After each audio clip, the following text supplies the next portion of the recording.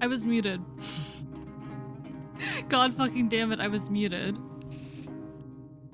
Hello and greetings, how is everyone doing tonight? Greetings from the archive, from an undisclosed location. What is everyone up to this fine evening? Welcome on in to Royce G Gaming, to Strap Streams, to Dangerous Safety, and to Zelda, and to anyone else who may be out there lurking. Horror game streams tend to be a bit more on the quiet side, but I'm excited regardless. Chat, I love Silent Hill. Chat, I love Silent Hill. Hello, Shellshock, playing Grime, I see. And hello, Apple Freak as well. How's everyone? I'm gonna be honest, chat, I was asleep until about an hour and a half ago. It's one of those days. It's one of those days. I was very, very tired, but it happens to the best of us. You were screaming. For what particular reason are you screaming? Oh, why are the hydros not working? Why are they not working? Hello, Lawadu as well. How are you doing? Rude? Rude? I swear I checked and this was working. Come on. Come on, K-Bonk. Thank you for the Go Stupid Go Feral as well, Marauder Otter. Also, my freaking legs are in misery. Oh no. I know the feeling. I know the feeling, but some of the software that I rely on professionally for work has decided to not work. That is terrifying. I'm so sorry for you. If I bite it, will that help? I think that's about all I'm capable of doing. Biting things. I can try. If you think me biting it would help, I can try. That's fair, Strap, that's fair. Hey, we all have bad days, but I hope at the very least that I can offer some amount of comfort and or fear and horror, whichever comes first. Made a last minute addition for a free run for white vinegar, olive oil, and toothpaste. Very specific list, but you know what, fair enough. And hello, JM. Alright, how's audio, chat? Hello, JM, hope you're doing well today. Always comfort. I mean, today we will be facing the horrors. We will be facing the horrors today, but I enjoy facing the horrors, so here you find perfect. Could not click on the notification faster. I'm biting you. Strap, I'm biting you. You're too nice to me. You're too nice to me. Chat, I'm always so excited to play Silent Hill. Like, I'm gonna be so upset when we finish this game. I'm gonna be so sad because this is probably gonna be the last Silent Hill game I play on stream, and I'm gonna be so sad once it's over. I'm gonna be so disappointed. Silent Hill is very good. Silent Hill, I've become obsessed with it in recent months. I played my first Silent Hill game back in October, been loving it ever since. These games go hard, they're incredible. In any case today, chat, there are holes in the walls. There are holes in the walls. There are many holes, not just in the walls. There are holes everywhere. Silent Hill loves holes, but this game in particular, there's a lot of holes. Actually checked out a local retro shop a couple days back. Sadly, no Silent Hill. That's so sad. That is so sad. I'm so sorry for the loss of your Silent Hill, JM. I'm so sorry. They are called windows and doors. Sure. Whatever you say, Riolu. Whatever you say. Kind of wanted to give the series a shot. It's very good. It's very good. I think I can't decide if I like Silent Hill 2 or 3 better, to be honest. I can't decide which I like better. Whenever I turn the power off, the screen stays on. Right, so that's a new thing that's happening. We can also, the really fun thing, there's a really interesting theme in this game around, like, being able to peek outside, but being stuck inside. Because we can look out our windows, and we will see bits and pieces of story happening sometimes outside of our windows. I hate to tell you, but the holes in the floor are called sewer drains. No, Strap, you don't understand. I want milkshake. Me too. I want. Oh, there's a thing under the door, chat. There's a thing under the door. But no, when I say there are holes in the walls, chat. Let me interact with it. Game. It's not what I wanted to interact with. That's not what I wanted to interact with. The faint hope I had is slowly changing to despair. I think I've already read this. Here we go. When I say there are holes in the walls, chat, when I say there are holes in the walls, then you've never played a horror game. Oh, see, I had played like 2 horror games before October of last year, but October of last year I decided, fuck it, I want to get into horror. Now I'm into horror.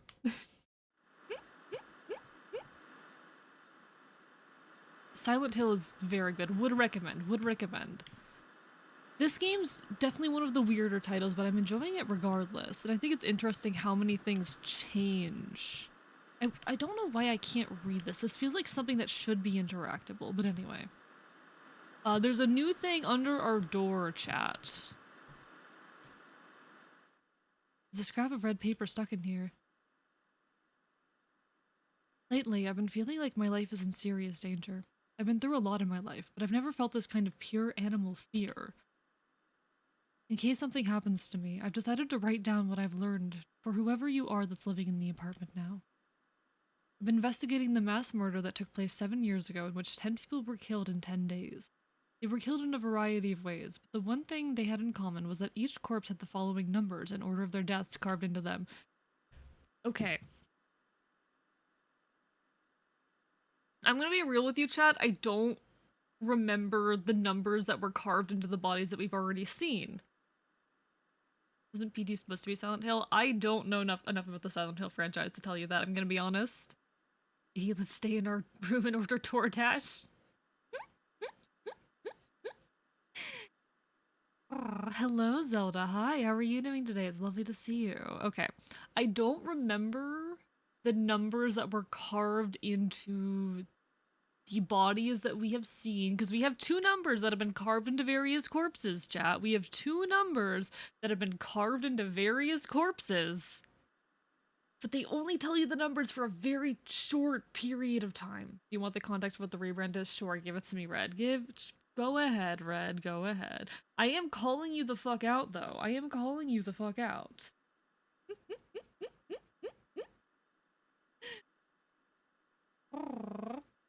I am not scared to call you out. Suffer, even. Suffer. But no, I hope everyone's doing well and that anyone who isn't doing well is doing better. I hope Apple is able to get that software working.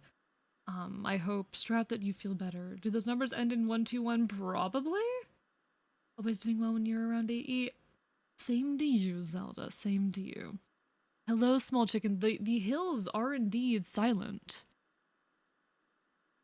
Oh, we're back. Okay, Walter Sullivan. It's Walter Sullivan again. April 4. Alright, Walter Sullivan. Of course it's fucking Walter Sullivan again. Of course it's Walter Sullivan again. I should have pieced that together by now. I know they've mentioned the last name Sullivan and the first name Walter already. I should have put that together. Why are you standing ominously outside my door? I don't like that. Wait, is a new handprint being added every time someone dies? Wait, what? Wait, is that what's happening? 2, 3, 4, 5, 6, 7, 8, 9, 10, 11, 12, 13, 14, 15, 16. I think there's 17 right now. Hills are alive with the sounds of silent real. The hills are alive with the sound of...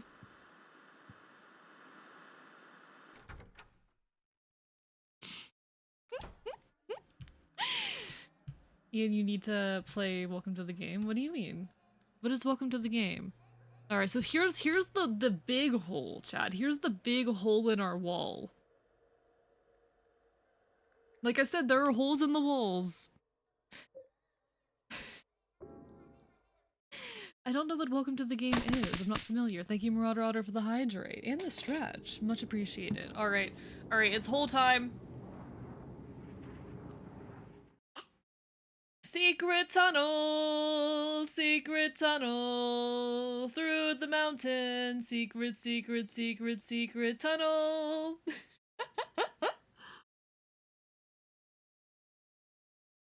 Yeah, I hate to be the one to tell you this, but that one's got a service vent.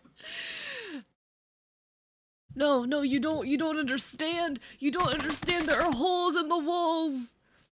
The part of the reason I like that phrase so much is I use it in a song once.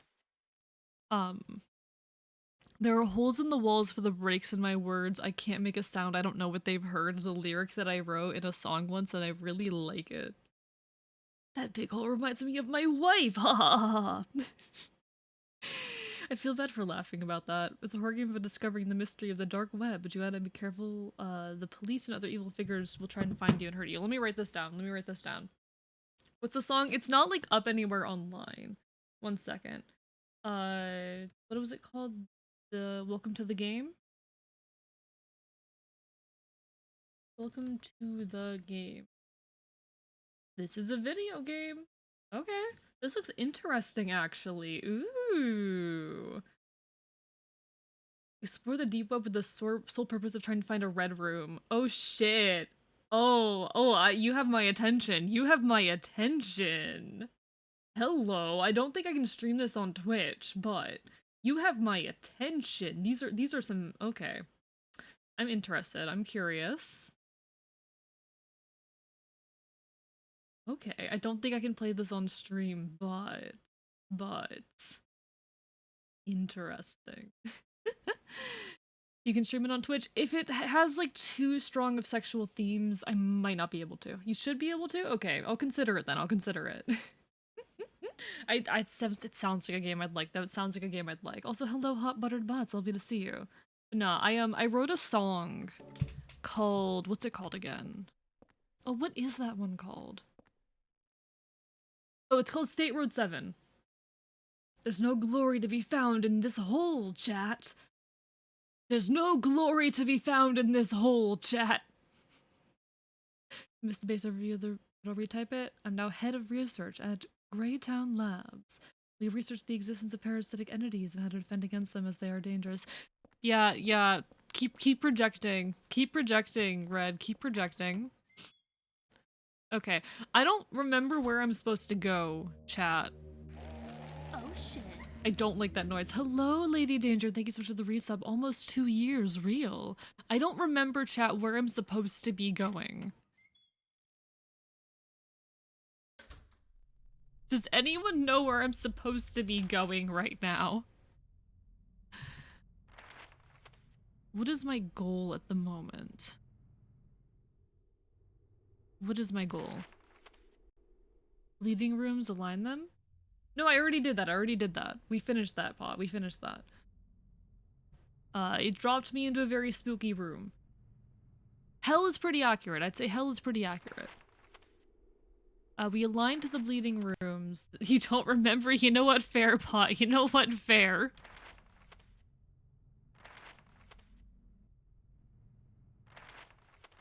I think you're supposed to go push Bikini Bottom somewhere else before the Alaskan bullrope destroys it. I'm biting you. I think I also aligned the holes.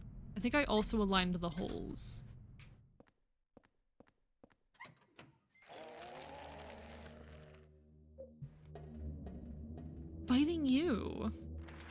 Biting you so hard. Get bit. Get bitten very, very hardly. I'm pretty sure this is the room we were last in. This is the room I was in a minute ago. Just a little bit ago. I'm not projecting at all? Sure. So this room's locked from the inside and I don't know how to get there. The room where it happens? Perhaps. I don't remember if I just came down this way or if I'm supposed to go up this way. I don't recall. Okay, I was just up here. Because this is where we did that whole puzzle. We already did the puzzle up here.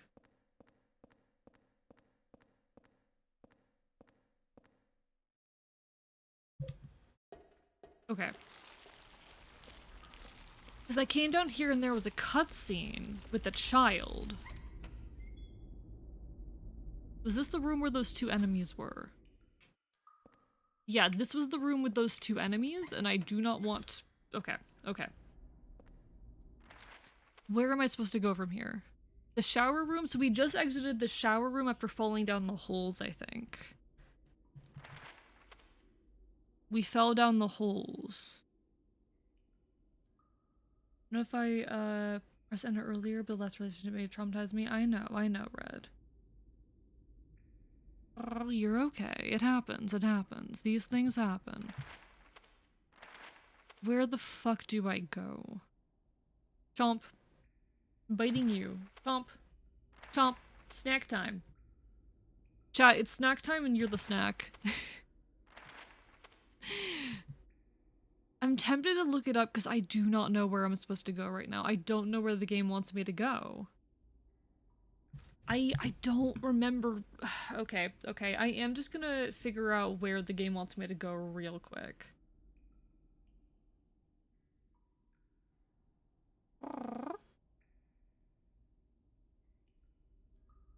I hate having to do this, but I don't remember where I'm supposed to go. Oh damn, this is a long game. Okay. Long game.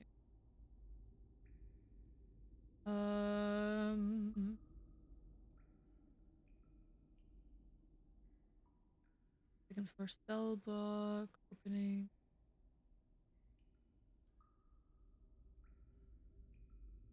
Jumping down to B1 in her basement. 2 twin victims waiting for hot water. Beat them or just pass through the double doors, unlocking them first. East doors won't open. Head up the north ladder into the circular area. Inner surveillance room. Yeah, solve the puzzle. Consider whether you want the stun gun described below. I didn't grab that. Stun gun in a cell on the second floor. I don't give a shit about the stun gun. I don't care enough.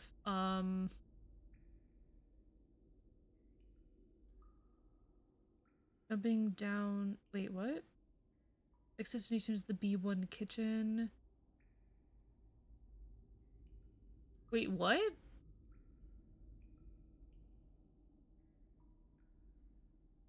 Begin by descending the ladders and you'll witness a cutscene where you're formally introduced to Andrew DeSavallo. Okay, okay. I think we...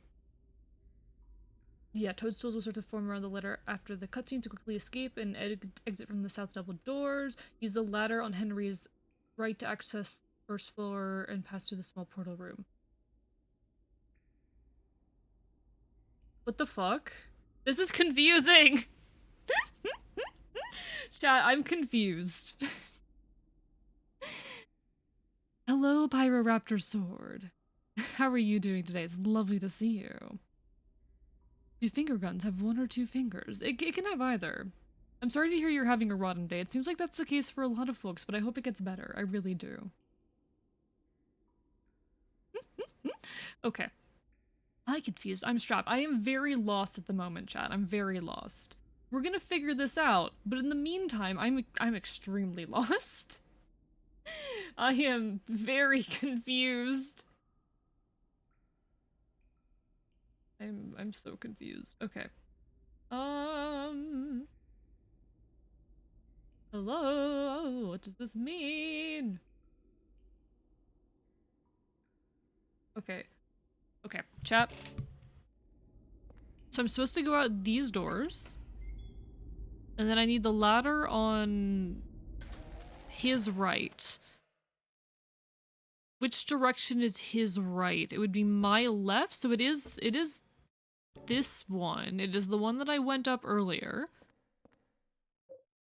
Okay. Pass through the small portal room. Enter the 3rd floor cell block. Is this the 3rd floor cell block? This is the 1st floor, so we need to go up to the 3rd floor cell block. Okay, so we need to go up to the 3rd floor cell block. And find the 1 o'clock cell. Okay, okay, okay, I get it now, I get it now.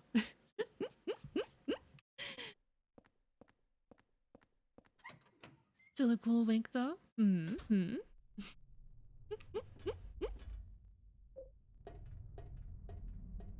Took me so long to realize you were asking 1 or 2 fingers on a single hand and not how many hands were involved.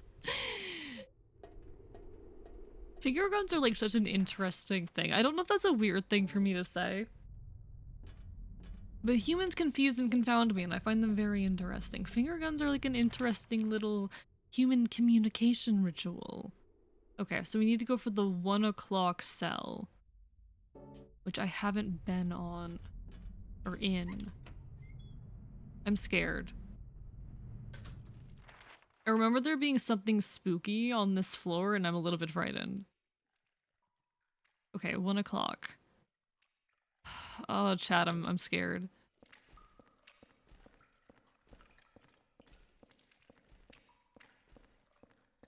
I really hate, oh!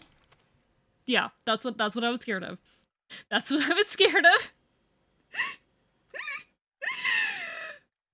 My reflexes immediately opening up the goddamn map. Okay, we're fine. Leave me alone. Leave me the fuck alone. I hate you. Okay. Thank you for unfailing me, Strap. I will now become normal.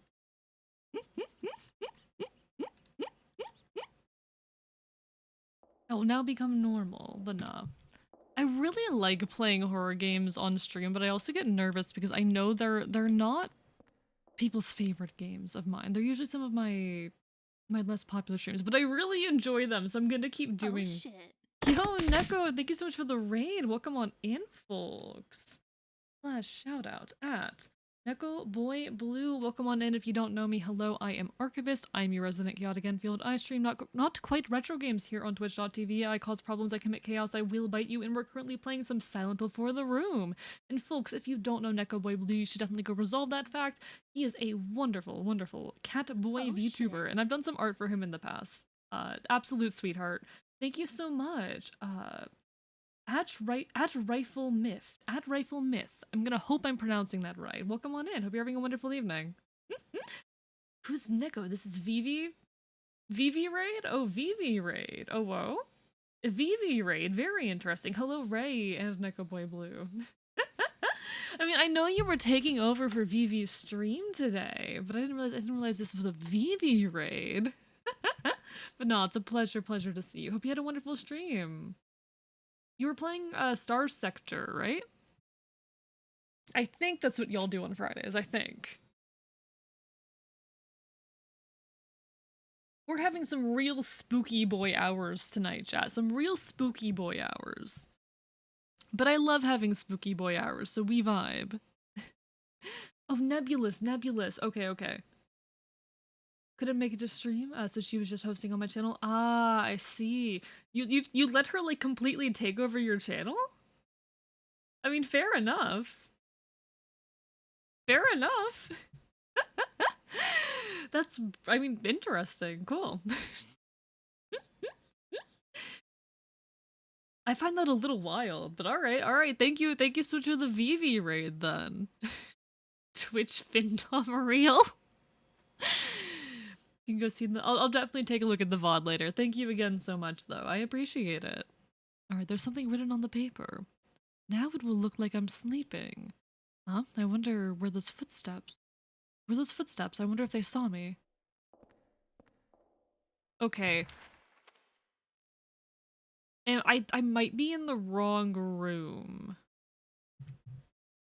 Did you just say binteresting?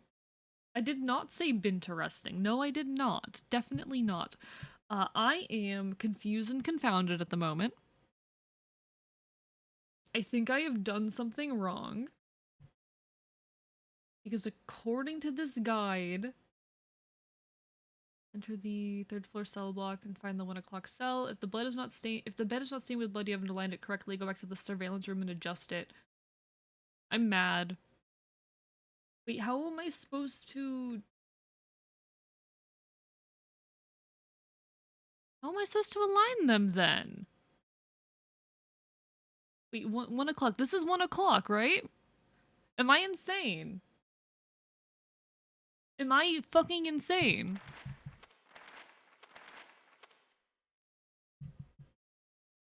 I mean, I wouldn't be surprised if I was insane, but what? What?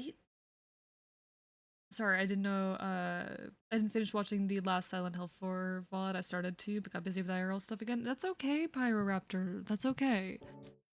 It'd be like that. Wait, did I enter the wrong one? No. I'm very, very lost right now. I am extreme. Oh god, I hate you. Oh, I hate you. Oh, you spook me every time. I'm very confused right now. Okay. I think this is supposed to be one to the side.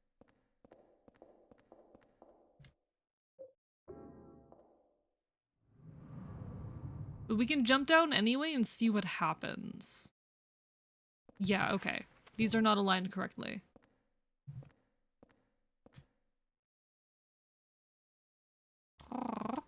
Okay. I did not align these correctly. That is what has happened. Thank you, Danger Safety, for the stretch. I appreciate it. Okay. So I need to take, I think, the top floor and move it one to the side? I think. Yeah, I am normal for once. Hello, Riolo. How are you doing today? Chat has allowed me to be normal for once. Eventually, I'm gonna make all of these, Oh, I hate that noise.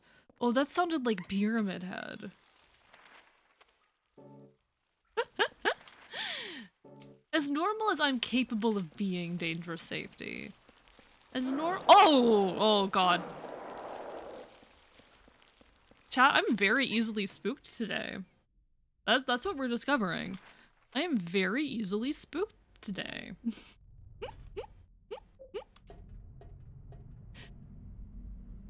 Shapeshifts you. Real. Forcibly shapeshifts me. I can't believe I give you guys control over my body like that. SMH. That's so unlike me. But I'm really easily spooked today. Okay. Okay. So we need to go back to the surveillance room. Imagine being shapeshifters. No, being a shapeshifter is amazing. You know, it's peak. Thank you so much for forcibly shapeshifting me again. Eventually I need to automate all of these though. Eventually I need to make a better goddamn furry model. I just heard beadroom head. I think I'm imagining things, but that's a funny image. Did I say that? Is that a thing that I said? Okay, I want to make sure that we have a bunch of holes aligned at the 1 o'clock position. Is this it? I don't think this is 1 o'clock. I think it's this one. Yeah, okay. So we need a bunch of holes aligned. Hole? Alright, hole aligned, hole aligned. Being a shapeshifter is fantastic. Agreed. It's literally peak. Who would want to not be a shapeshifter? Like, it's so much fun and it's great. Okay. So I need a hole right here. So I need to move everything 1 to the left. That's left. Yeah, that's left. I promise I know my left and right, chat. I promise I know my left and right.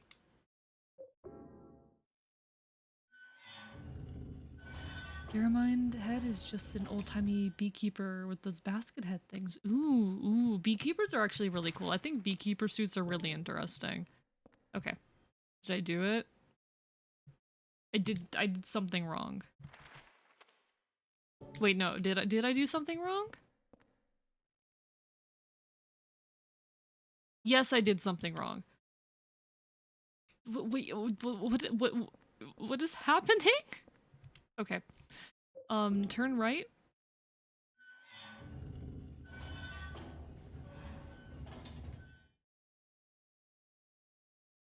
Turn right. I was picturing Pyramid Head just succumbing to alcoholism to deal with the downfall of the Silent Hill franchise. Real. Too real, honestly. That's so real.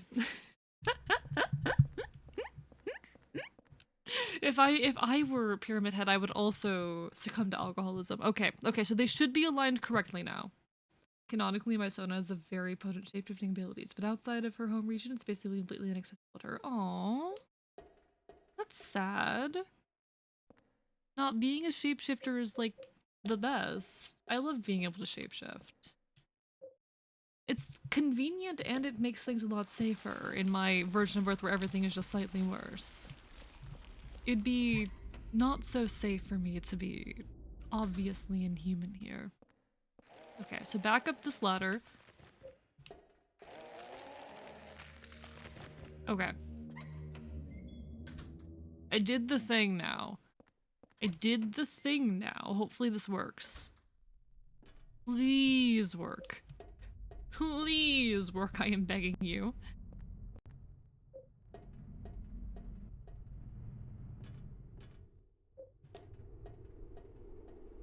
Speaking of, in my neighborhood recently there was a heist of beekeeper equipment. Sorry, what? Who the fuck is stealing beekeeper equipment and can I meet them? Because that's absolutely iconic. Okay. Okay, that thing's going to come and try and kill me again. Yep, hi. How are you doing today, sir? Hope you're having a wonderful evening.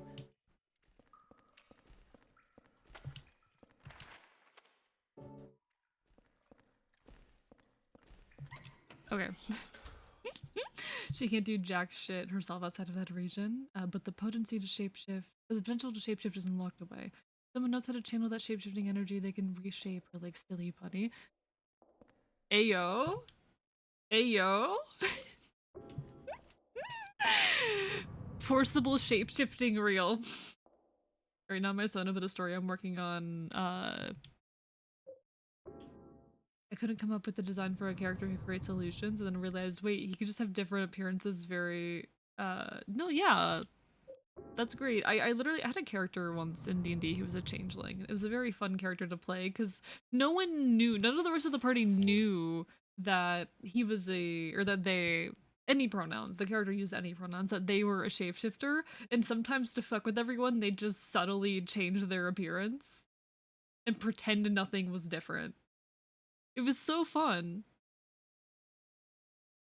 Like, yeah, no, like one day you wake up and like you could have sworn he had green eyes the day before. But now they look brown and you're doubting yourself. It's the funniest shit to me. All right, so we're in the kitchen now. We're in the kitchen. We got into the kitchen. What is here in the kitchen for me? Welcome to the kitchen, chat. I don't know if this game does the same head turny thing that the previous games did, where man just kind of looks in the direction of whatever is supposed to be interactable. But I'm not... He's head turning at these guys, but I don't know if that means anything, per se. Yeah, I think he's just looking at them because they are enemies, not because there's anything interactable here. Okay. Shapeshifting is perfect for gaslighting. No, it's amazing. It's amazing.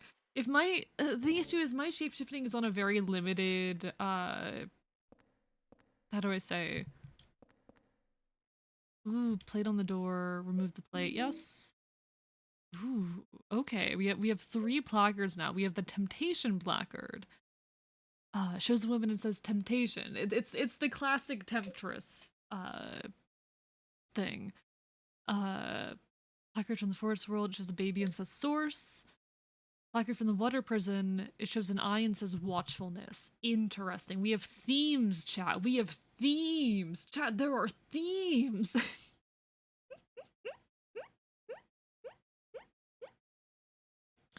But no, if my shapeshifting wasn't limited to a stuck, I can't see the buttons. Okay. If my shapeshifting was not to a very limited capacity on a very limited spectrum, I would love to just gaslight people. I would love to use it just to subtly fuck with people. I think that'd be a lot of fun. Okay, what do we got? What do we got? We got like a cafeteria. Oh, hi. How are you doing today? Sorry to bother you. I'm just gonna need you to pass away real quick. Okay. There has to be something interactable in here, right? Am I missing something?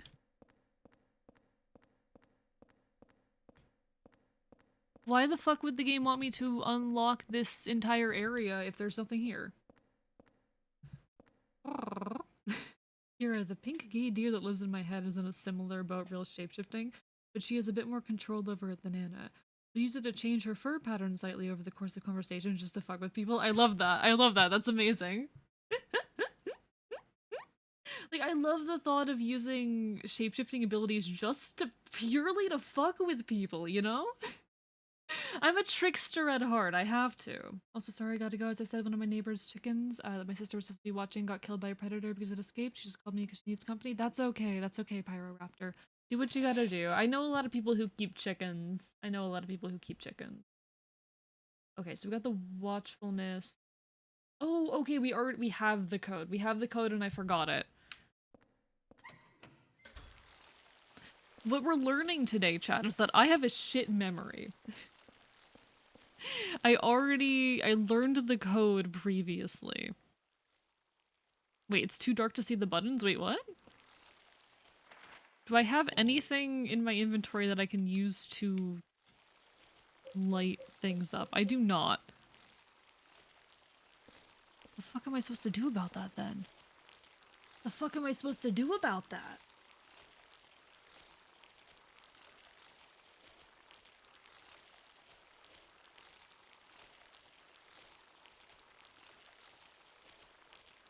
What am I supposed to do? I'm very, very confused. Very, very confused right now. Did I do something wrong? Hello, Deadfire9. How are you doing today? This game is confusing and confounding me right now. For some reason, it is too dark in here to see. The fuck does that mean? Oh, hi. Forgot you were over here. How are you doing? Oh, no, it's lovely to see you, Deadfire. Hope you're having a wonderful evening. Of course, you would know people who keep chickens. For else would you get your food supply? I mean, real.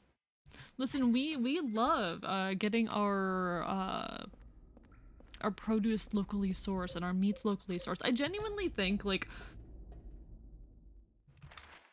a lot of at least this country's food issues would be solved if like more food was locally produced and shit.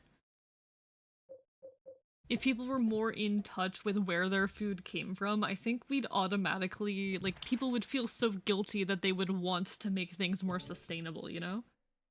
It is a cool prison. It is a cool prison. Oh, it's the cool person, you mean? It is me. Yes, I am very cool. I'm so badass and cool. I'm super cool. Okay. So I did something wrong. And I don't know what that thing is. But for some reason there isn't light. None of these rooms have- oh god, that scares me every time. Alright. You're amazingly cool. I'm the best. I know it.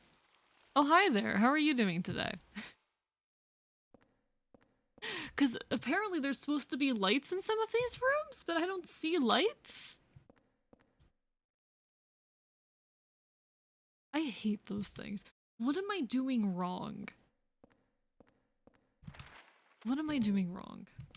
I am super cool though. I deserve the best. I'm amazing.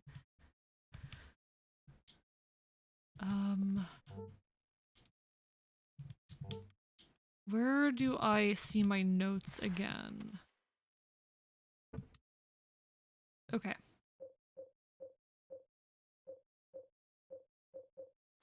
Floor 1 surveillance room report. This place continues to deteriorate. The doors to a number of cells no longer open. Blah, blah, blah. Okay. Those are the corpses by digging a hole below the cells. Okay. Interrogation room behind the kitchen. Okay. There are 3 rooms with bloody beds. Bingo. keep a close eye on the kids. It's important to keep the cells well lit. Lights on the third floor were originally bought as searchlights as a precaution against the blackout. They were set up to run on a private generator. There's a hydroelectric generator in the basement. Use the corpse disposal chutes. And light up any of the cells by matching up the holes. Okay, so I need to find the generator in the basement. A lot of making the world better is making moral choices the most convenient, since not everyone can be educated enough to make the right choice in everything, let alone is moral enough to want to make it true. I think there's truth to that. I don't think that's, you know, the perfect case in every situation, but I think there is an amount of truth to that.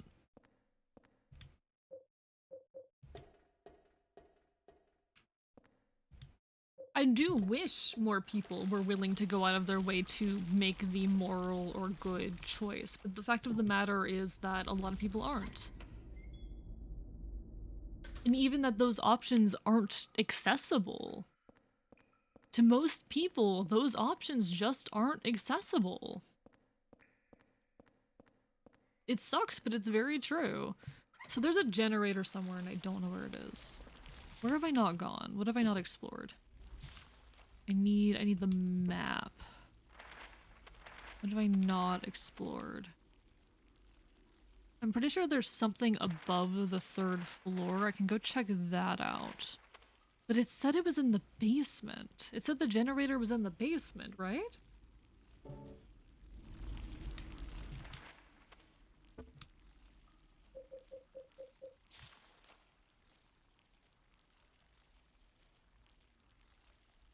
There's a precaution against the blast light. They were set up to run on a private generator. There's a hydroelectric generator in the basement. Yeah, there's a hydroelectric generator in the basement. Am I not in the basement? This is the basement, right? But yeah, like, oftentimes the sustainable or good options just are not accessible to people. This is basement 1, so there's basement 2. It could be down in basement 2. If the only thing you can afford is Amazon, ethically sourced products aren't even an option. That and, like, we're currently seeing in this country the death of specialty stores. It used to be the case that it was very, not necessarily very easy, but easy enough to go to a specialty store, or rather you had to go to a specialty store to get specialty items.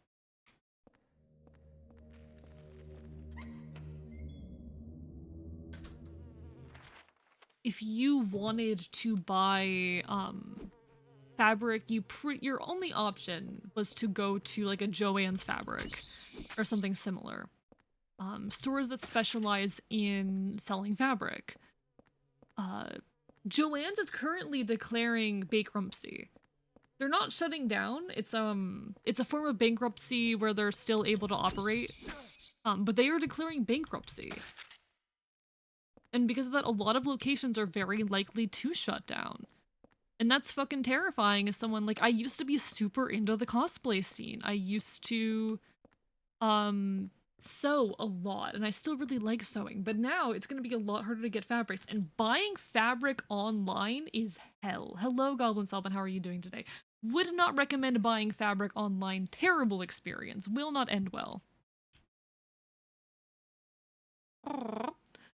But because we are seeing the death of a lot of brick and mortar shops, and especially of specialty stores, it's really hard to, it's already difficult to make like ethical choices. It's already difficult to make the sustainable choices with what you do. It's only going to get harder as everything is shifted online, as brick and mortar stores start to die out. There's something written on the plate. Turn on the lights on the third floor. Turn this water wheel. Remember that the water must flow in the direction of the water wheel. Of course, you also have to open the sluice gate on the roof. I hate this game. I hate this game.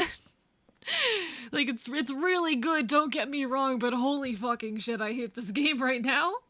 A bit upset that my friend didn't drink some water. Oh, yell at them. Bite them. That's my solution to everything. Bite them. Oh my god, chat. So I put up like a TikTok and YouTube short this morning and it did pretty shit. It flopped, which is fair. I was experimenting a bit with like YouTube settings and how to upload to YouTube in different ways that will optimize performance and audio quality, etc., etc., etc. It fucking flopped. But I got this the whole point of the TikTok is like, hey guys, create unapologetically, create for yourself. Make art that makes you happy and don't give a fuck about what others think. Which I think is a pretty positive message. I think that's a pretty good message. Like, stop thinking about what other people expect out of you and make your art for yourself. And I get this guy and I ended off with a little joke. Like, if anyone tries to stop you, bite them. Because that's a very me thing to say. Y'all know me. If someone tries to tell me what to do, I'm gonna bite them. And I mean it, like, playfully. Also in an anarchist way, but mostly playfully. And this fucking guy comes into the comments. And he's like, you owe nothing to anyone but yourself and bite anyone who disagrees? Yeah, that's what I'd expect from someone with trans flags and anarchy symbols all over their poorly drawn animation. And I'm like, holy fucking shit, dude, stop projecting. I'm like, holy fuck, man, calm down. Literally, calm down. Like, you're literally the kind of person that I'm talking about. Like, dude, the point of the TikTok was that I'm trying to make art that makes me happy. The fuck are you on about? I'm not saying, like, the point of the TikTok isn't, like, don't apologize when you do something wrong, or, don't stand up for others, or don't ever help other people or anything like that. I could see how someone might interpret it that way.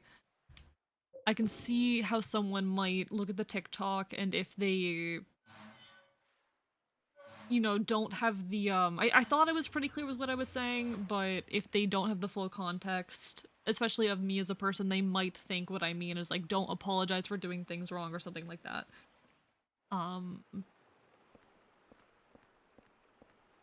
But that's not even what this guy seems to think it's about.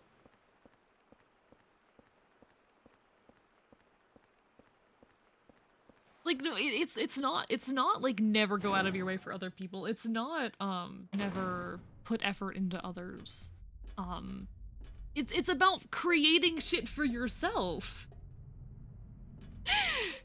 And yeah, I'm gonna fucking fight anyone. I'm going to disregard the opinion of anyone who tells me that the art I'm making is bad, because I'm making art that I enjoy. I'm making art that makes me happy, that enriches my life and the life of people like me. Because if I want to see the kind of art I want to see in the world, yeah, I gotta make it myself. And I will make it myself. I'm just like, holy fuck. Like, shit, dude. Are you good? It was so funny to me, because it's so clear the guy saw that, like, okay, I have, like, trans and anarchy symbols on my model, and immediately disliked me as a person and wanted to discredit what I'm saying. Like, I thought conservatives were all about, going your own way and disregarding public opinion. I thought conservatives were all about free speech. It's so clear to me that this guy was just angry that, like, a trans person is making art.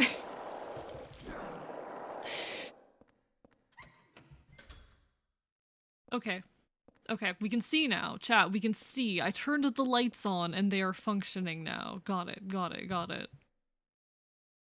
I think it was 0302. But yeah, like, some people just don't want to see other people happy. What was that noise? I didn't like it. Oh, so this is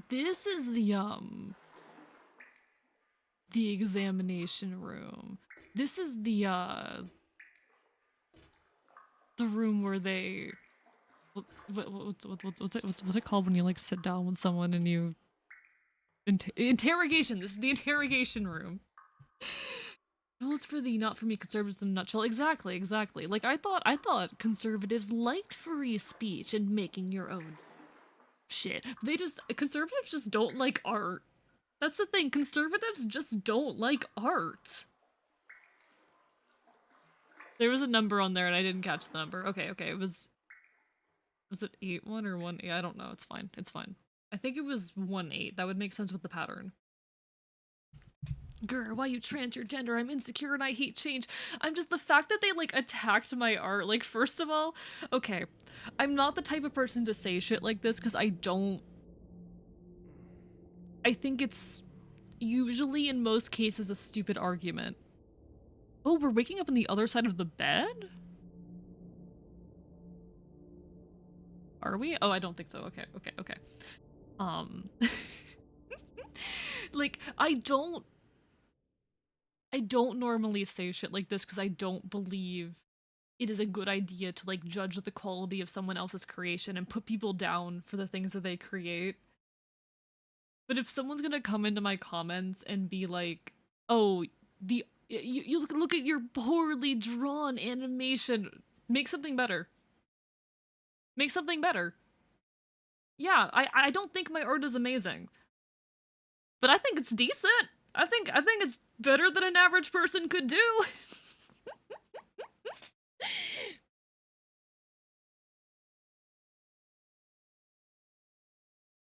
I'm just like, some people, man, some people just conservatives just hate art and they hate seeing people that aren't like them be. I think conservatives are so stuck in their own misery that they don't like seeing people happy. That like other people's being happy is an offense to them because they're so miserable, and if they have to be miserable then everyone has to. Like I don't think conservatives believe that humans should be happy. And that's fucking sad, because, like, yeah, the world sucks and a lot of people aren't happy. But, like, take joy in the things that you can take joy in. Rather than not making it right. Yeah, no. Like, I also never understand the mentality of, like, discouraging people from making art, because I believe 99% of the time that making art is a net positive.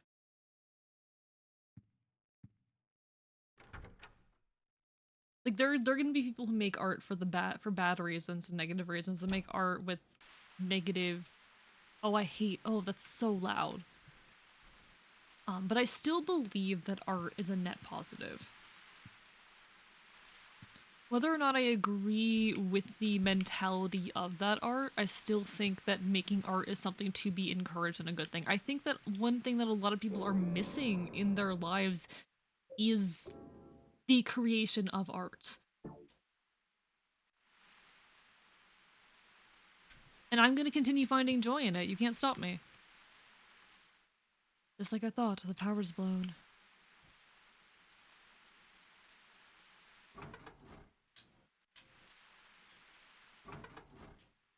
Why is the hitbox for looking through the window so specific? Alright, nothing out this way right now.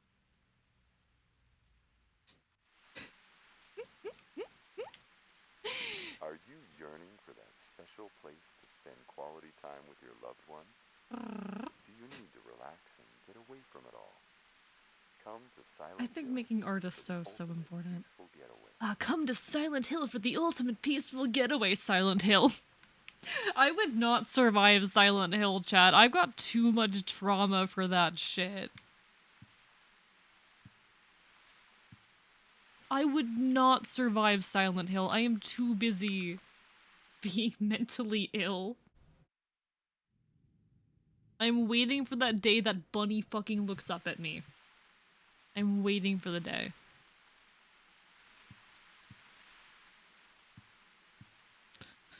Alright, we got another note under the door, chat. a scrap of red paper stuck in here. Are you of a legal age to drink? Yeah, I'm 22. I'm 22 years old. Why is Buddy peeking at ladies next door? So there's a general theme in this game of being kind of stuck inside and looking out at the lives of others. At least that's what I'm picking up. Um, it might be more egregious or more detailed than that. There might be more heavy themes in there that I haven't picked up on yet. But so far, I'm like this is a pretty pandemic coded game slash J. It's I think it's about feeling trapped and watching the lives around you. Watching the people around you go on with their lives. You are being held back and suffocated by your own mistakes or traumas. Um and you feel like an outsider. Or perhaps an insider looking out or something like that.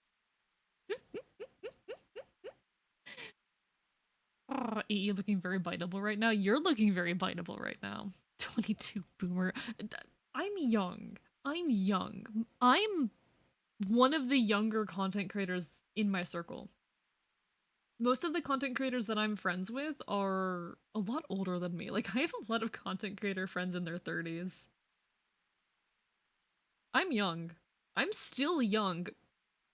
A lot of my idols didn't start creating shit until they were older than me. Like, a lot of my idols started younger than me, but a lot of them started older than me too. Boomer says the cat that's almost 30. Real.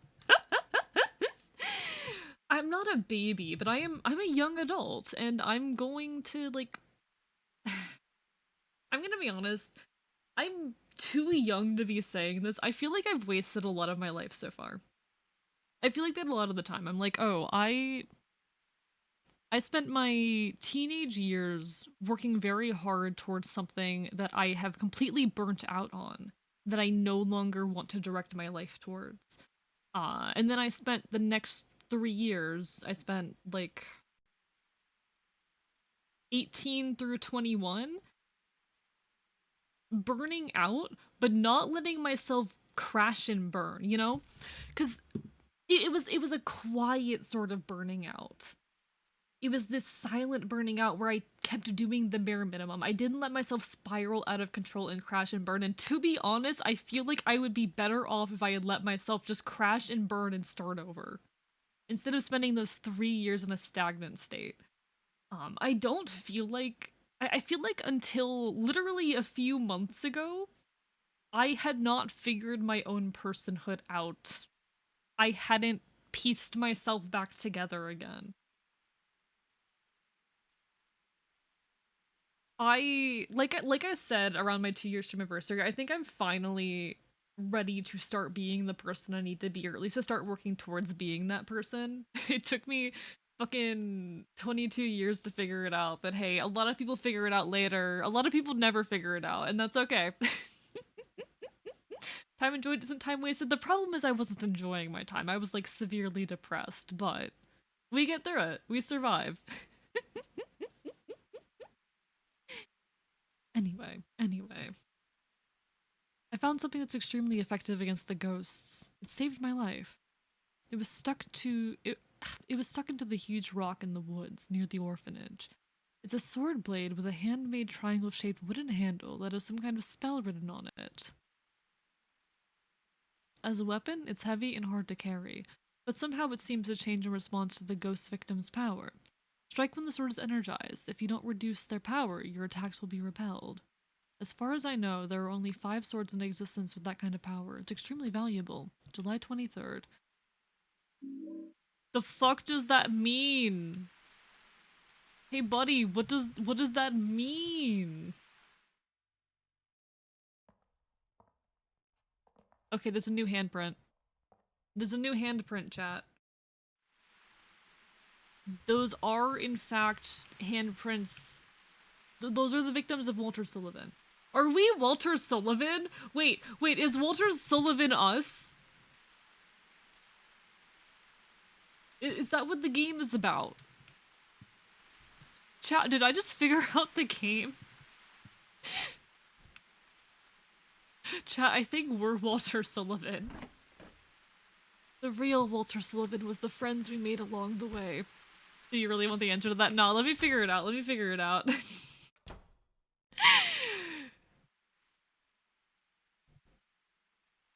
It'll be really funny.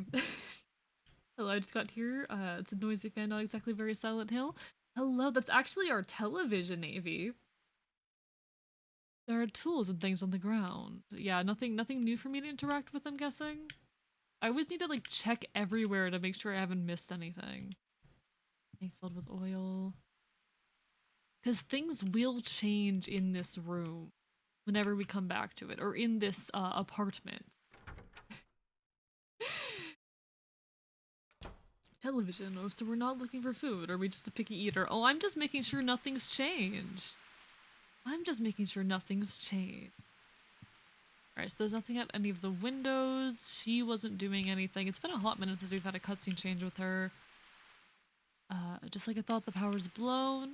I don't actually know where that's coming from. Is it from the radio?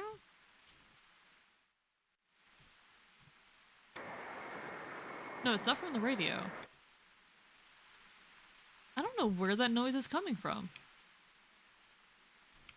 Unless it's still the TV? I don't know.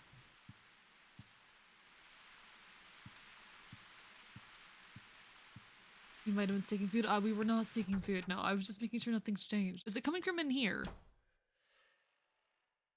Oh, holy fuck! Blood. It's stained with blood. It smells horrible. Just like that water-filled room under the cylindrical prison. Okay, so that's new. Has the...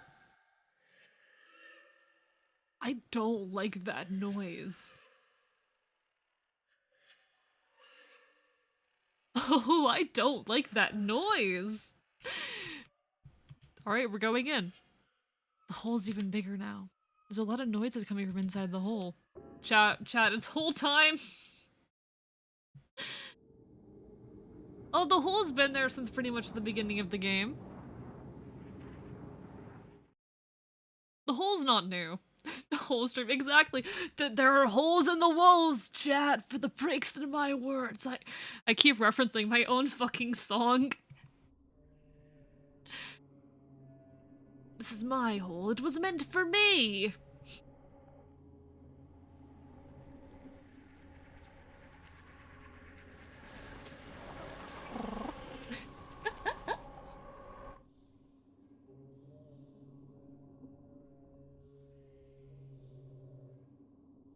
I can't tell if that's a dead body or not. Okay, it's not. It's not. It looks suspiciously like it was being dragged away by an unseen force. Alright, where the fuck are we this time? Nothing over this way. I like how the door's like just out of reach like that. Oh, spooky noises. Silent Hill has really mastered the art of the long, ominous hallway, you know? By an unseen horse. Chat, horses. I love horses. I love horses.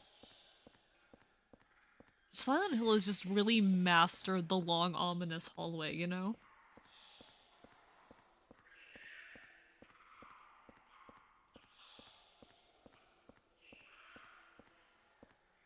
Ooh, car.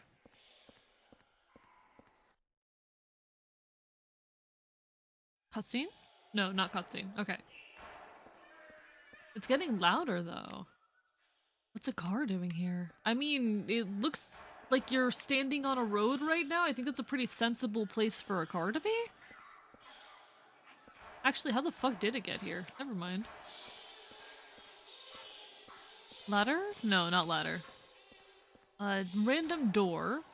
I do like in this one that you don't have to go looking for the map. You just kind of automatically get it. Lock is broken. Okay. My Half-Life 2 brain thinks there's gonna be a soldier with an explosive barrel around every corner. We haven't fought any people. Oh! Hello. That's a new enemy. The enemies in this one are a lot more monstrous than I'm used to. Are you dead? Are you dead? I hate not having the radio. I can't tell when they're dead. Okay, I think he's dead. I think he's dead now. It's Half-Life 2 player. You must be potentially wasting your breath. Hmm?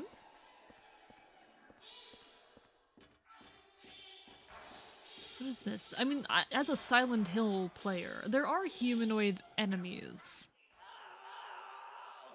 Oh, hello. Ouch! Damn it. Damn, how did you survive that goddamn fall? Where the hell am I?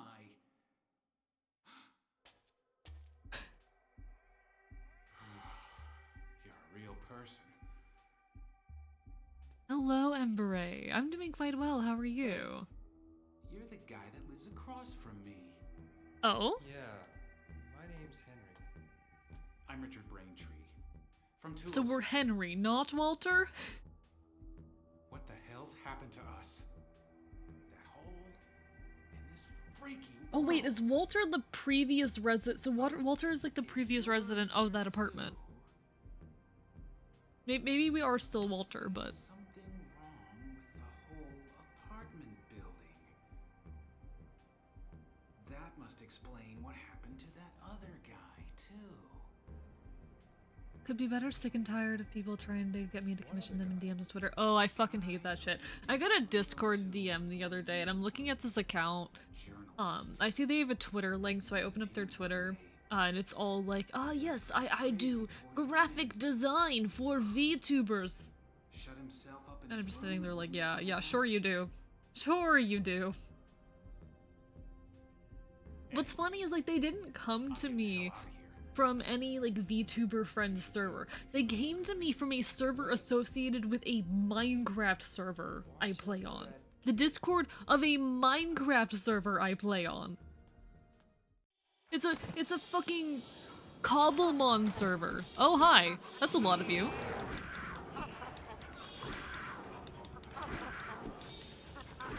Like, why are you looking for people to... Why are you looking for VTubers in a Minecraft server? Blocked the dude like the 8th time this week. I'm lucky that they mostly leave me alone these days. I get them very sparsely these days. I don't know if it's because they've realized that I do all my stuff myself or what, but I guess I'm not an easy mark. Tell the real artists don't do this, that's just a scamming tactic. Yeah, no. Like, I think it's a little different. It's okay if someone says on Twitter, oh, I'm looking for someone to commission, to be like, hey, I do art. And I think it's a little different if, like, you have a friend and you proposition them, like, hey, I've got this idea. But if you're coming into a stranger's DMs and being like, hey, would you like to commission me? And they'll guilt trip you too is the thing. The worst part is they'll try and guilt trip you. Oh, the screen is shaking. I've had them come into my DMs and be like, I can't afford my... Oh, hi. Well, I guess we know where we get the magical sword from. There's a weird sword stuck in his stomach, and he's holding on to something in his hand. We got the ghost's key that the ghost was holding. There's a sword stuck in his stomach. Got the Sword of Obedience. Extremely rare sword. When used against downed ghosts, it stops them in place. When pulled out, the ghost is revived. Interesting. Oh!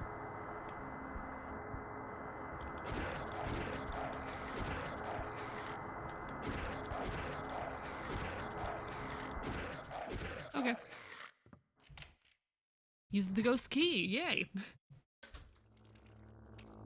I misread that as Sword Obama.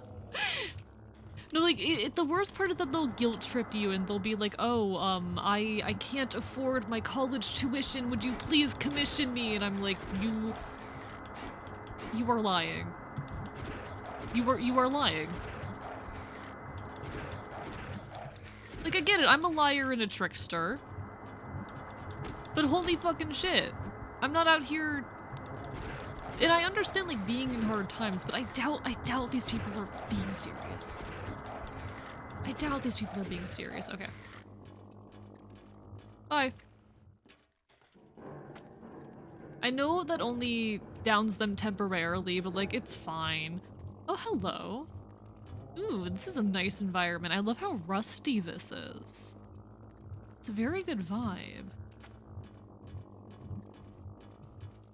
Have I missed any doors, just in case? I don't think so. I feel bad for any Nigerian prince at any timeline who actually wants to give away their $1 million inheritance to a stranger.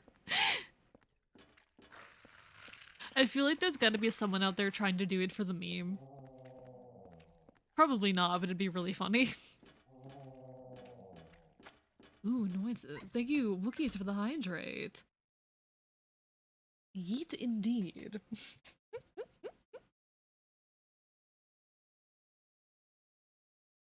No thanks, good luck elsewhere, Block. See, I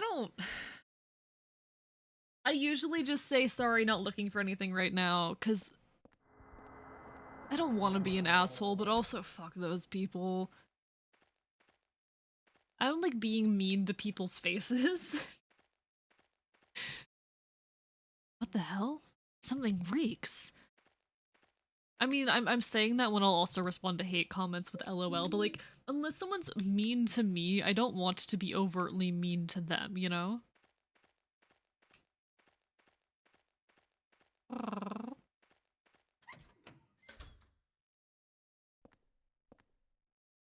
God, oh god, the day Mr. Beast does a, like, thank you, hydrate. Or thank you, strap for the hydrate. The day Mr. Beast pulls some, like, can't hold anymore. Okay, we need to drop a few items off.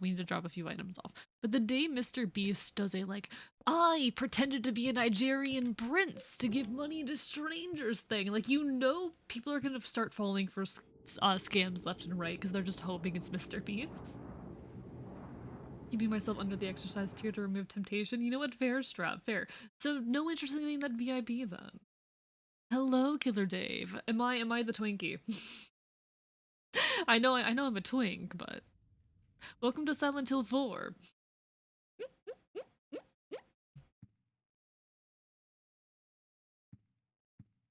I am twink extraordinaire. I'd open the window. Okay. Why am I checking the window again? There's nothing gonna be outside the window now. Nothing is going to have changed outside the window.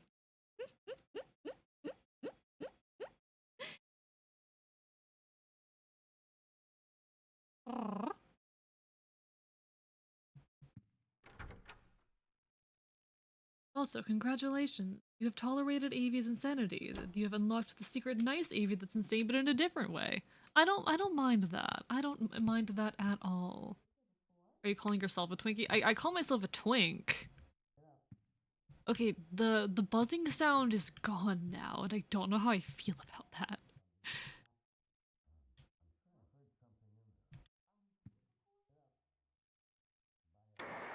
It kind of feels worse now that the sound's gone.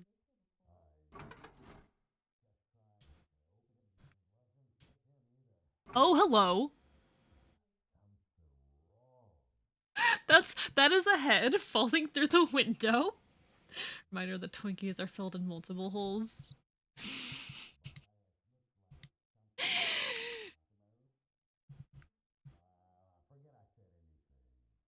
Is there gonna be anything out there if I look out? No, you're just gonna throw a head at me? Free food? I'm not eating it.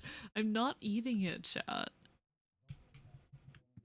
Did the guy actually die?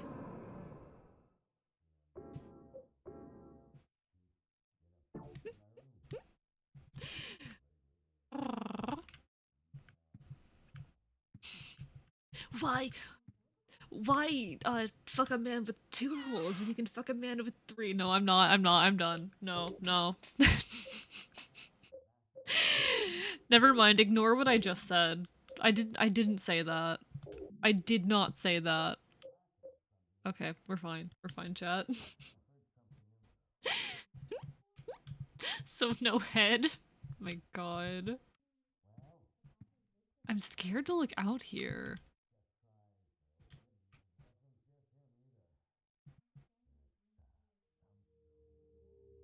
Oh, hi. Okay, so he's not dead. He's not dead. Well, I just tried to open it up, but it looks like something's blocking it from the inside. Anyway, it's not the first time. You mean the guy who lived here before? There's no new handprint, so this guy is actually dead. Okay. We are now wielding Sword Obama. I'm probably not gonna use it, to be honest. I don't know. The ghosts aren't annoying enough, but I'm also playing on easy mode, so it's not too big a deal. You're scaring me. It's probably not too big a deal. Do they have to stand that close? It's supposed to be uncanny and uncomfortable. That's the thing, that's the thing. I went on a whole rant to someone earlier today, before stream. This was off of stream. This was me talking to a friend about how, like, I love Silent Hill because it is art that makes you uncomfortable, and I love when art tries to make you uncomfortable. The umbilical cord I keep in a box in my room. Sorry, what was the context of that? Why are you keeping an umbilical cord in the box in your room? Is that normal human behavior? But still. I don't think that's normal human behavior. I don't think that's normal human behavior, actually. I'm a little bit concerned.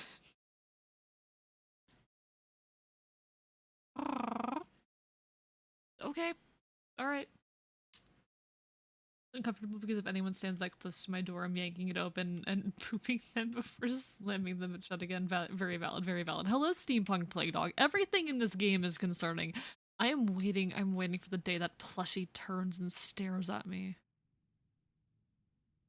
I'm waiting for the day that fucking plushie stares directly at the goddamn camera. Alright. I don't think anything else here has changed. Probably not. This just registers as a cool story to me. Nice Davy is hard to make feel bad. I mean, that's fair, that's fair. Like, aside of the occasional slight, like, jump scare moment, that's not the game actually jump scaring me. It's just, me being easily made uncomfortable and spooked. I don't feel like the reason I'm able to stand this better than most horror games is because I find all of the uncomfortable topics it messes with very interesting. But anyway, how are you doing, Steampunk Plague Dog? I hope you're well. It's stained with blood and I can't read it. Put the superintendent's memo in your scrapbook. Why is it stained with blood? Why is it stained with blood?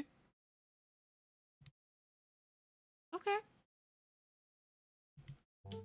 Alright. We'll just roll with it. I need to see my I wanna take a look at that again. Doing fine, thanks for asking. Hope you're doing well too. I'm doing quite well. I'm having a very good time. Okay, so I cannot read it. I just can't read it. It is just straight up not legible. Understood, that's not freaky at all.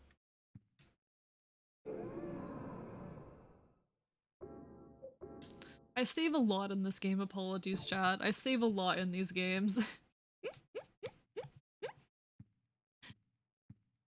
That if my chicken noodle soup smells like a freshly roasted chicken. I think that's great, actually. I think all chicken noodle soup should smell like that. Alright, so we still got that blood fucking stained bathtub. You know, that's very, very normal. My handwriting isn't that bad. Haven't said anything in a while, so there's a reminder for AE that he's amazing, wonderful, talented, handsome, and a good boy. I'm biting you. Hey Zelda, I'm biting you. Soup! Soup!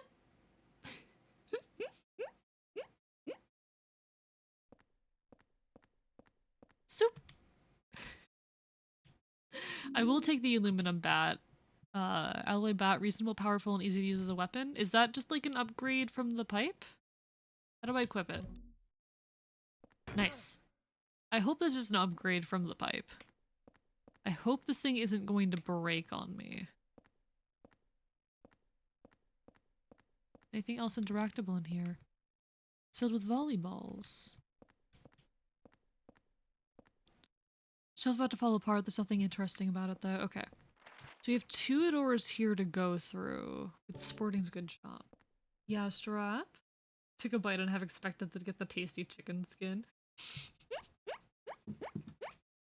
Do you want that with the reverb or no? There's sub 1K. Oh my god. You really don't want VIP, huh? Do you want that with reverb?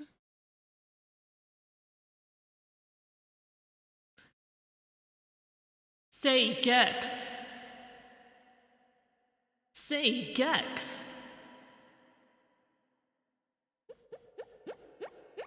Say Gex. For those who do not know, there's a clip of me with reverb saying gay sex. I cannot be trusted with a lot of points. You know what? Fair point. You will choose to torment me. I feel like most of you, given the opportunity, would choose to torment me. And I can't blame you for that. Alright, I want to see if that other door goes anywhere before we go down these stairs. It's locked. Okay, so we'll have to come back here later. All VIPs are dorks. I don't make the rules. Oh shit. Yo, Singularity, thank you so much for the resub. I appreciate it. How are you doing today? What does VIP do? You literally just get a badge next to your name. That's it. It doesn't do anything special. I've been thinking... I haven't implemented it yet, but I've been thinking about making like special commands that only VIPs can use. But I haven't implemented anything yet. If I do implement them, it'll probably be alongside my 2.0. Little things where you can like do sound effects or some shit. Little commands. But currently it is not in effect. Currently all it does is give you a cool badge and my admiration. It makes everyone know that you've been here for a long time. If someone has a VIP badge, that means that they have watched me for a... Oh, hi! That means they've been watching my streams for a very long time. It is chicken bit still. The chicken skin, let's go! The chicken skin is the best part of the chicken, and if you disagree, I don't trust you. I'm saving for 9 months for VIP. Yeah, if someone has VIP, you know they've been here for a long time. Oh, we're in a pet store.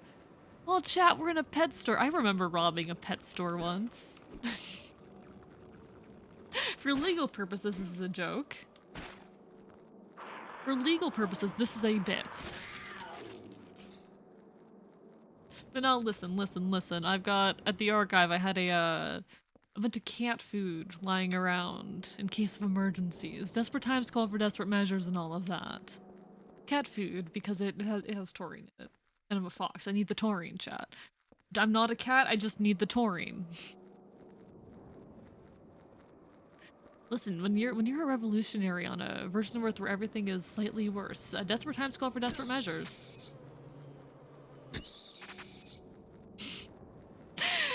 Playing baseball with actual bats.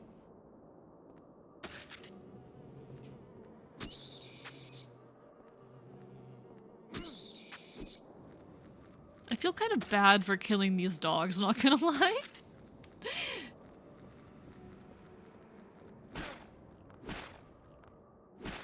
But I don't want them to kill me, so I kind of have to. Alright, so that door is blocked off, so we can't get in there. Is this a thing I can read? Is this a thing I can read? No. No, none of this is things that I can read.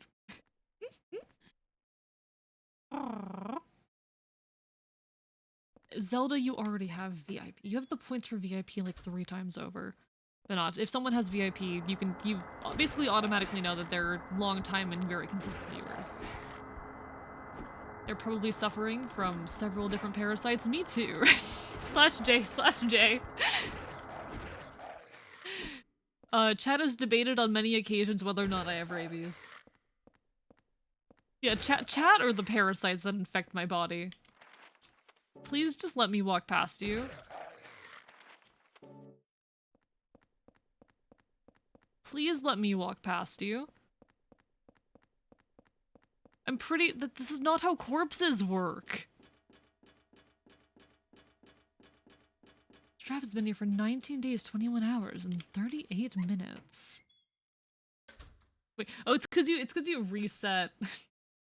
Strap, you unfollowed and refollowed because you thought that would fix the fact that someone with like a Nazi-ass username followed me. That's the one thing with like I've considered no longer having follow or most recent follow names on stream. Like I've considered it because you do get at a certain point when you start getting big enough, you do start getting a lot of like assholes with terrible usernames following you.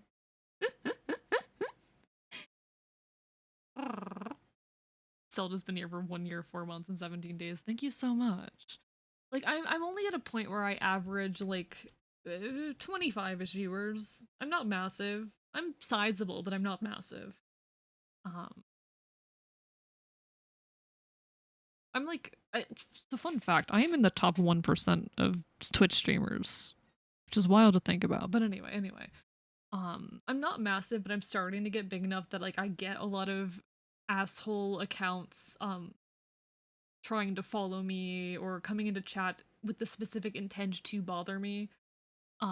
Stuff like that. And so I am wondering if that's something I should implement, if I should like start hiding the recent follow shit. But I also really like having it. There's always that one guy that swarms you with follows to send hate. Yeah. No, I've had that happen. I've been follow botted I think 3 times now. Why isn't it working with me? Oh my god. My archivist is in the top percentage of archivists. I am the #1 archivist, chat. Sizable but not massive, don't worry. We don't judge anyone for their size here. I mean, I'd like to be a big streamer someday, but I'm definitely not ready for it, you know? I'm definitely not ready for it. Like, the fact that this community is just small enough that you're able to interact with almost all the people in chat. Yeah, like, don't get me wrong, like, I want to be able to live off of my art, but I also enjoy having a chat where I can read most of the messages and I know pretty much everyone here by name and I can respond to people. Like I enjoy the kind of conversations we're able to have now, but at the same time I really want to be able to live off of my art. It's very complicated, you know? It's messy. There's too many layers. Once you've reached a certain size it becomes television. Yeah. I like streamers that are about the size. Like, I agree. I like most of the people I watch are people in the 20 to 50 average viewer range. Most of the people that I consistently watch are somewhere in that range, or at least the streamers that I find the most interesting to watch. But also, I want to be able to live off of my art. I want to be able to live off of the things I create, you know?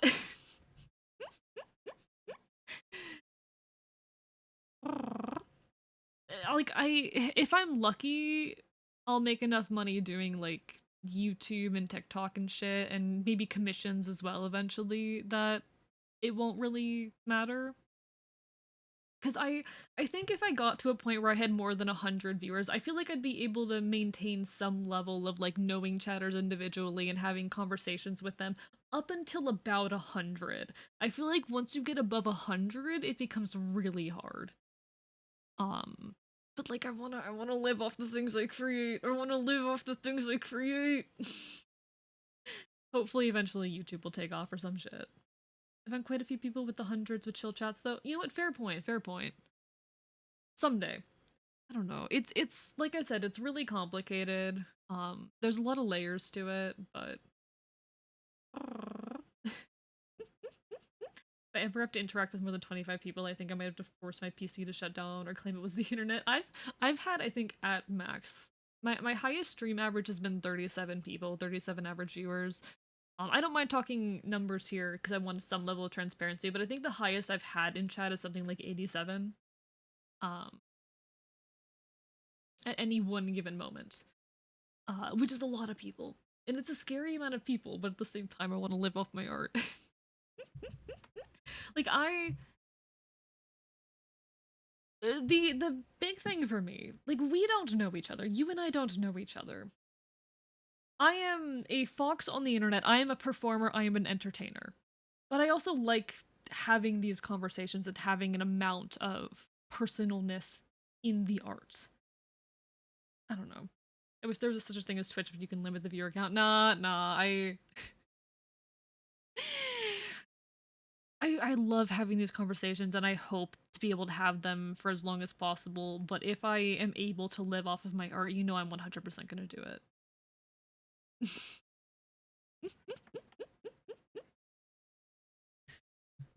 We'll see what happens. An upside down clock, the hands aren't moving. The doorknob is rusted shut, I can't get it open. What if I...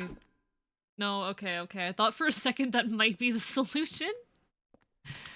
I thought for a second. I thought I was onto something. Okay. What am I missing? I have to be missing something. Singularity with the fucking little guy. Oh shit. Yo, Rowan, thank you so much for this fucking raid. How are you doing tonight? Can I speak? Can I say words? Hello, let me give you a shout out at Rowan Yeen. How is you? Let me shout. Let Twitch, let me do a shout out. Twitch function. Anyway, hello folks. If you don't know me, hi, my name is Archivist. I am your resident chaotic Enfield. I stream not quite retro games here on twitch.tv. I cause problems, I commit chaos, I will bite you. How are you all doing tonight? And how is your stream, Rowan? And if you guys are not already following Rowan Yeen, you should definitely go resolve that fact. He is super cool, super sweet. Also, Cinnabon Lola. You should definitely go follow Cinnabon Lola as well. What were you up to tonight? Hanging in. Death Road to Canada is a bob. Ooh, I'm not familiar. I'm not familiar. Now, hyenas are great. Hyenas are great. I feel like if I wasn't in Enfield, there'd be a decent shot I would be a hyena. Like, either a maned wolf or a hyena. If I wasn't a weird fox chimera, very, very good chance I would have ended up being one of those. Of course, Rowan. See, this is why we vibe. We're both Chaos Gremlins. Absolutely, absolutely. I love a fellow Chaos Gremlin, 100%. I mean, doorknob is rusted shut, can't get it open. I don't think I have anything to help me with that, do I? Oh god. Oh, I can't. AV, don't make me do this, AV. Don't make me do this. I know I know what this is. I don't think I can do it. I don't think I can read that. It's because people have compared your laugh to that of a hyena in the past. Hyenas are also like very gremlin-y, mischievous creatures, you know? And I'm a very gremlin, mischievous creature. Scottish frog? Oh my fucking god, I'll try. Death Road to Canada is fun though. Very silly take on the zombie survival thing with some excellent writing. Interesting. There's a lot of different takes on zombie survival. And to be honest, it's not something I've ever really enjoyed that much because when it comes to apocalypse stories, I've always been much more into like nature takes over kind of vibe, you know? But there's some good to it.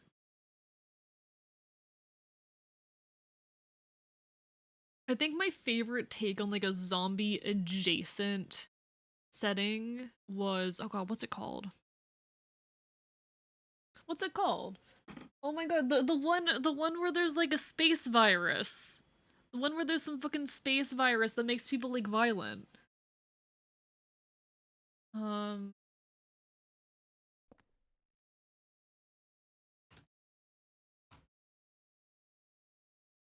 I'm just looking, I'm googling the book with the the Andromeda strain. I know it's like not actual zombies, but I feel like it's an interesting take on the kind of idea, the Andromeda strain. I really like the Andromeda strain. And then we all died. Been a professional wrestler and he drived everyone, then we all died. Amazing. Also, hello Calico, how are you doing today? Here we have Mega Man X. I don't know anything about Mega Man. Anyway. No, the Andromeda strain. Anyway, I need to read this. And I'm gonna hate it. Froggy. bit a small beastie with 4 leggies, which leap up in water on Leond. It bit oft thym brown or green or yellow, or hit tropical, hit many huein drears colors like red, blue, and black. Tropical frogs leon in trees. I don't know what I'm doing. It hath longy and gills both. The froggy's skin looketh glossy because of his secretion, which may have been poisonous. Mosten frogges, noun nost tiel, Thierry limus ben yifolden under Thierry likame. I hate this. I hate this. I hate this. Anyway. Okay, I need to like summarize what the Andromeda strain is. How many of you know the Andromeda strain? Because it's okay. Okay, I'm on the Wikipedia page right now. It is a 1969 nice novel about an outbreak of a deadly existential microorganism in Arizona and the team of scientists investigating it. And I'm pretty sure if I remember correctly, the microorganism, it kills near instantaneously, but it can also like cause people to become violent and commit like bizarre suicides and shit. It's a really cool book, and it's kind of zombie adjacent, and it's probably my favorite take on like a zombie adjacent thing. Good. It's good. It's a very hellish read if you don't like science, but Aerodharma, Bark Boy Bark, can I request it with reverb? Absolutely, Goblin Soblin. I'll do a Bark Boy Bark with reverb. It's very good sci-fi. It's very good sci-fi, because it's like I read like the reports they're doing, and like yes, this isn't like actual scientific technique and shit, but it's so cool. It's so cool. Anyway. Sigma has nothing to do with that. Also, welcome back, Pyro. I don't remember if I greeted you after your return. Anyway, I missed something and I don't know what it is that I've missed. I need something that will allow me to open this clock. And I don't know what that thing is. It's a rusted over clock. What do I have on me? You did great. That's fine. Oh, you did greet me. Okay, okay. Good, good, good. Pistol, bullets. I don't know what it is that I'm missing. Last of Us is the most realistic zombie version. I haven't played it. I've heard good things, don't get me wrong, but I haven't played it. I have to have missed something, but I don't know what that something is. Hi there, how are you doing? Welcome back, sir. I hope you're having a wonderful evening. Last of Us is the most realistic zombie. Is it something I should play? The issue is I do not have the time to play all the games that I want to play. Please, please, please. I love this game, but I also hate this game.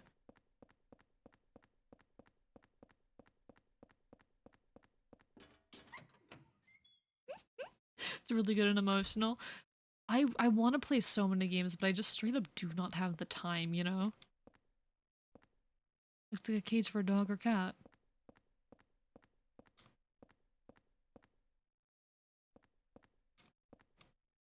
There are all sorts of dog and cat items. Oh, hello. Found keys. Yes, I will take the keys.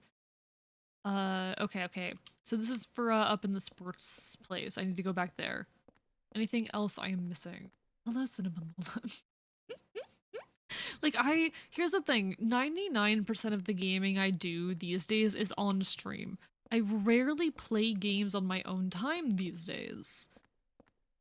it's really difficult to find not only the time but also the energy to play games, and it's hard for me to justify spending my free time on anything other than art, which I know is not helping my my messy relationship with art that I have been talking so much about recently in my efforts to have a healthier relationship with my art, etc., etc., etc. But productivity make me feel good, and I really want to put as much. Oh, that spooked me. Oh, that spooked me.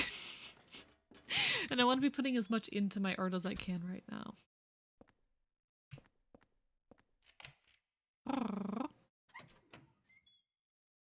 So I don't really play games often. I like, though, having like one game that I play every day that I can constantly come back to, and right now that's Red Dead Online. I'm trying to rank 20 all of the roles in Red Dead Online right now.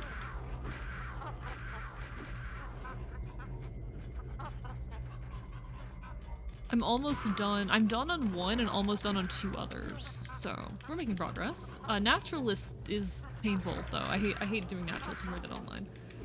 Could not take The Last of Us seriously anymore because when Joel started T-posing, okay, it was A-posing, it overshadowed everything, made me giggle uncontrollably. I don't know what the fuck that means, but I'll take your word for it. Gaming takes so much energy for you. It takes a lot of focus and time. So here's the thing. I find most things to be mentally taxing, which is something I need to work on. Oh, hi! That's a lot of you. That is a lot of you. Hi, no thanks, actually. I'm good. Have a nice day. Calmly walks away.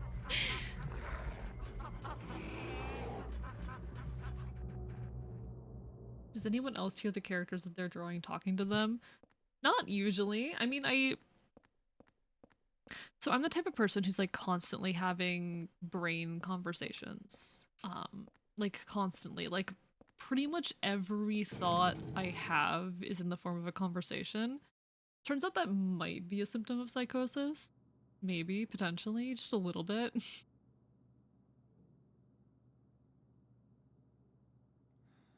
I didn't realize that was a door.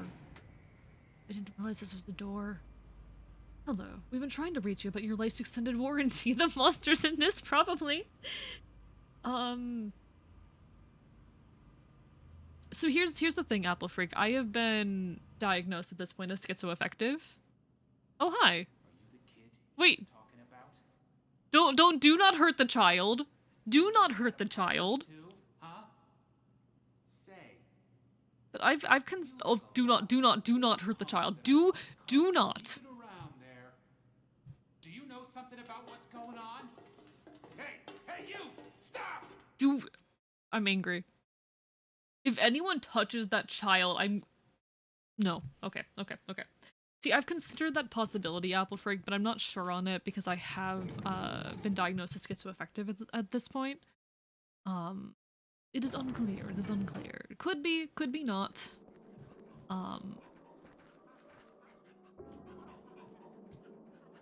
But I'm on an antipsychotic now, so. We'll see what happens, basically. We'll see what happens.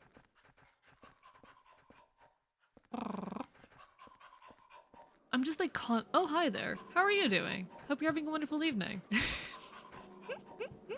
I'm just like constantly having mental conversations. And I kind of hate it, but that's how it goes. Another scam call today, and the combo of heavy breathing and saying hi like stitchingly low made them slam the phone down. Ooh, I gotta do that next time I get a spam call, honestly. But no, like I'm constantly having conversations in my brain, sometimes with people I know, sometimes with like fictional characters, etc., etc. Could be a psychotic system, could be plurality, who knows? It's a possibility that I have considered. But for the time being, I am just going to take my antipsychotics and see what happens. Are the other players in your conversation like stable in terms of personality and voice, I guess? Depends.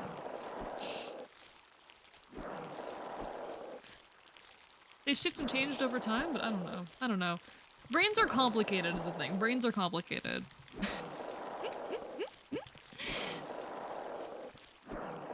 But no, if anyone hurts that kid, if anyone hurts that kid, I'm going to be so mad. Do not hurt the child. Brains are very weird. Brains are very complicated, and that's why I love them.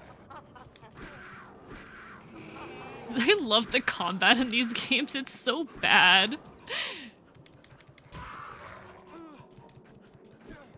It's so bad. Okay.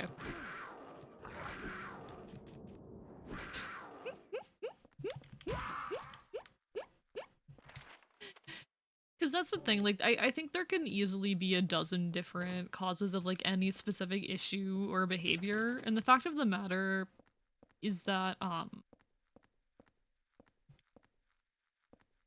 any, like, mental illness, or really illness in general, is usually a normal process taken to its extreme. It is almost always something that is normal, going crazy enough that is becoming a problem. Even like, okay, so there's this thing called the structural theory of dissociation, which is a psychological theory that I'm very fond of, because it explains dissociation and explains how something like DID is a more extreme form of post-traumatic stress disorder. Because in post-traumatic stress disorder, you'll often see that people, unless they are actively having a flashback or reliving a moment, they can't tell you like the details of what happened. Like they know this thing happened, but they can't access those memories. Which is very similar to what you see in dissociative identity disorder. It's just to a different extreme. We also note this happening in borderline personality disorder, which is something that I have. But it's all like this is how the brain copes with trauma, but it has gone to an extreme that is more difficult to cope with. Dissociation is a normal thing that human brains do when they are having to deal with too much information. What's borderline personality disorder again? It is usually characterized by an intense fear of abandonment, unstable relationships, and unstable sense of self. I'm going to die. Please don't kill me, monsters. Please don't kill me.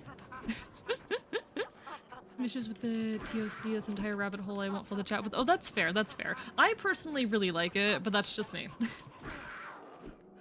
I'm personally quite fond of it. But no, I'd actually be curious to hear what your criticisms of it are. I'd actually be really curious, but no pressure. Okay, okay. Do I have any healing items on me? I do, I do. How do I use you? Yeah, if you're willing to give like the short version, I'd be happy to hear. The theory of structural dissociation. It's a potential theory explaining how trauma affects the brain to different extremes.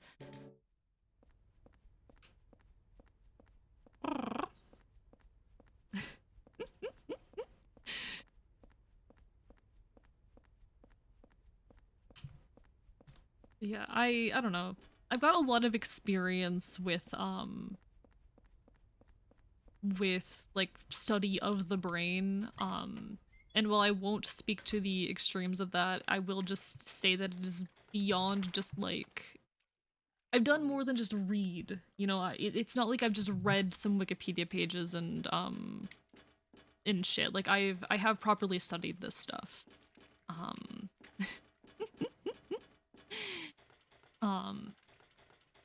In a like properly like, yeah. I have experience, you could say. So I do know quite a bit about this shit. I've done quite a bit of reading. That's one issue I always have whenever I'm dealing with like mental health professionals, because they'll tell me shit the way that they say it to laymen, and I have to be like, okay, I'm not a layman. I'm not a layman.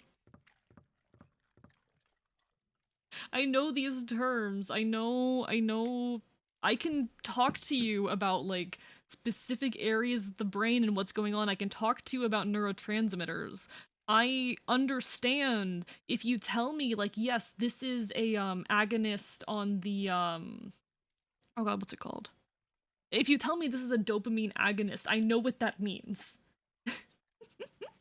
Most of my frustration with it comes from engagement with the wider plural community, especially the cis medicalist crowd. There's a lot of folks who hold it as an unbendable truth of how the brain works and use it as a justification for excluding others with different experiences. Okay, yeah.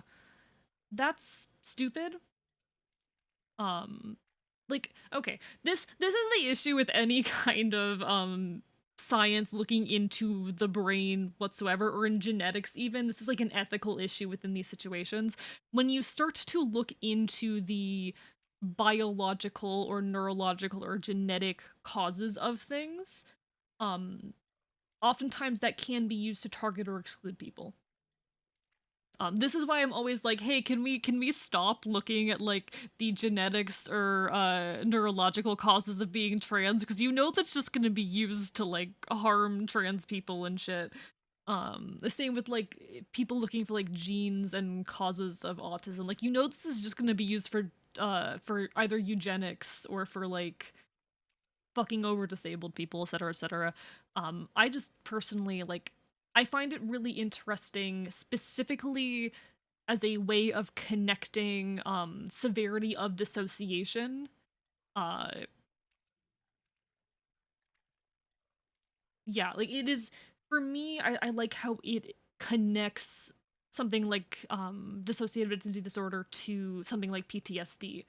How they are different extremes of the brain coping with trauma. That does not mean that these are the only ways for said conditions to develop and that they're not far more complicated than that.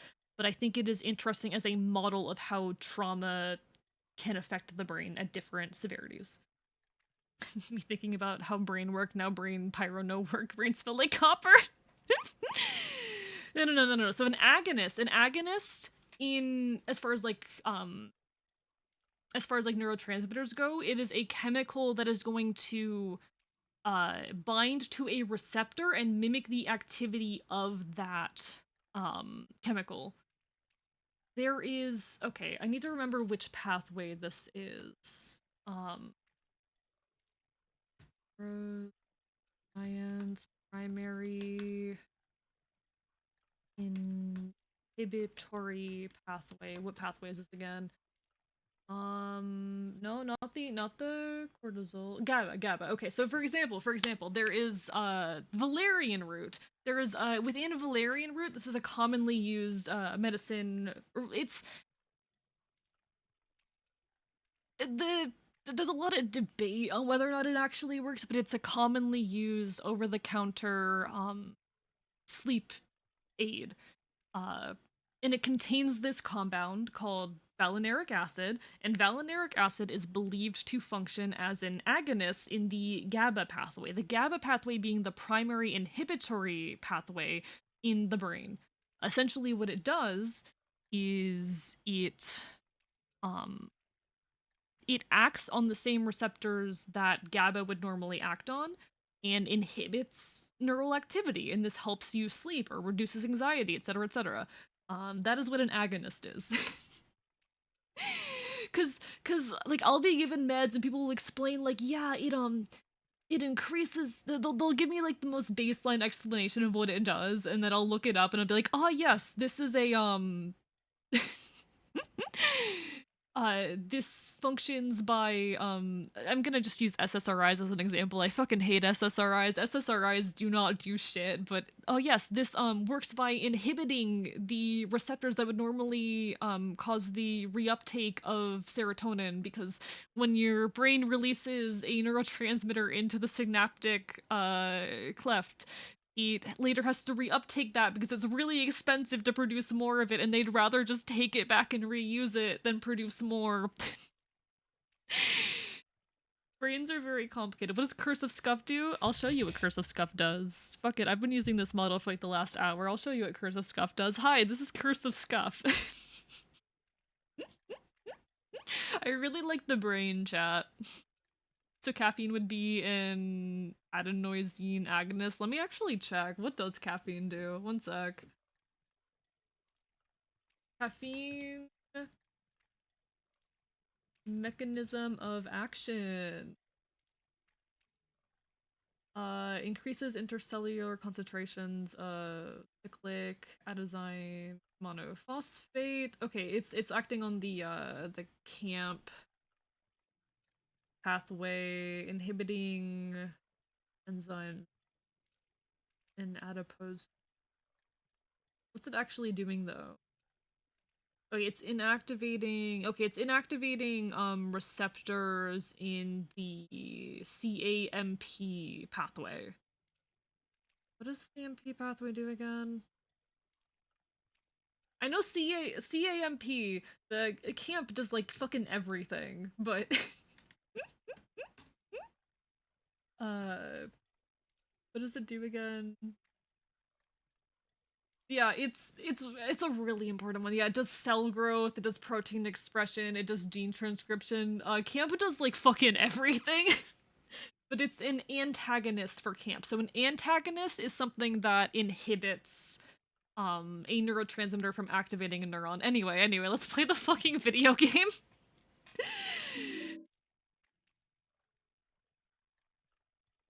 Nah, it is an antagonist. So an agonist mimics the activity of a neurotransmitter, and an antagonist prevents it from activating.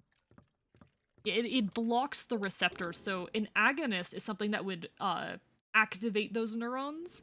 An antagonist deactivates those neurons and prevents them from firing, basically. That was a lot of information I won't pretend to have the slightest understanding of. I would love to do a neuroscience lecture someday.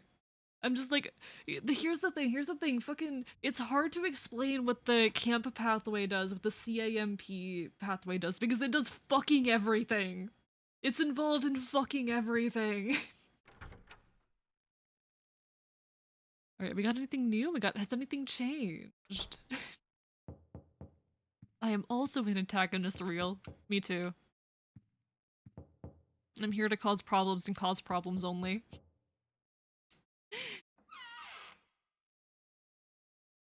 I like the brain. A little short but powerful and easy to handle. We can put this away and we'll put one of these away. Do I have any important items? Oh, there's a knock on the door. Oh, someone's knocking on the door. Terrifying. Street coins, we have the placards. I don't think I need yet. I hate that. Oh, I hate that. Low key, oh.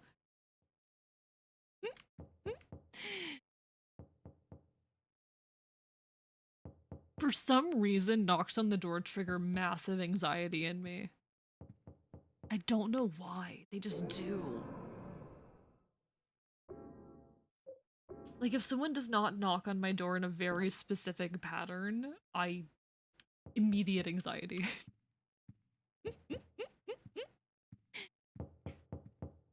Hi there.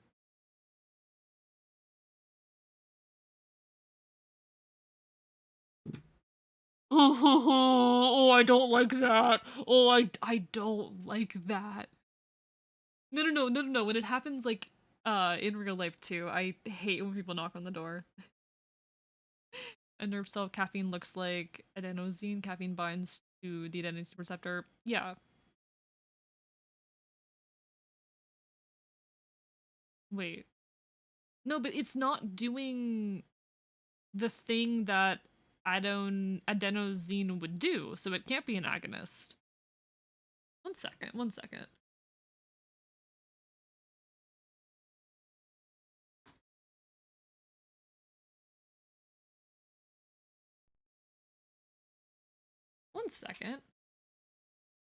Yeah, okay. Caffeine, the most widely used psychoactive compound, is an adenosine receptor antagonist. This is from the National Institute of Health, from the NIH. It's an antagonist. I needed to check. They're coming to get you versus they're coming to say hello. I hate that. Oh, that makes me so uncomfortable. I understand this and I still hate I didn't do well in my neuro class. It's okay. Hey, this stuff's hard. Like, it's straight up, this stuff's difficult. Just because I know this doesn't mean I would, like, do well on an exam for it anyway. I'm scared. Okay, so whatever this thing is talking about hasn't happened yet, but it's gonna happen soon. Does what this chemical does. No. I don't think so.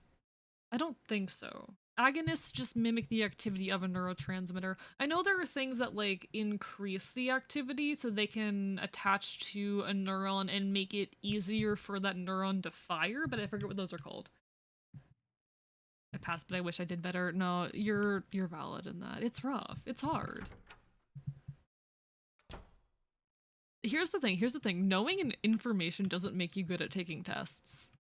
I'm sure most of you know this already, but just because you know information does not mean you are going to perform well when tested on that information. And that's okay. But no, brains are complicated and messy. Yeah, I just think the theory of structural dissociation is easy or is interesting as like just a model for trauma in general, not necessarily as a description of the only way that these conditions can develop, but specifically as an understanding or a way of understanding trauma generally and how trauma can impact the brain to different extremes. And I think there is some use and interest in that. But there is always that little figure in the background, I hate it. There is always danger or ethical concerns in trying to understand the etiology of anything. Because it can be used to exclude people who don't necessarily fit that definition. Friends are complicated and messy, that's why Hannibal only had them on screen once. I kind of want to eat a raw fish, like just to try that. Have you never had sushi? Have you never had sushi? Okay, did I get anything? Yeah, bartender's memo, what was that? Well, I said the number this time is the last 4 digits of the store's phone number, but the phone number is written right there on the sign on the roof. Anybody could see it from the South Ashfield Street. Is that really okay? So we need to get to South Ashfield Street?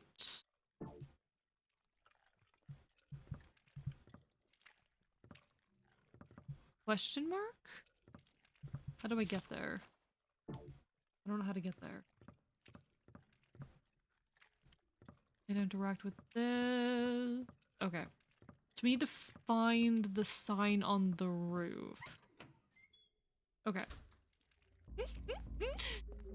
But not anyone is free to ask me neuroscience questions anytime. I'll happily answer. I love talking about neuroscience. That's my health. I think it's fine.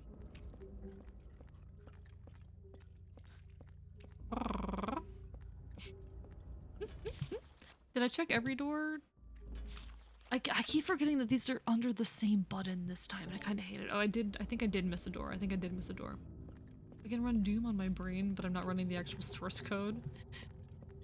I remember there being this one, like, I think Tumblr post about this guy who's like, yeah, I can watch Shrek in my brain. Which is insane to me. Imagine having that good of a memory. I heard about bicameral minds. It sounds vaguely familiar, but I don't think I've studied it. Bicameral. Oh, okay. This is from the origin of consciousness.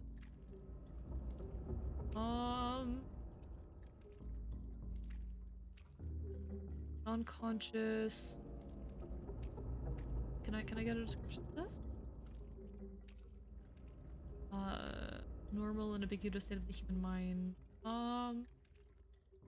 Describe a mental state in which the experiences and memories of the right hemisphere of the brain are transmitted to the left hemisphere via auditory hallucinations. I know nothing about this. I know nothing about this. I have to look into this. This is very interesting. I don't think it's true based on my understanding, but that's very interesting. Funnily enough, I'm getting taught that you need to use multiple different tests to effectively and accurately get information about a patient. Oh, absolutely, absolutely. Like, these things are very complicated. You're not gonna get all the information you need necessarily from one test.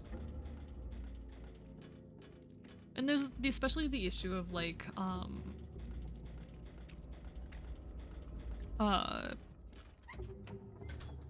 especially if you're just asking someone for information, they might not understand or report things correctly. It happens.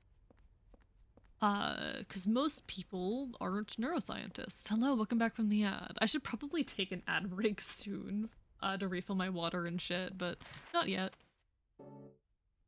I need to figure out how I get to a position where I can see the sign. How do I do that? Where do I find that? Is this the only door up here? I feel like I just need to backtrack until I know where I am. Until I'm able to see it. Like, I think that's true. Like, that's not just a thing in psychology or neuroscience, but that's a thing, just a general medical thing.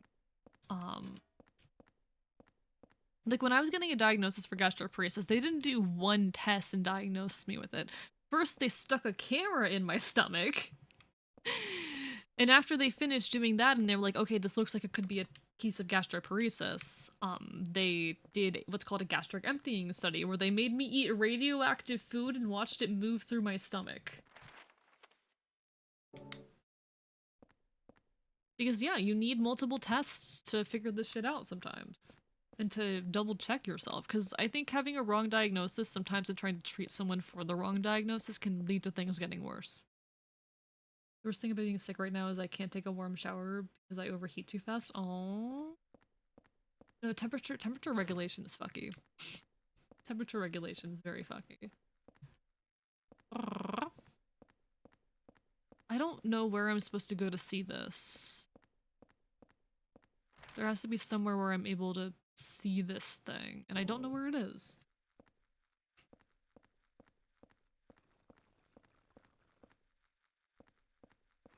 Why are we talking about it?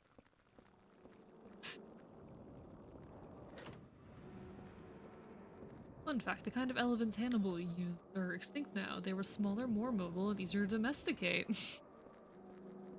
Thank you for the fun fact. I don't know what I'm gonna use this information for, but I appreciate it. I'm killing these so future me does not have to deal with them. I should talk to a river fish. Capture a fish and just chomp down. No, chat, I've said this many, many times before, but y'all don't understand how much, like, I desire to dunk my head in a river and come out holding a fish. Like, you guys, you don't understand. You don't understand how much I need this.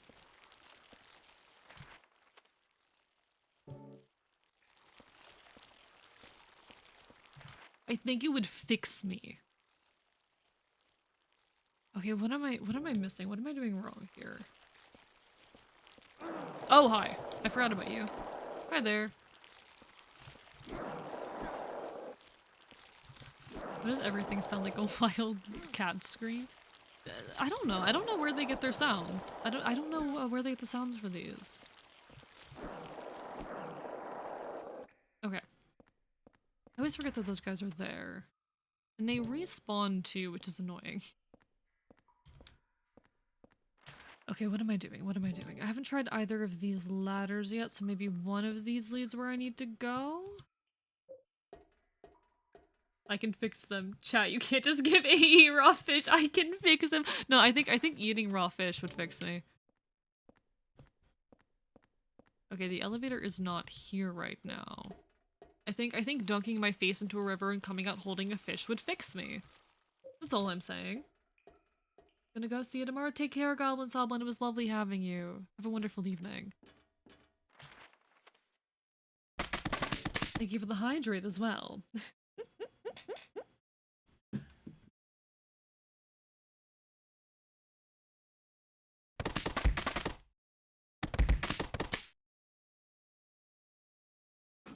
Alright, thank you everyone also for the hydrates. I appreciate it. I can absolutely be trusted in an aquarium, chat. I can absolutely be trusted in the aquarium. Thank you, JM, as well, for the hydrate. I can absolutely be trusted in an aquarium. And thank you for the stretch as well, safety.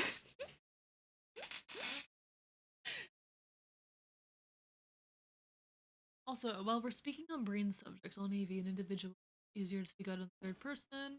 So weird about destroying the subconscious definition that would essentially make her not exist without quite really building her own brain from scratch. Avi, you don't understand how badly I want to study you.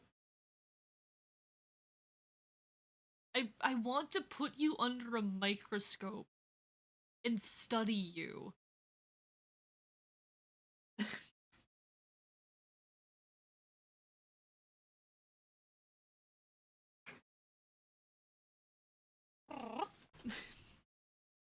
Alright. So what I'm hearing is that I should refund those aquarium tickets I got you. No, chat, I 100% can be trusted inside of an aquarium. You can let me into the aquarium. I will not eat the fish. You can let me into the aquarium. I will not eat the fish.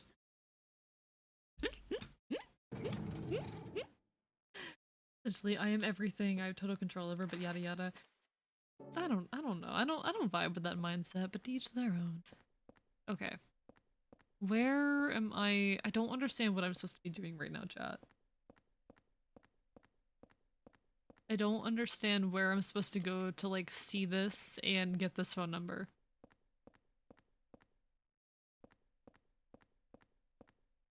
Last time I listened to you about something like that, I woke up without a name for 3 days. Hey, I don't steal names. I don't steal names. I may be a Fabius, but I don't steal people's names. I'm not in that business.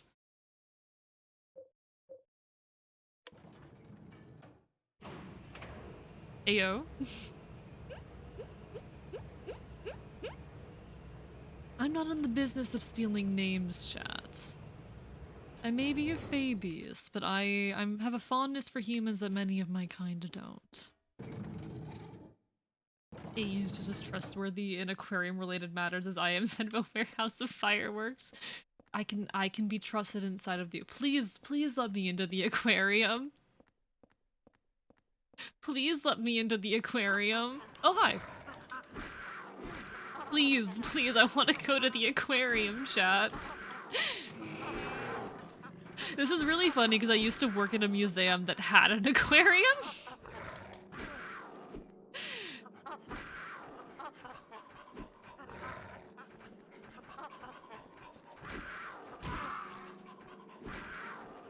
Nah. I love the brain. The brain is so complicated.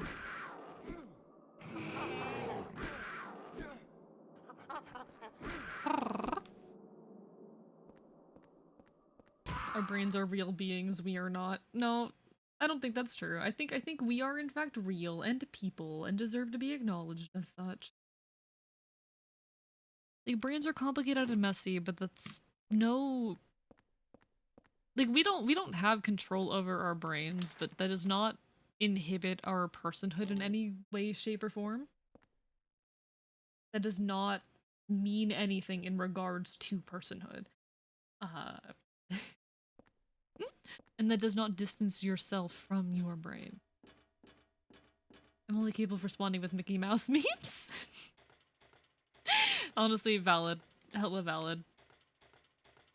Alright, so we need to find the sign for this bar. We need to locate it. It has to be somewhere. I mean, of course it is somewhere, it's just a matter of finding it.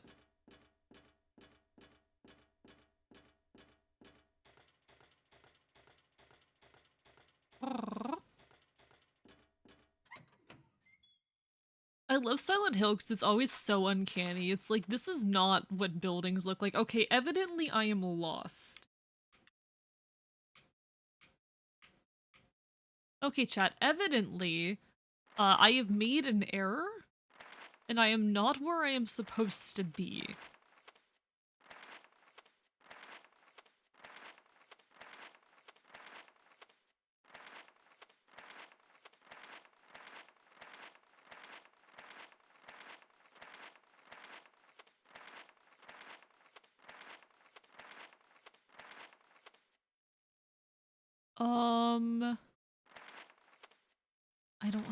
I don't understand. Chat, I don't understand. Chat, I'm confused, I don't understand.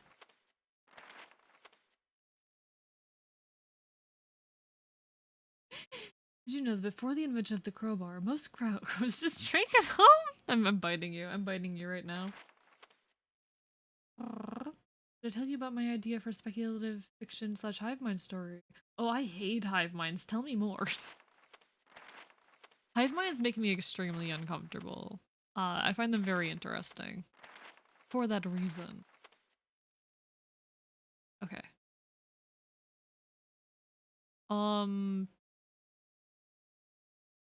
Wait, is this a puzzle where I'm supposed to look out the window of my home? Is this one of those? Is this a puzzle where I have to... Because we're messing around, like, around our apartment complex. That might make sense?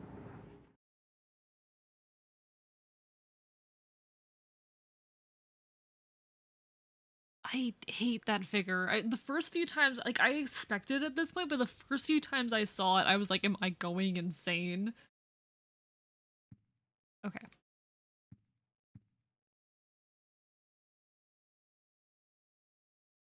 Can I see it through here?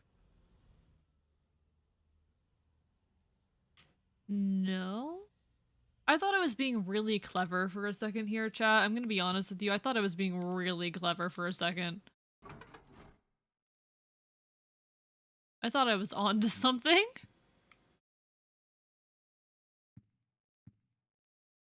Basically, a story I'm thinking of that deals with a fictional race who have telepathy with all other members. Basically, all share their thoughts, but one day one of them suddenly starts thinking I and others can't hear its thoughts. Interesting.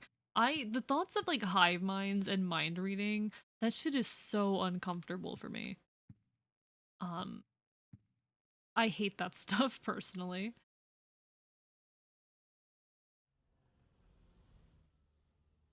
Okay, so I was wrong. My idea was incorrect.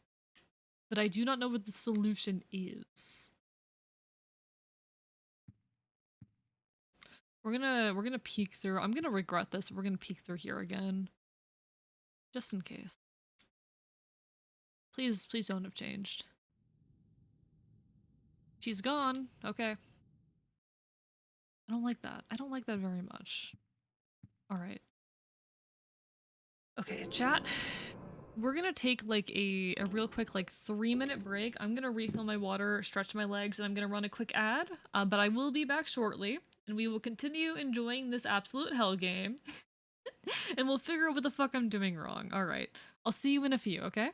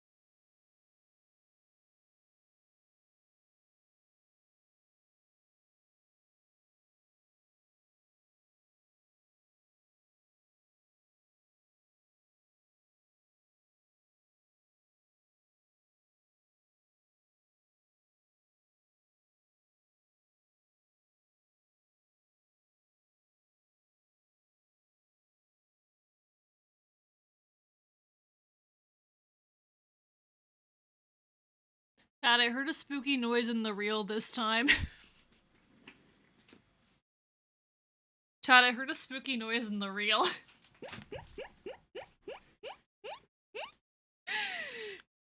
It's fine, I'm fine. I heard a spooky noise, chat. Chat, I heard a spooky noise. No, everything's fine. How is everyone? What's up? How's everyone doing? We got like a minute left on this ad. What's everyone been up to? How's everyone been vibing, hanging, doing, chilling? I'm a person. I'm a person who exists. Hi, Singularity. I'm biting you. Bite you, bite you, bite you, bite you, bite you.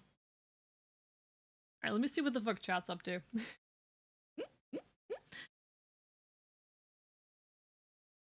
Reminds me of sectoids from XCOM.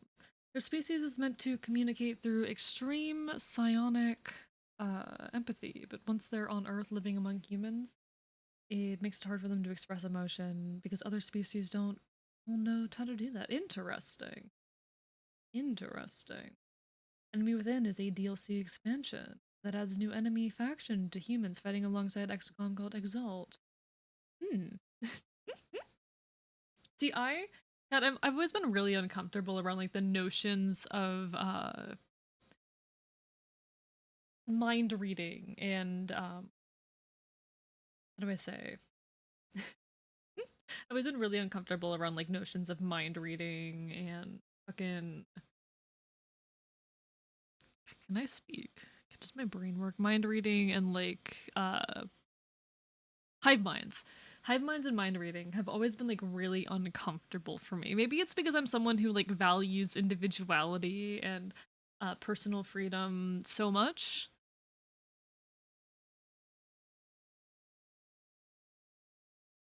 But I just there's such uncomfortable concepts.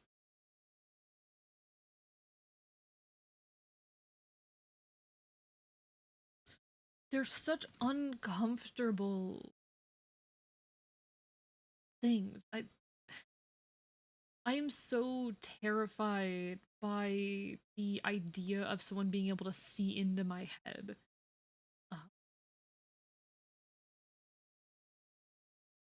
I don't know, like the whole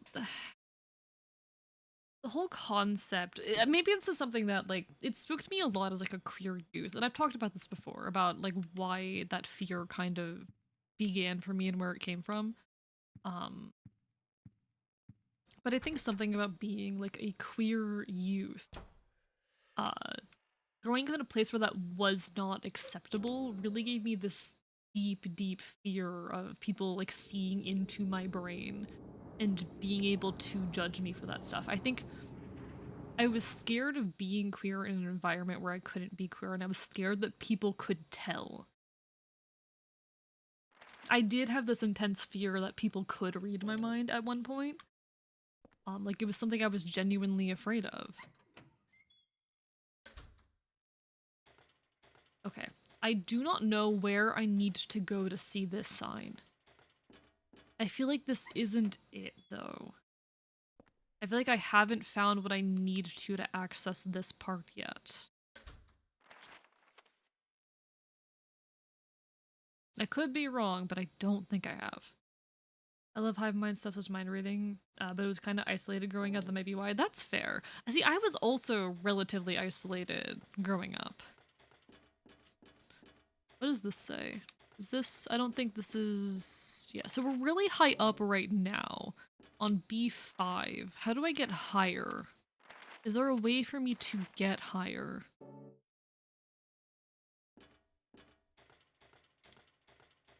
I wonder how like being isolated when you were young would lead to an appreciation for that trope. Like no judgment, I'm just curious.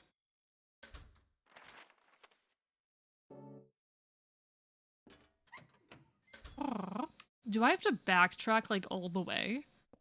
Is that how I see this? Also, my level of queerness is asexuality, so basically I don't think anything of this stuff. That's fair, that's fair. I think being trans especially, like, the thought of people finding that out was very spooky for me. Oh, there's a ghost here, right. Okay. Let's just real quickly... Alright. I hate the ghosts. I mean, they're not that bad, but they're probably not that bad because I'm playing on easy mode. And if I wasn't playing on easy mode, I would probably be... Oh, hi. Be hating every second of this right now.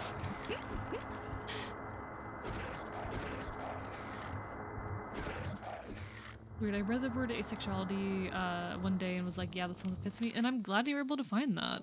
Identity is this complex, messy thing, but being able to find the words that vibe with us is so important.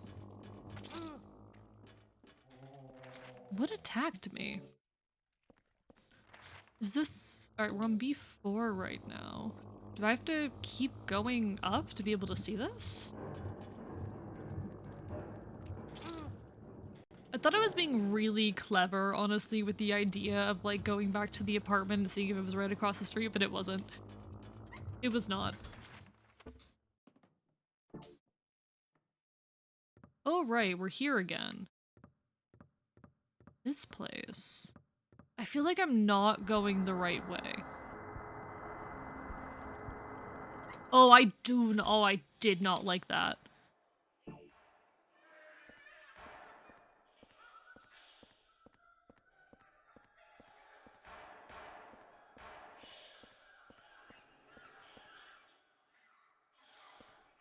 I've seen this sign before, but even so, where am I? Can I not? Okay, chat, does anyone know where I'm supposed to go?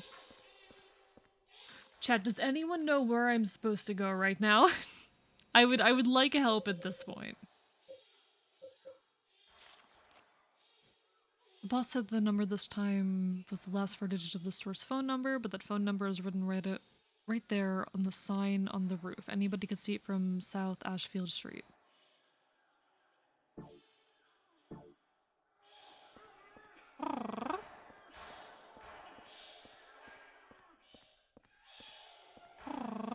I feel like... Does anyone know, please? Oh, hi. How are you today, sir? Hope you're having a wonderful evening. You good down there? We're looking at pictures of Bacter and candles instead. They're funny. I'm unfamiliar. I mean, obviously I'm missing something right now. Like, obviously there is something right now that I am not seeing.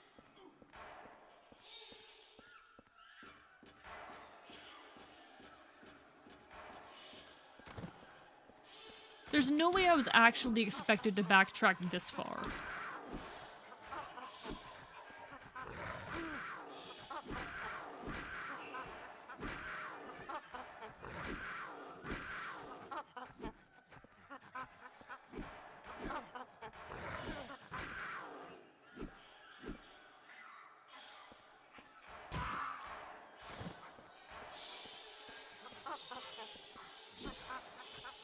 Okay.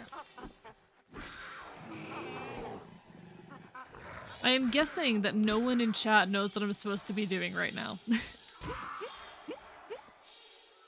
I'm guessing that no one in chat is familiar with what the solution to this is. I don't want to look it up, but I might have to. I might have to just look it up. Is this the highest I can go? Is this the highest I can go? Yeah, this is the highest I can go. Okay. I am going to open up a walkthrough, and I hate it, but I'm gonna have to.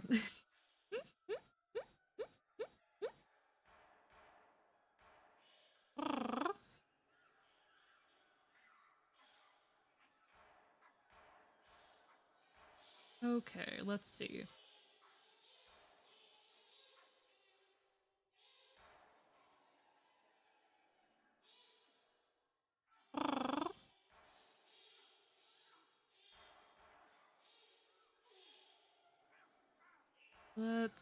Let's see.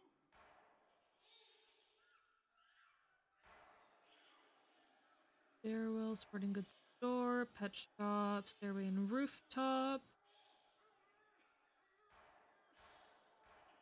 Types are also capable of stealing some of your weapons. Ooh, gross. The bottom, 2 more gunheads will jump out and join the party. Let's see.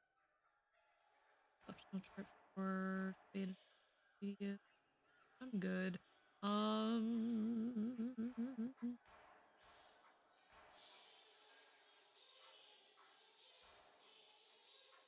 Christian, I got that.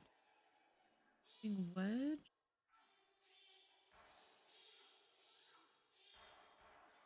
Bar style. Okay, bar. Take the awesome rusty axe, which can be described as the best weapon in the game. It's small, light, powerful. Okay. Setting up a brief puzzle. Okay. Find the nearby portal. Look up. After waking up, look outside your bedroom window. I did that! Okay, I was right. I was correct on what the solution was. I was correct on what the solution was. Yo, T-Mom Gaming and Trumpet Player. How are you both doing today? Hi. Sip sip hooray and sound the trumpets. Okay, okay, I can't give shoutouts to both of you, so what I'm just gonna do, I'm gonna do it the old-fashioned way. Shoutouts to T-Mom Gaming and to at Trumpet Player. Also, for anyone wondering, no, this is not what I normally look like. Anyway, hello, I am Archivist. I am your resident chaotic Enfield. I stream not queer retro games here on Twitch.tv. I cause problems, I commit chaos, I will bite you. How's everyone doing tonight? Oh, you were doing Splatfest. That's lovely. I do own Splatoon 3, but I don't play it very often. But no, we were playing, we are currently playing Silent Hill 4 The Room and enjoying ourselves, and I'm very mad because I had the correct solution for a puzzle, but I didn't think I had the right solution, so now I backtracked the entire way, and I have to go all the way back. But no, it's lovely to see you. It's absolutely lovely. Everyone go give some support to both Trumpet Player and T-Mom Gaming. They're both deserving of it. Hope you all had a wonderful time. Took part in a raid while you got raided? Hell yeah. Hell yeah. Both people, I know T-Mom Gaming pretty well at this point, and definitely somebody you should support. And while I don't know Trumpet, I will assume the same is true. A friend of T's is a friend of mine. A friend of T is absolutely a friend of mine. Like the Splatoon DLC, but I wish there weren't DLC for Splatoon. Yeah, you know what? I feel that sentiment about a lot of games. Like, you know, cool DLC. Please give me a full game.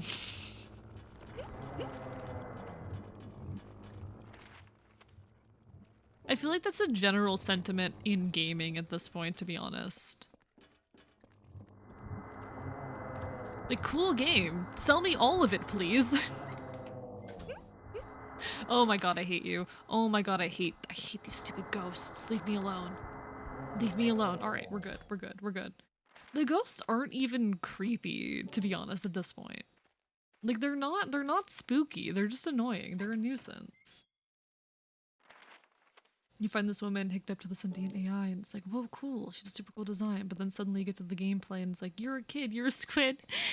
No, it's a fun game. It's a fun game. Like, it's not a type of game, I'll be honest, that I typically enjoy playing, but I enjoy it. I enjoy it enough to have purchased it. I'm not very into, like, battle royale type games or shooters in general. But I think it's fun and it's cute, and I like my little squid. I need to turn my squid into a proper OC. I've been meaning to do that for a while. I've been meaning to turn my squid into a proper original character at some point, but I haven't gotten around to it. Like, it's a fun game. Hello, Royce. It is in fact The Room. How are you doing today? Hope you're doing well. We're in the room. I don't know which of these I'm actually supposed to go to. I am so eepy, you're completely fair. You're completely fair. Get the eeps. So many points but don't know what to do with them. You could save up for VIP. That's always an option. I don't know what's on this floor. We might as well check it out. We might as well check out what is on this floor. Never mind, there is nothing on this floor. Hello, Dragontosh. How are you doing as well? It's lovely to see you. But yes, it is The Room. Have you played this one yet, Royce? Have you played this one yet? I am curious. Thinking of how Xenoblade gave DLC expansion campaigns with new characters and new gameplay systems. Like, not all DLC is bad, but I'm getting a bit tired of DLC in its, like, modern form. There's good DLC. most DLC these days is not good DLC. But also, what, like, I'm also speaking as someone who, like, used to be really into The Sims, and the main reason I'm not into The Sims anymore is I've, like, come to realize how predatory, DLC tends to be. I was a child who was like, I like The Sims. I like this game where I can pretend to be a happy person.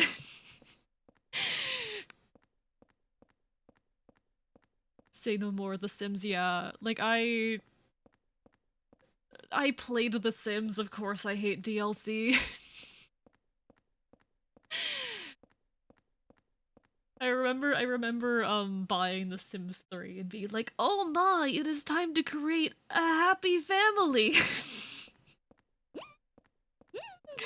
No, who am I kidding? I never made like happy functional families in The Sims. Who am I kidding? Those fuckers were as traumatized as me.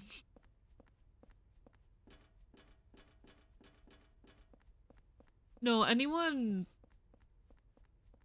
who plays The Sims and makes like an actual functional happy family, what are you doing? I don't trust you.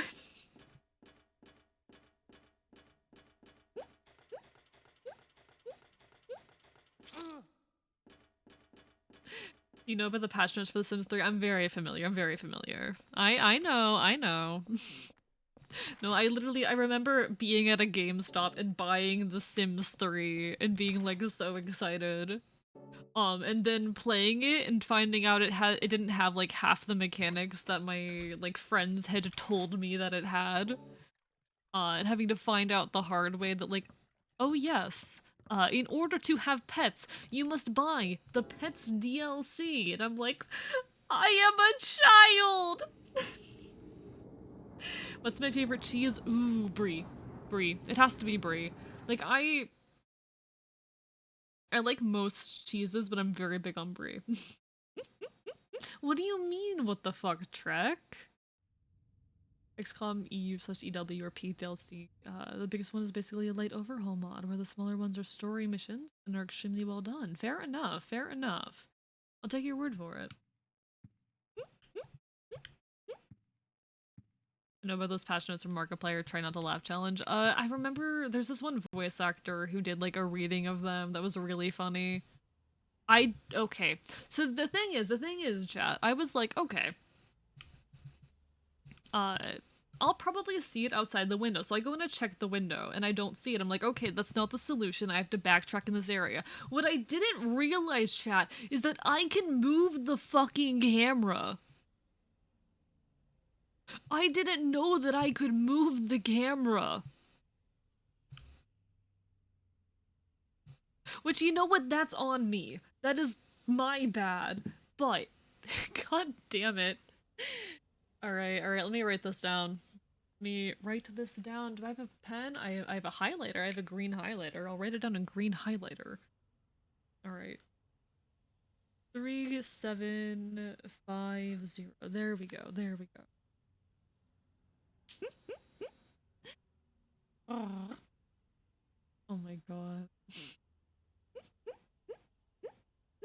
Made a functional family and then made them all supernatural and watched them tear each other apart. The witch literally burned someone alive.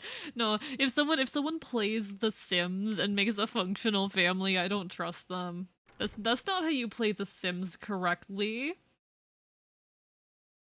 That's not how you play The Sims correctly. Alright, I'm gonna real quickly save. Yes, I know I save obsessively in this game. No, you can't stop me.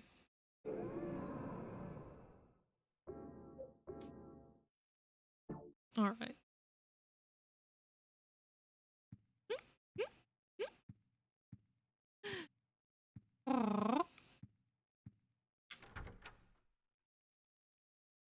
This is coming from someone who like plays games primarily for escapism as well. Like, no,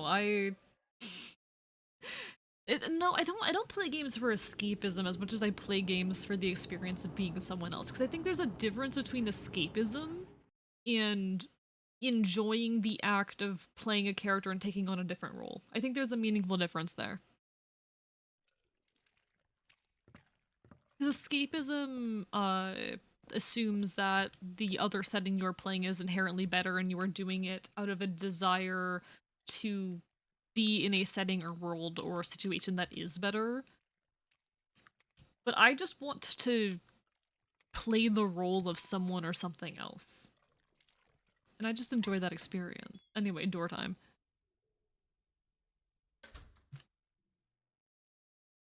That I definitely didn't spend like 30 minutes trying to figure that out. Bites you, T-Mom. Bites you. I'm biting you. I didn't like that. Oh my god. Oh my god. Nope, nope, nope, nope, no. Can I just leave? Can I not deal with you?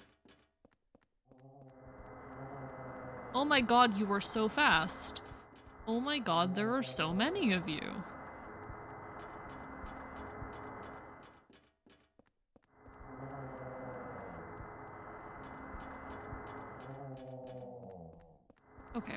Okay. Apologies, chat. I just need to run out of this area before these ghosts come and fucking fuck up my shit.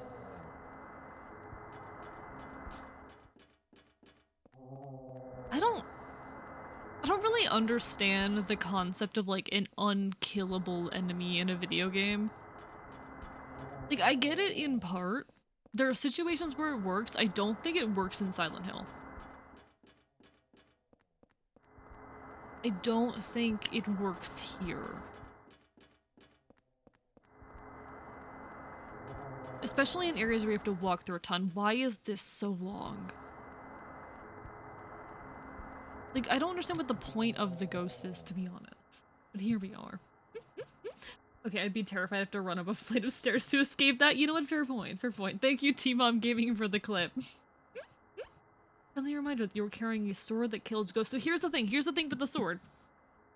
If I strike them with the sword, they are only dead as long as the sword is inside them, and once I remove it, they are alive again. That is the problem. That is the issue. So yes, I have a sword where I can stab the ghost, but it does not kill them. It does not kill them. There better not be a lock I don't have the key for. What's this? It's the door from 207 from my apartment building. Go in. Go in. Go in. Alright, remove the plate. Remove the plate. Yes. Got the chaos placard. Placard from the building world that has an abstract picture and says chaos. The themes are getting more abstract, chat. The themes are getting more abstract.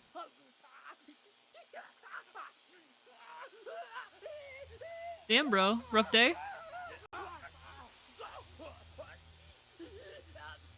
Holy fucking shit. Alright, 19th victim. 19th victim.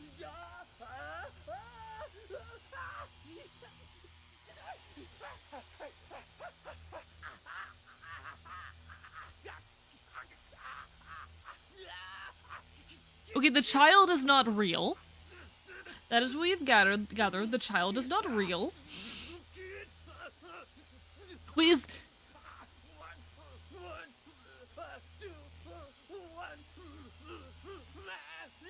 Wait, is the child Walter Sullivan? Guys, I think the child is Walter Sullivan. That makes way more sense than us being Walter Sullivan, actually. That makes way more sense. Okay. Anyway.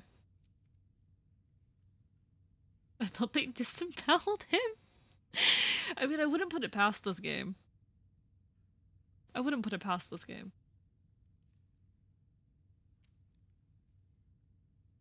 You know, this game, I mean, it does a lot of gore, but it usually doesn't do gore that's like that overt. Would I believe this game to do that? I wonder.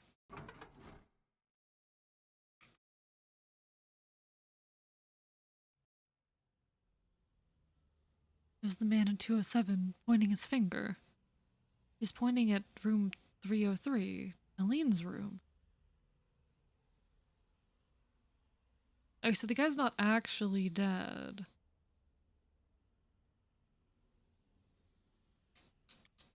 He's pointing at our neighbor. We were warned that something bad was about to happen to our neighbor. I'm scared, actually, chat. I'm scared to look through there. I'm gonna be honest with you, like, we were warned that something was about to happen to her, that we'd have to check in on her soon. I'm actually a little bit frightened.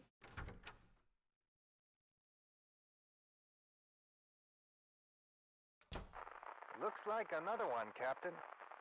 Got 121 on his head. It's just like that 19, case okay. from 10 years ago. Yeah, He ends all of that them with Walter 121. Sullivan case. The one, yeah, Walter Sullivan again. But Sullivan's dead. They even got the body. Must be some crazy copycat. Yeah, but even so... Interesting. Outlandis actually goes through, honestly, on why we play games to answer some questions you've asked on the difficulty. AV came up with a metaphor. You enjoy boxing because you love being a prestigious athlete. I enjoy boxing because I love the process of knocking people unconscious. Turning the difficulty down feels like instead of a heavyweight champion, I'm fighting against some 48-year-old man I met at Walmart. See, games aren't a power fantasy for me in most situations. Okay, everyone's freaking out staring at Aline's room, is what I'm seeing. But here's the thing, I don't play games for a power fantasy in most situations. Games aren't about being a power fantasy for me. I mean, I guess there is a level of power fantasy for me in, like, being, in fighting to better the world. That is a type of power fantasy. But I know a lot of people play games out of a desire, or out of a power fantasy, and that's usually not my style. Okay, so chat, I'm scared to do this, but we're gonna do it anyway.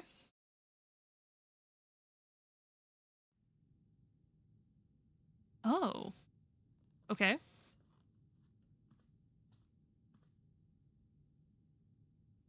Well,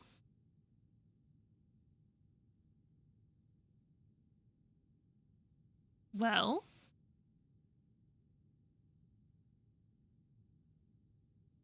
Why the fuck were you pointing at her room? I thought she was, like, dead or something. Oh, you're still there?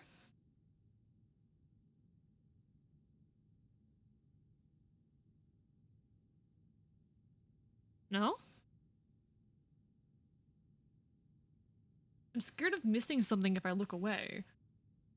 I'm scared I'm gonna miss something important. Okay? Okay, now she's leaving, like, properly. Alright.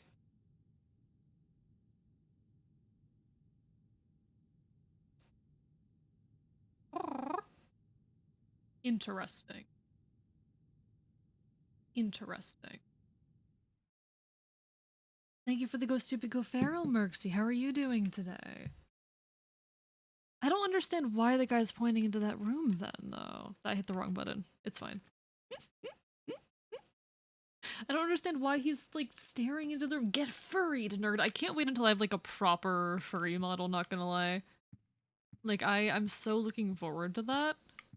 It's gonna be a lot of work to make it. I'm constantly jumping from one project to another, and it's a problem, alright? We have another handprint on the wall. Yet another one. Anything else new? No? Why the fuck was that man pointing? What the fuck was that about? From okay to boy howdy today gonna hurt? I'm sorry to hear that, Merxy. I'm sorry to hear that. I know the feeling though. Hey, it happens to the best of us. We all have rough nights. Rough days, rough weeks even. And that's okay. Now I'm picturing just having a realistic fox puppet reel. Just keep pushing through, one day at a time, okay?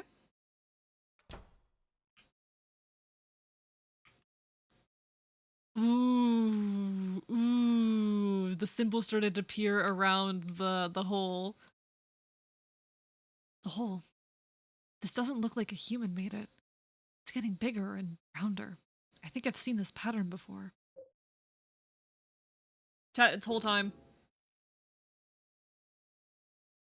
It's whole time.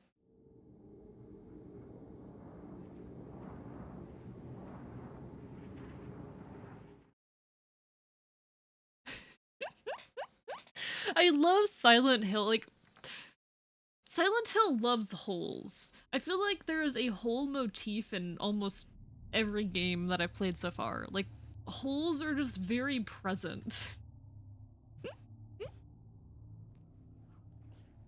Ooh, it's fleshy. Ooh, I love when it gets fleshy. I love when it gets. Is that Walter? No. Maybe? Silent Hill is not a franchise for those, or not with a, for those with a fear of holes. Real, real. If you fear holes, you will not like Silent Hill. All of the games are like, yes, holes. Silent Hill 2, I loved how it had you constantly, like, jumping down into holes. That felt It looks like my very apartment. thematic to me. What the hell is this? There were some very real themes going on. I enjoyed that. I feel like Silent Hill 2 has had some of the most overt symbolism that we have seen in, Silent Hill as a series. Not that the other games don't have some very interesting and overt symbolism, just that I think Silent Hill 2 was like, really, it did it really well.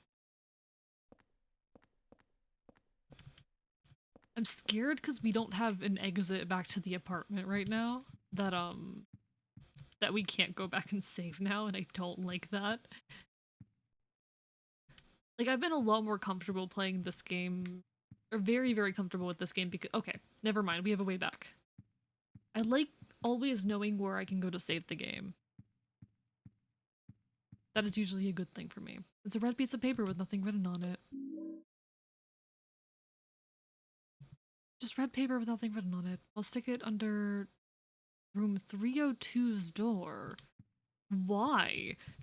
Would you like to explain why you're going to do that, buddy? It's a diary here. The last few months, Joseph, the guy next door to me who gave me that rare porn magazine, looks like he's been working super hard. He said if he found another rare one, he'd give it to me, but he hasn't shown his face around much lately. He said he was a journalist and he's always investigating stuff, but I think something strange is going on with him. He's been shut in his apartment and I can hear all these weird noises coming from there. July 1. Okay. Rare porn magazines, you say? Hey, I'm not gonna judge anyone's tastes. Whatever you're into, buddy. It was thematic of you jumping through your mental. It was about things getting worse. It was uncovering more and more layers. It was everything going further downhill. It was deeper and deeper and deeper into the problem. I don't know, like there was a lot of very poignant imagery in Silent Hill 2, and there's a lot of very poignant imagery in all of these games. But like the way you're just jumping into hole after hole after hole in Silent Hill 2 really struck me.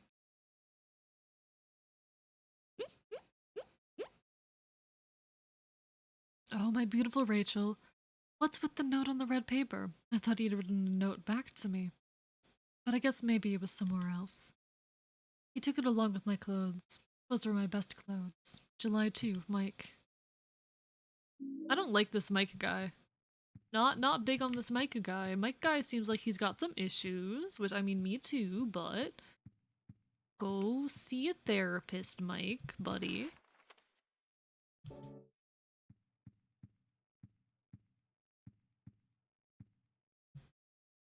This guy. Is it the super? He was much younger in this photo. There's a key taped at the back of it. Yes, I will take the superintendent's key. Alright, superintendent's key, South Ashfield Heights. Superintendent's key says 105 on it. It's a photo of a nurse. It says I love you on it. There's a key taped at the back. Key. Alright, we've got many, many keys now. Porno magazines. Okay, this guy's a bit of a creep. Understood. I mean, we're also a bit of a creep, but this guy's a bit of a creep. There's a magazine lying open. Teaching Despair. Wish House. Ah, but the Wish House again. Wish House is an orphanage on the outskirts of Silent Hill, but behind its false image is a place where children are kidnapped and brainwashed. Wish House is managed by the Silent Hill Smile Support Society, a charity organization sometimes referred to as 4S. It's true that 4S is a well-respected charity that takes in poor children without homes and raises them with hope. But at its heart, it is a heathen organization that teaches its own warped dogma in lieu of good religious values. Good religious values, chat! Good religious values! Thank you for the hydrate strap stream! Teaching despair, what is this, taking Rompa?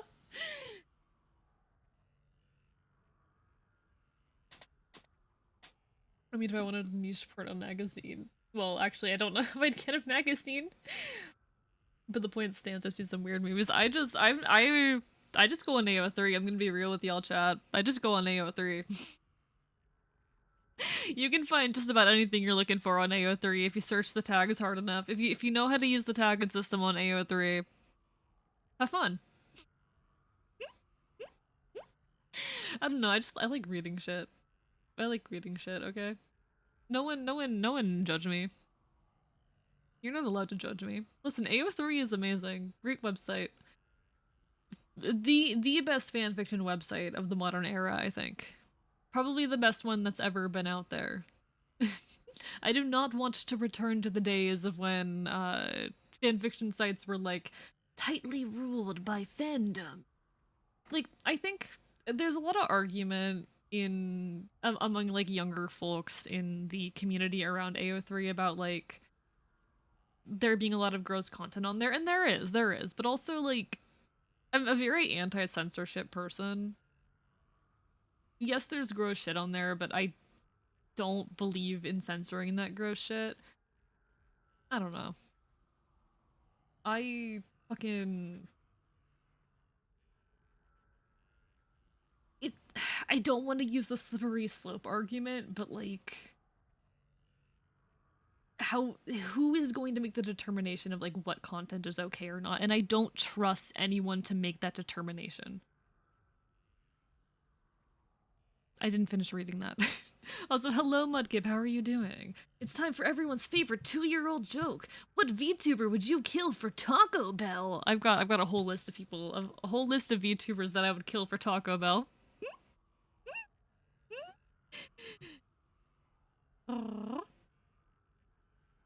Anyway, just find bad fanfiction hilarious even if I make sexual. No, you're valid in that, Pyro. You're valid in that.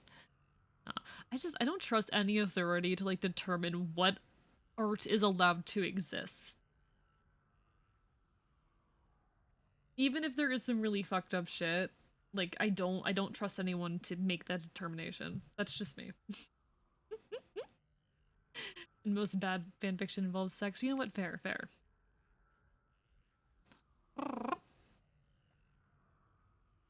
Anyway, I know AO3 is bad because there's stuff on it. Like there is some genuinely fucked up shit on there. Don't get me wrong. If you go through, there are tags on there that like I feel gross that these tags exist and are on the website. But I don't believe censoring that content will be productive in any way and leaves room for people to like who again, who makes the determination of what gets removed and not, you know?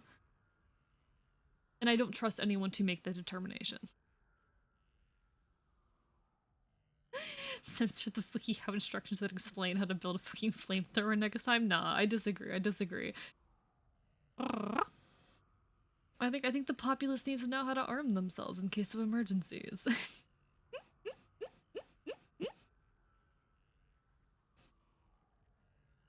In fact, this reporter was refused admission when he attempted to take photographs at the facility. What exactly did the folks in the witch house have to hide?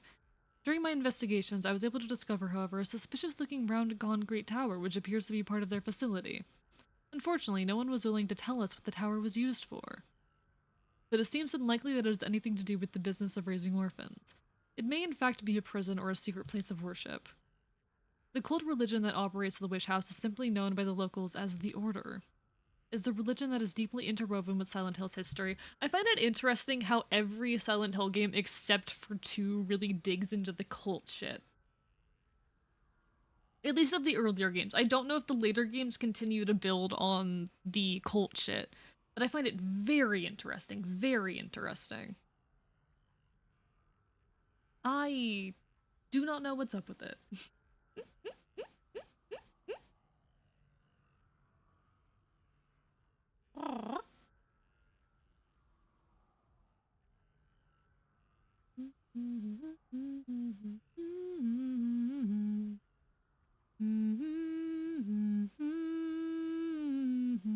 Alright, anyway.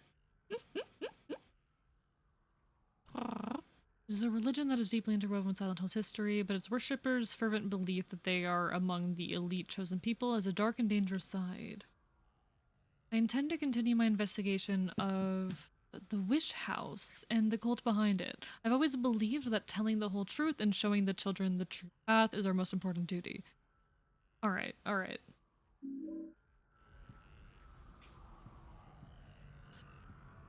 I'm glad that this space is so chill about having conversations on complex topics. Like, I don't know what I would do if it wasn't.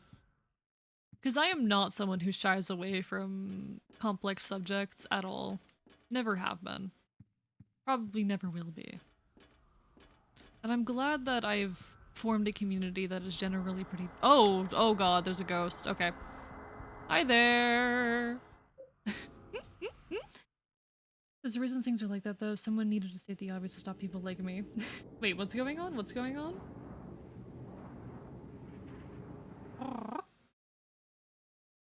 Okay, okay. You know, using a flamethrower is a violation of the Geneva Conventions, right? That people can't be oppressive to other people. It's legal to own one, but you can't use it. Not necessarily. There are exceptions plus non-combat uses. Legal to own here in Pennsylvania. Agriculture, cleaning, stadium seats, etc. So here's my thing. Like, y'all know I'm an anarchist, and y'all know I don't trust the government. Anyway, that's all I'm gonna say. That's all I'm gonna say. Nothing else interesting happening out here? Is the guy still pointing? I don't think the guy's still pointing. Alright. I want AO3 to have more yaoi fix. No, valid. There are some characters that I'm like, oh, I wish there were more fics involving this character. Excuse me, the fuck? Okay. There's red paper stuck in here.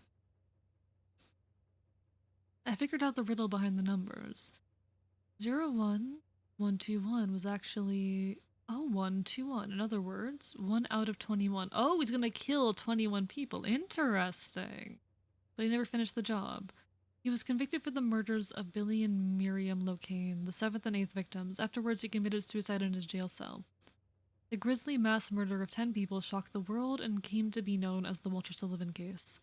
There are two big puzzles here. The first is, what was the motive for the murders? The second is, why did he kill himself before completing his task? Was he simply insane? A second.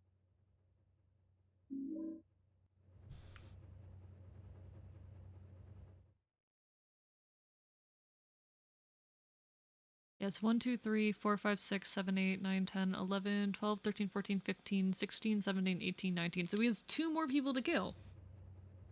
2 more people to kill until he's completed his goal. I'm so glad there's a community that- oh god, there's a ghost in here?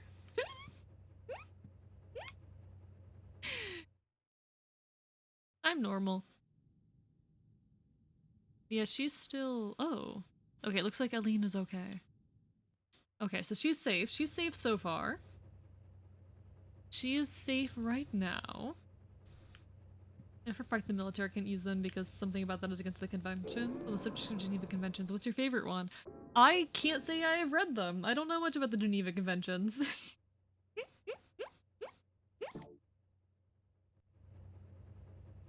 I probably should.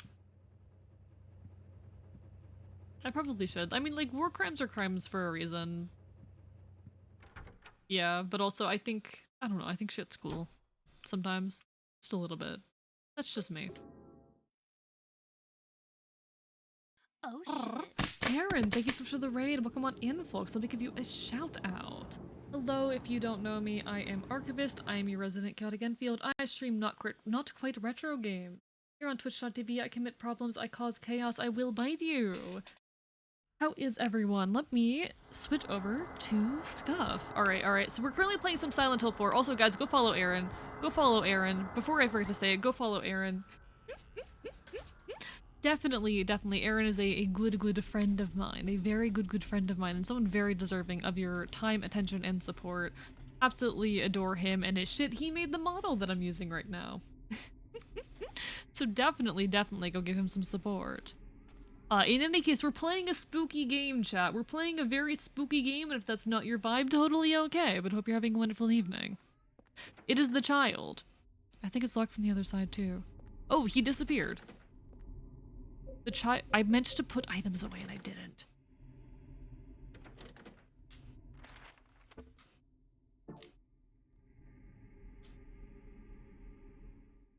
Put the red paper under the door crack. Okay.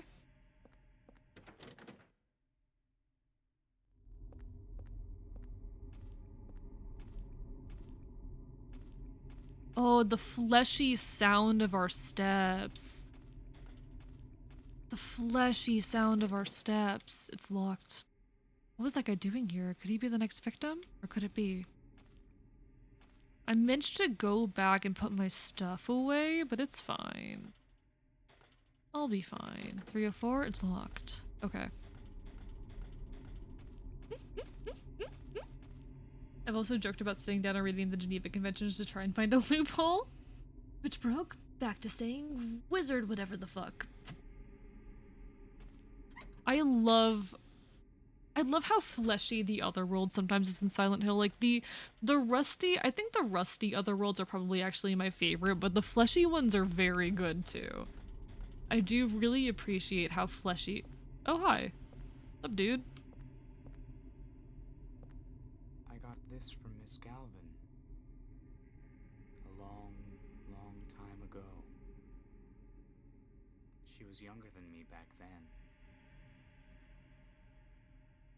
I'm a lurk, busy rebranding and fantasizing about my own characters doing things. You're okay, Red. Enjoy your lurk. Have a wonderful evening.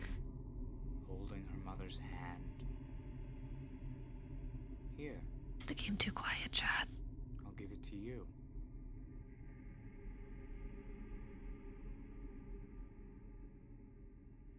Okay.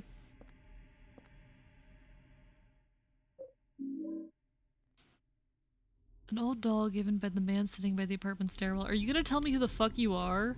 She was so young then. So happy with life. Just holding on to her mother's hand. See, I think the Geneva Convention is more about, like, military breaking if that's a problem. I don't think it matters as much when it comes to, like, they're not actually gonna punish a video game for using the Red Cross symbol. Like, that doesn't actually matter. Doesn't actually mean anything. Well, it does mean something, but, like, it's a different context in, like, a military conflict. Hey, dude, you got anything else to say? Holding on to her mother's hand. I think he's repeating himself at this point. I think he's repeating himself. Okay. Kind of fond of the idea of the Otherworld being a random building in the middle of nowhere that nobody else can see. I mean, I like the idea that it's a different realm where you're forced to much more poignantly deal with the trauma. I like the idea of it being something built out of someone's subconscious and out of their problems. Oh,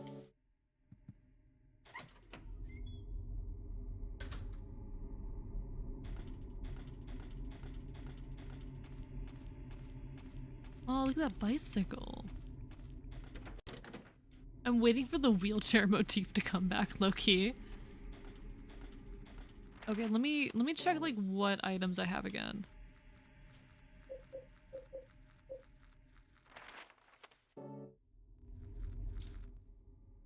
Looks like a locker key has 106 written on it.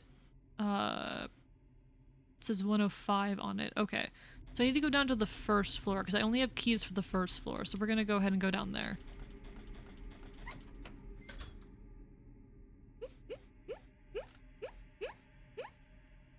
I just started fucking Valley violate the Geneva Convention just because it used the Red Cross. Use the Red Cross. Okay, use the red— yeah. the sound of footsteps make you want to eat the game.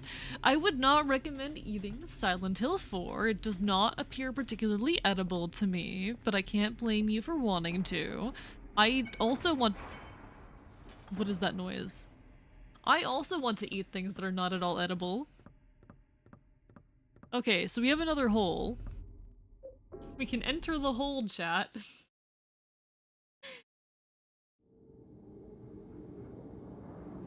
I do think the most common violation that anyone ever makes of the Geneva Conventions is absolutely using the Red Cross when they're not supposed to. That is 100% the most common violation.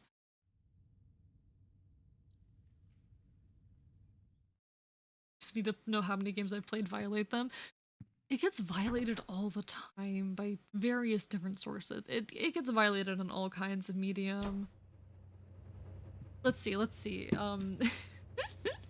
let me look up games that violate the Geneva Convention. I love how that auto completes. Let's see. One of the rooms in Among Us originally used a red cross, but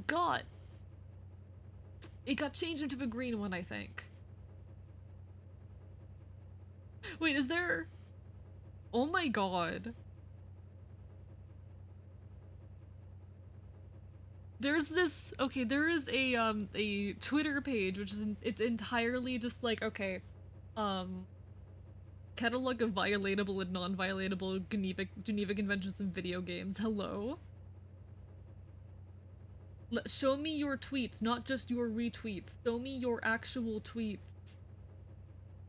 Do you actually tweet or do you just retweet other tweets? Please show me your tweets. I want your tweets.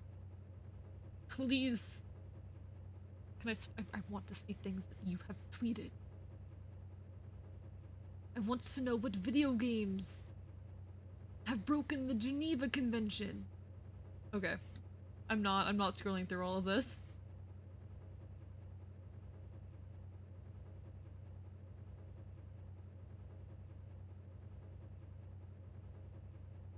Let's see. Yeah, okay. Because you can technically only break the Geneva Convention if you're like part of an armed conflict. Like technically, if you're not in an armed conflict, you can't actually break the Geneva Conventions. But it's funny. Geneva Convention? You mean the Canada checklist? God. Alright, I wanna store some more stuff in here real quick. I'll store that.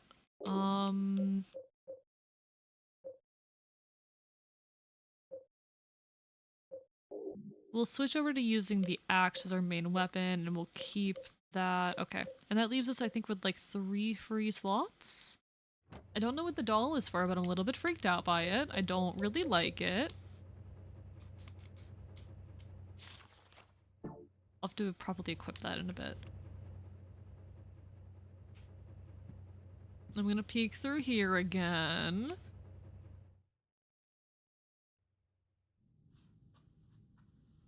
Alright, nothing new. I just wish I clipped the line. It gets violated all the time. Why? Why do you want to clip that? Why do you want to clip that? Why would you want to clip that? You did that, Avi might squish me again, charge the chat, screaming heretic. Combined it with the holes talk? No. Someone could absolutely cut this down into, here's the thing, like, I'm not comfortable with people, AI generating, like, anything with my voice, but if you want to take, like, stream clips and edit them down into something funny, if you want to take stream clips and turn them into something funny, yeah, if you want to, like, YTP me, as long as you're not making me say anything offensive, feel free. Like, don't make me say anything... Please don't make me say anything that's, like, racist or homophobic or transphobic or any other kind of bigoted, but you are 100% free to make me say silly shit. You're also free to make me say weird horny shit. I find it funny. These are the tenants' lockers. Their numbers 101 through 304. Okay, can I use the keys? Can I use the keys? I need to equip that, but also key. Can't use this here. Lose locker key 106. Nice, okay. What do we got? Why do you just dump it out on the floor? I love you, Rachel. Mike. It's filled with letters from Mike to Rachel. Anything else? That's it? That's creepy.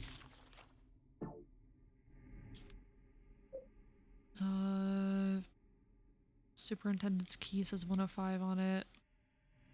I guess I can't do anything. Yeah, I can't use this here. Okay. So we can't use that one here. I guess we keep going around. You're also gonna make me... No, like, there's plenty of clips of me making noises that sound sus, and if you want to pull all those noises out and do that, like, you're free to. I don't care. I am fully okay with people making, like, NSFW content, of me. My only limits with fan content, my only lines are 1, don't gender bend me, 2, don't make me say anything that is, like, homophobic, sexist. Like, don't make me say anything shitty, you know? None of that shit. I guess don't, like, make fascist media of me either, but, like, my serious ones are don't gender bend me, or the ones that are, like, most important, I guess, are don't gender bend me and don't, make me say anything. Don't do anything that promotes hatred. That's what it is. That's the phrase I'm looking for. Don't do anything that, like, promotes hatred. Hello. Did I just call you? I don't know how to pronounce your name. I'm very, very sorry. But welcome on in. I'm doing quite well today. We're playing some Silent Hill 4. Hope you're having a wonderful evening. AE praising elders. OMG, not fake 3 AM. Hope you're doing well. We're having some spooky hours and chatting and chilling. 9 Armstiggle for something like that? I'm not good at pronouncing usernames at times. But welcome on in, welcome to the archive. This is not what I normally look like, I feel I should clarify. I do not normally look like this. That likes to make me take ridiculous forms at times. But no, I had an okay day. I spent most of it asleep, but that means I'm gonna be productive into the night. Okay, service room. Superintendent's key, we got it, we found it.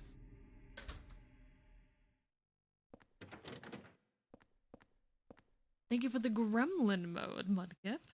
I am now Gremlin. You get to see one of my other models, one of my other appearances. I feel like Gremlin is honestly my favorite at the moment. Like, it's not gonna be my favorite once I upgrade. Once I upgrade to my- I hit the wrong button. Once I upgrade to my 2.0, it's no longer gonna be my favorite, but Gremlin is my favorite right now. What did dream today? Oh, what did I dream? What did I dream about? Oh god. I feel like I remember... Put it in the room 302's door. Oh, that's creepy. That is fucking creepy. Alright, we're doing creepy shit. What did I dream about?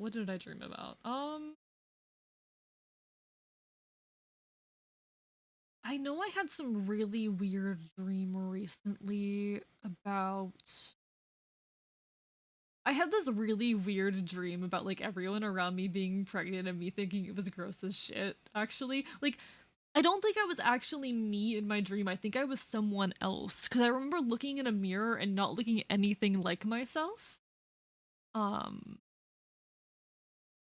But I remember, like, everyone around me being pregnant and finding it weird and creepy and not liking it. That was a dream I had recently. Not a fan. You enjoying the new AV? You're fine, AV. You're fine. I mean, we are perfectly like fun teasing is perfectly welcome here, AV. So is being nice, but I will bite you no matter what. Anyway, hastily scribbled memo.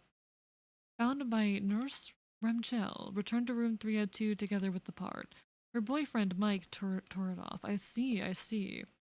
Mike is doing some creepy shit. Like 303. Okay, so we have keys to every room except 303. Interesting. That definitely isn't saying anything. Nothing interactable here? Interesting, okay.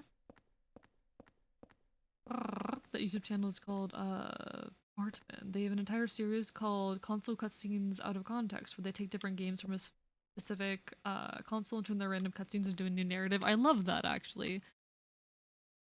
Man, this thing really stinks. It's practically- oh! There's the umbilical cord, chat. Alright, alright. But like I said, yeah, no, y'all are welcome to, like... I'm chill with all kinds of fan content as long as you don't make me say anything hateful and you don't, like, gender bend me or anything. Are we bloodborning now? Are we?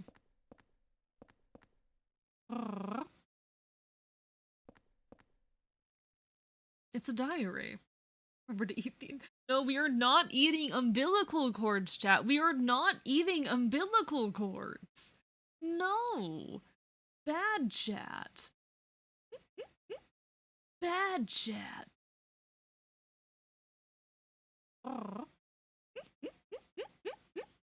The red box seems even stranger today. It's giving off a terrible smell. It's disgusting, but I just can't throw it away. It must have been around 30 years ago. That young couple was living in the apartment, but one day they just suddenly disappeared. Ran off just like thieves in the night. I don't know why. It must have been money troubles, or maybe they got themselves into some kind of danger. The problem came after that. They left their newborn baby when they took off. I even found the umbilical cord.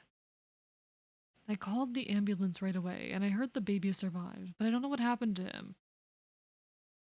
Although a few years later, I often saw a young kid hanging around the apartment. One day, he just stopped coming by. But now that I think of it, I'll bet it was... But now that I think about it, I'll bet he was that abandoned baby. It's a horrible story, abandoning a newborn baby. That all happened in room 302, and the umbilical cord I found there. Well, I still can't get myself to throw it away. Oh. Oh. I don't like that. Anything else in here? Doesn't seem like it. Okay. Okay. Okay. Vitamins being the ability to see the moonbeams? Has anyone ever told you how biteable you are? All the time. Has anyone ever told you how biteable you are? Because the answer is extremely. Alright, so we can now get into, I'm pretty sure, like, every room except for 302. I don't like that, chat. I don't like that. No, you're pretty biteable too. I'd bite you. 10 out of 10. Oh, this is so... Oh, there's so much to explore now. Oh, I don't like that.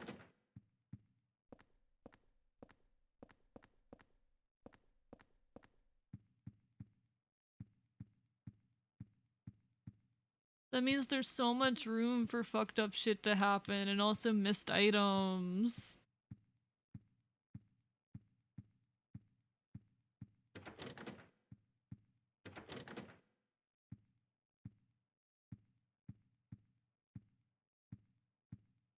Okay, okay, okay.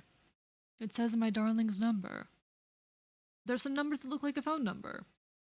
Have you speedrun Silent Hill 4? No, this is my first playthrough of Silent Hill 4. This is my first playthrough. I first played a Silent Hill game back in October, and I've slowly been working my way through them.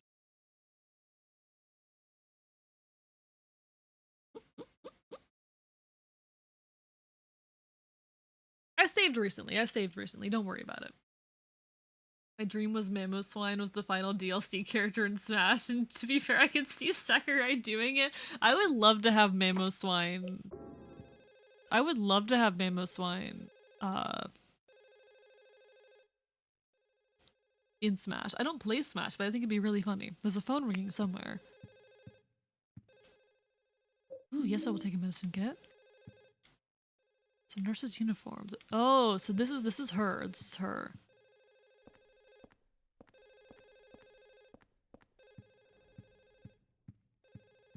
Oh, hello.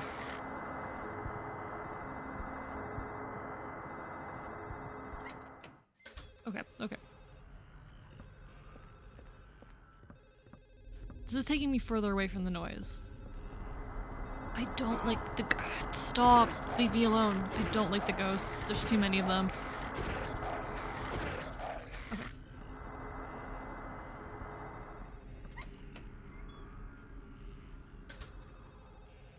Okay. So the sound does not seem to be coming here. Okay. It doesn't seem to be coming from this apartment. I don't like this. There's too many ghosts.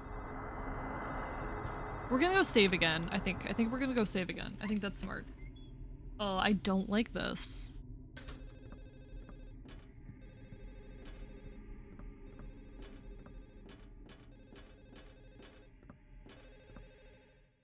Alright. For a special he wields a gun? No, that just reminds me of when Danger Safety did the VTuber power scaling thing. And I was only ranked superhuman because I have a gun. It's the only thing that got me above human. Not the fact that I'm like, you know, a shape-shifting Phoebes. Not the fact, because I think the thing that holds me back is I have a lot of like abilities that I just don't use. Because I feel wrong about using them. I feel like using them would be wrong of me to do. My being an anarchist holds me back. I swear I can still faintly hear the phone noise. I don't like it.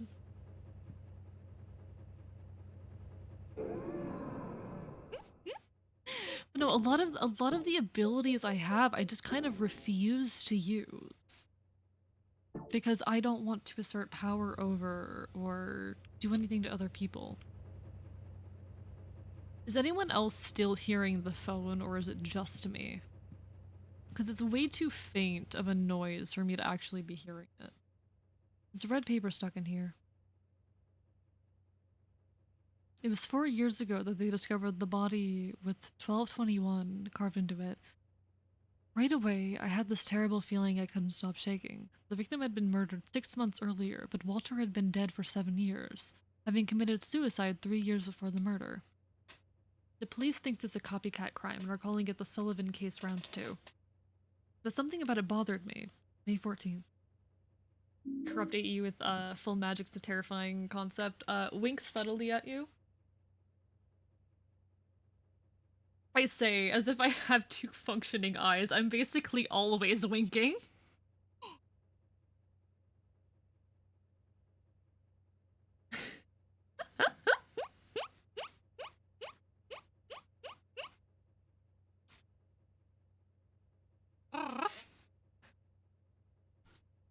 Just open it up and let us see the socket. I mean, the socket isn't permanently closed. In fact, the socket isn't permanently closed in a lot of my art, actually. I just did a very civilized version here, so it doesn't look like I'm constantly, winking. But, you know, it doesn't open as much as my normal eye does. But there is some amount of movement there. I'm not sure if I'm gonna keep that in 2.0, or at least have it, like, fully blink closed like that, because to be honest, I don't like it. I don't vibe with it, but no. Winks at you, except I can't wink because I only have one eye, so it's technically me just blinking.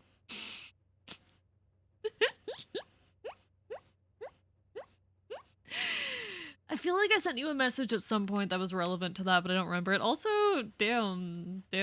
Like, I don't love how this model looks, but I'm kind of handsome. I'm not massive on how this model looks, but I'm kind of handsome. I'm kind of handsome. I did, right? I did, yes. It stays between us, Safety. Stays between us. Stays between us. Anyway.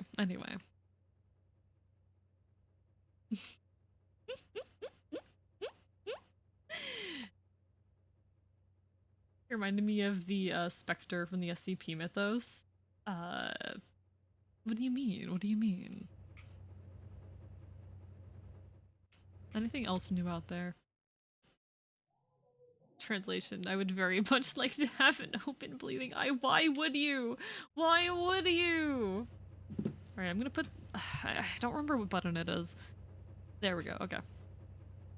I patch it back on.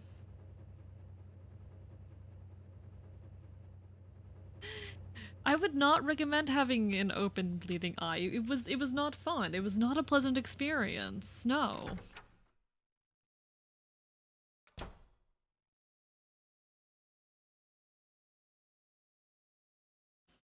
To be fair, correct safety with magic would be even worse with that. Would it now? Would it now? I don't remember what I told you.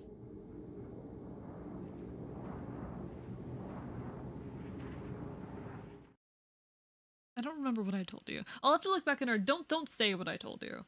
I'll have to take a look back in our DMs.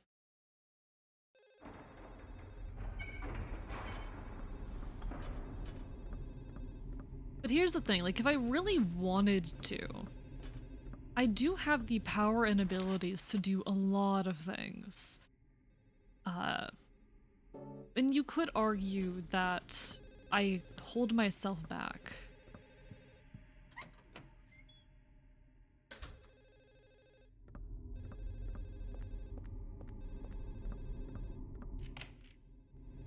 You could argue that,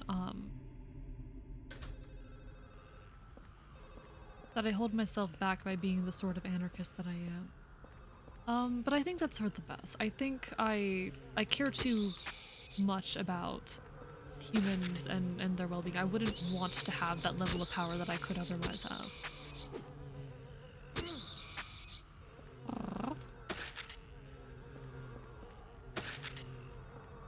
I mean, having the ability to steal names and identity, I wouldn't want to abuse that. I think I would be a massive threat to people I care about if I could abuse that. Or if I were to do so. Names are very, very powerful things, Chad. You lucid dream? I have never lucid dreamed before, no. I have never lucid dreamed before. I find the experience really interesting and I'm curious about it, but I've never done so myself. Okay, nothing to explore here? Does not seem so. I don't know what these are and they freak me out. As a reminder for E that he's handsome and a good boy. I'm not a good boy. I'm very handsome, but I'm not a good boy. Not a good boy. Bad boy. Worst boy. Horrible boy. God, the ambiance. Horrible. There's no consistent experience for it, really. It's like asking, what is it like being inside a building? Everyone gaslight Ian to think he's lucid dreaming right now. I know I'm awake. I know I'm awake. I don't dream often, and they're usually pretty nonsensical and not super vivid. So I feel like I'd know if I was dreaming. Cordless fluorescent is giving off an eerie glow. I can't pick it up? Can't interact with it, doesn't seem. Okay, I don't think anything else here is enterable. Yeah, okay. Don't you dream like 3 times a night but just forget when you wake up? I mean, yes, like you do dream. You do have multiple dreams a night. It's not that I don't dream, it's that I don't recall them. And oftentimes I'll wake up with like the faintest inkling of something I dreamed about. Oh shit. Oh shit, thank you. Wiggler. Wiggler? Is that how I pronounce that? Well, it's a pleasure to meet you in any case. Hope you're having a wonderful evening. Thank you so much for the follow and welcome to the archive. It's like villager, but with a fucking W. I don't know. We're currently playing some Silent Hill 4. We love Twitch ads. I am so sorry. Twitch ads my beloathed, really. Unfortunately, Twitch requires me to run some level of ad. It's either pre-rolls or or it's either pre-rolls or mid-roll ads, and I have been trying to get into the habit of like every hour and a half taking a break and running an ad, but I'm still not very used to it, and it's hard to find like good breaking points in games. So I end up getting stuck with the pre-roll ads sometimes. I'm very sorry for it, but it's a pleasure to meet you. Hello, welcome to the archive. How are you this fine evening? What brings you here? EP strap time? Go get some EEP. Go get some EEP strap. Take care of yourself. It was lovely having you as per always. I mean, there already is an ad break redeem, but I could make it more expensive and make it be like a 3-minute break and have it activate like once an hour or something. If y'all would want to play around with that, sure. Pistol bullets. Ooh, new gun. I cannot pick it up right now. All the guns here are just models. Oh, it's not a real gun. Game really got my hopes up. The game really got my hopes up for a second there. I was like, gun? New gun?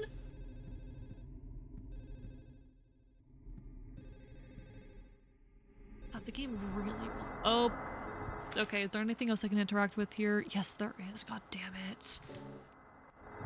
Thank you for making my day better. Of course, of course. I am happy to do anything I can to improve your day a little bit.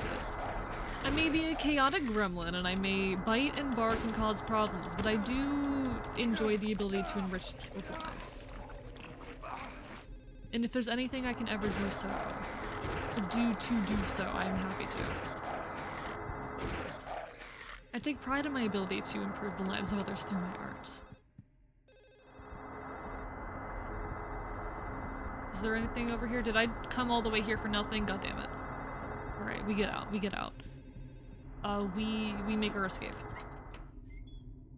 I don't always dream, but when I do, I'm aware I am and it's fucking wild. So that is lucid dreaming. Yes, that is lucid dreaming. Hello, Iron Metal. And it's not a hill. Yeah, it's... For a game called Silent Hill, it sure is not silent, and it's not a hill either, real. I like how everyone who walks into stream makes the same joke. Like I'm not saying that to be mean. I genuinely find it funny. I genuinely find it funny. Oh, the guns are P3, P4, not fake? What do you mean? Yeah, no, chat shares a singular brain cell and I can't even blame y'all. I'm going to tell you about a series of dreams I had for like 3 years. Sometimes have at.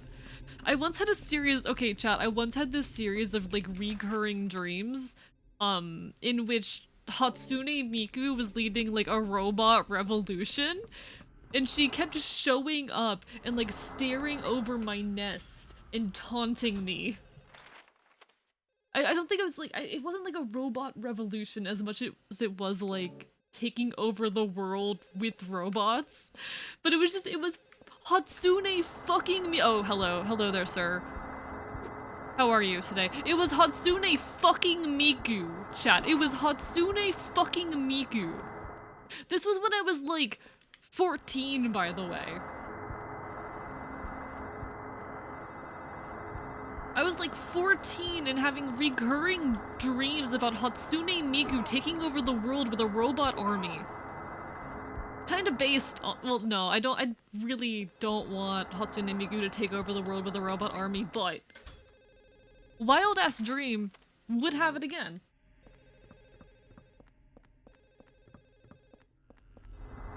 Like, that's a solid, like, 8 out of 10 dream.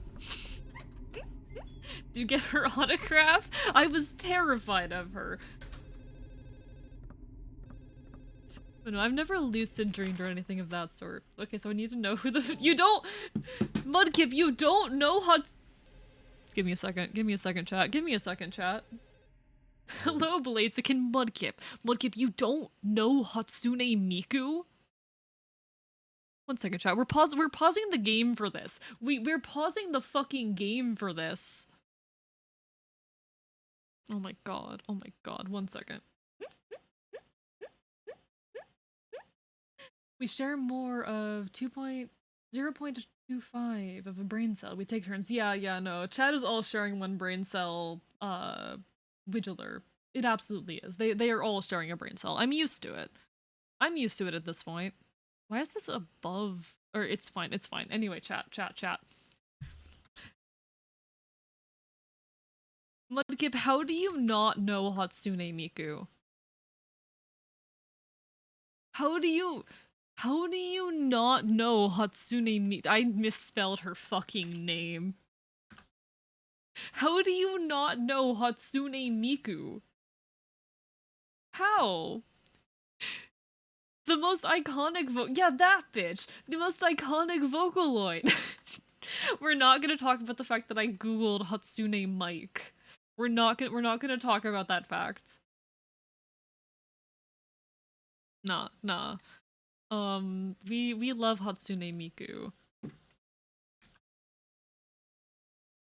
Is this I want to find like a specific meme.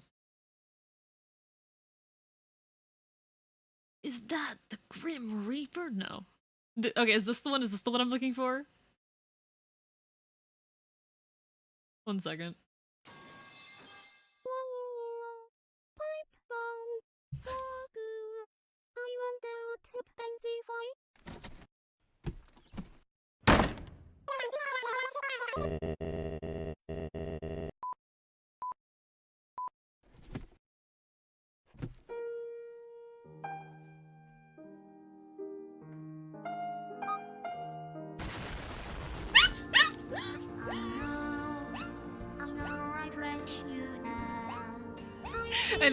Anyway. Hatsune Miku is like iconic. We love Hatsune Miku. I love Hatsune Miku. Hatsune Miku is the most popular Vocaloid. I'm so sorry, chat, for forcing you all to break from the horrors and deal with Hatsune Miku. I'm sorry if anyone has been dismayed or disappointed or scared off by this. You just watched Hatsune Miku blow up a hospital. I've been getting back into Vocaloid recently, chat. I'm gonna be real with you. I've been getting back into Vocaloid, and it's terrifying. It is terrifying getting back into Vocaloid. I'm the kind of person like, yes, I have such a wonderful and pristine music taste. My music taste is so good and multifaceted, and I listen to obscure bands that you've never heard of. I'm a little bit of a hipster, chat. I tease myself for it. I bully myself for being a little bit of a hipster. I have popular thing bad disease.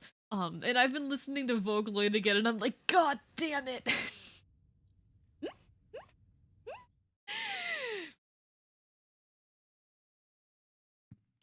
Pipe bomb! It's so iconic. It's so iconic, honestly.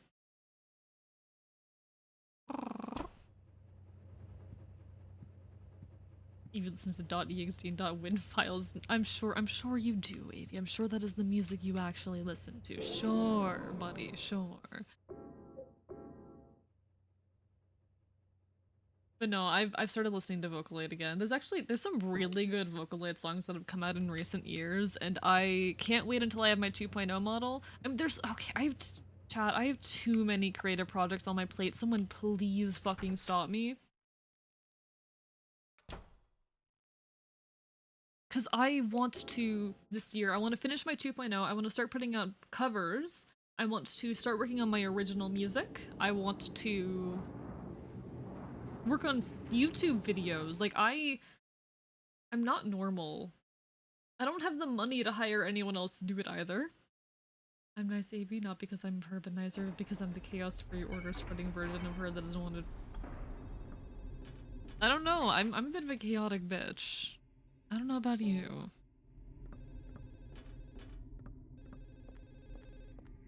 If you want to enter this your hole, you gotta pay the troll. Oh my god. I'm chaotic stupid. I'm not gonna make the joke that just popped into my head. Oh, we're closer to the phone. It's not in this apartment, but we're closer to it. I'm so scared of a ghost popping out at any moment, because that's what they've been doing. They really love doing that. So chaotic neutral means I can do whatever I want. That's not what chaotic neutral is, we all know. I forgot to put things away when I was in the apartment. I keep forgetting to put my shit away whenever I'm in the apartment. It's fine. It's fine. Oh, hi there, buddy. Hi, how are you doing today?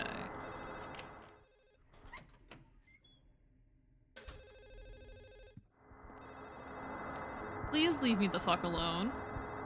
Please, please, I don't want to die today. Thank you very much. I hate that you can't kill these guys.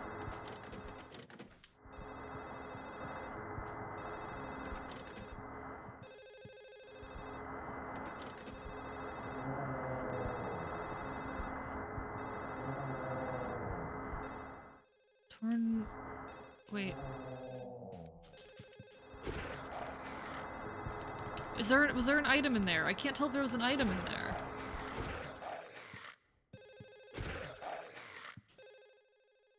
Okay, there's an item in there and I don't have the inventory space to hold it.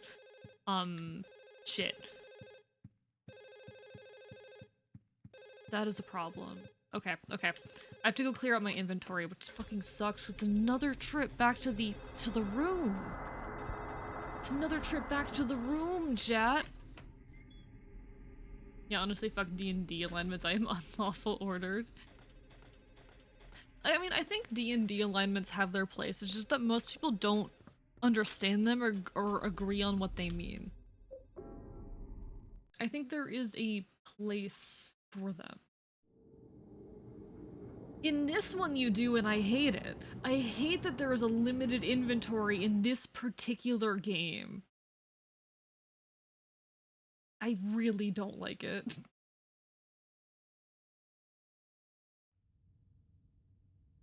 Like, I don't know how I'm gonna get through the final boss fight without a million healing items on me, but okay.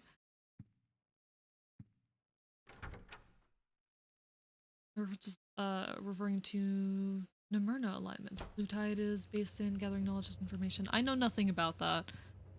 I'm just like, I don't know. I feel like D&D alignments, like there's a point to them, but they don't work because people don't agree on what they actually mean. I like the concept of them. I think I'd classify myself as like chaotic good, for example.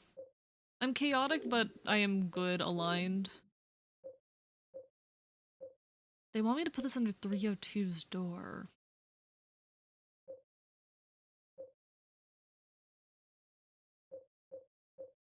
Okay. I'm not gonna use the Sword of Obedience. I probably should use it, actually. I probably should.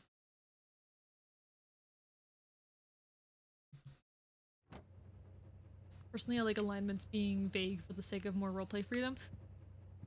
I mean, yeah, like, I think they should still be vague, but it's the fact that, like, people disagree on what chaotic and lawful mean. Like, I've had people argue about, like, okay, does lawful mean you follow the rules of a society or that you just follow a personal code? Because I feel like if lawful just means you follow a personal code, you could argue that anyone is lawful because even the most chaotic person, their personal code is being as chaotic as possible. Like, it's complicated. Like, I had another person I was playing D&D with once tell me, like, okay, yeah, my character is lawful neutral, and I'm like, isn't she literally a criminal? I'm like, yeah, but she follows her own personal code and that makes her lawful. I'm like, I don't know if that's true. I don't know if that's true.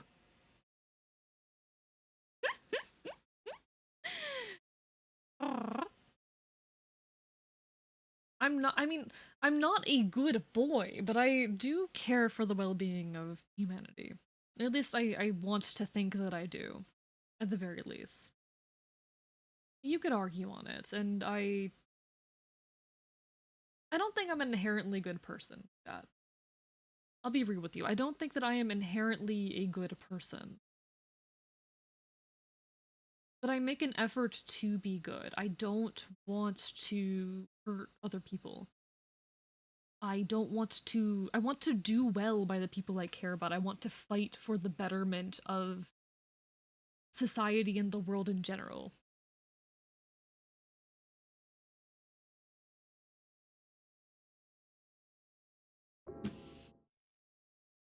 I think I may not be inherently good, and I fear what I could do if I gave up on my ideals. But as long as I hold on to them, I'd like to think that I'm doing good. Personally, I like alignment. Okay, I already read that. I already read that. Honestly, I think obeying morality automatically makes someone not chaotic. I mean, there's a lot of argument to be made.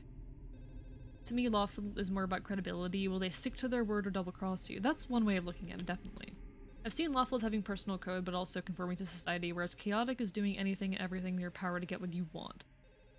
But what if what you want is for the betterment of others? You know, like it's messy. And I say fuck the law, fuck societal standards and all of that, but I also care about I don't want to hurt innocent people in doing that. Does that make me not chaotic, that I don't want to risk the lives of innocent people in fighting for the things that I care about, even if what I am doing is inherently against society as a whole? Like, this is... D&D alignments are useful and interesting until you start overanalyzing them. And I'm not capable of not overanalyzing shit. The way I see it, your alignment should be more about what drives the character than necessarily their actions. So depending on how they played it, I can see a lawful criminal. Maybe. I mean, I don't think a lawful criminal is impossible. Just look at rich people, /J. No, that's not even a joke. That's not even a joke. Just look at the rich. But the kind of criminal this person was playing, like, I don't know. It's messy, it's complicated. This is what I mean when I say that this shit's kind of unclear and people don't agree on what it means. There's a million different ways to question it, and hence I don't... It's not meaningless, but it's not meaningful either.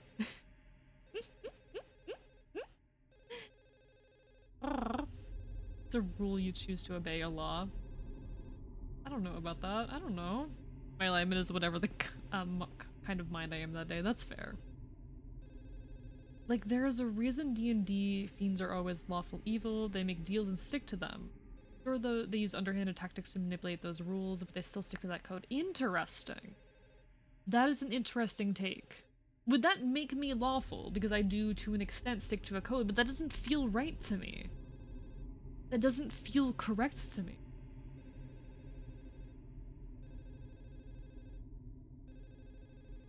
Oh.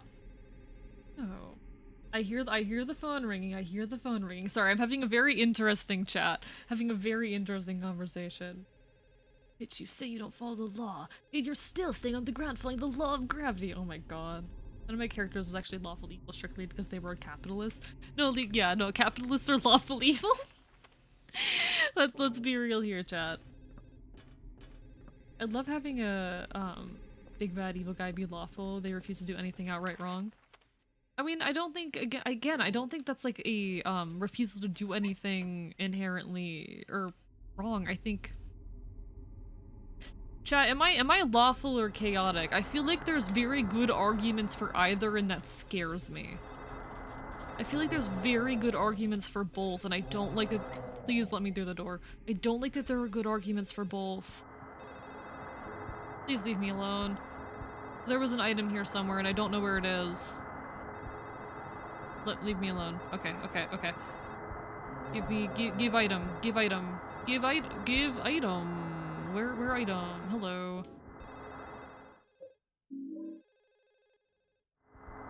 Okay, goodbye.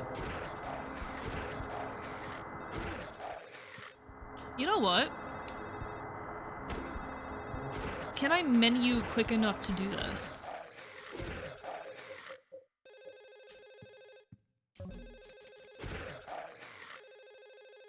Fuck you.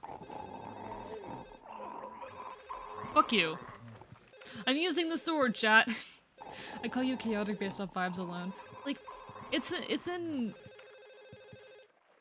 I'd say chaotic's inherently queer-coded in an anthropological sense. I'd say so too. I think that is true, but also I do follow a code even as I am fighting against the laws of the land. I still value...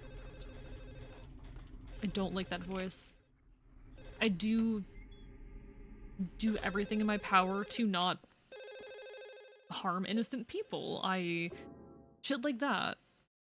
There's no one there. Interesting. So we found the apartment of the beloved. Like, I don't know what that makes me. Painter. Memo says he listens to great music, but I feel sorry for him having to live under the... Alright. The painting of a young man. The memo says 107. He listens to great music, but I feel sorry for him having to live under Braintree. These are a bunch of people who live here. Interesting.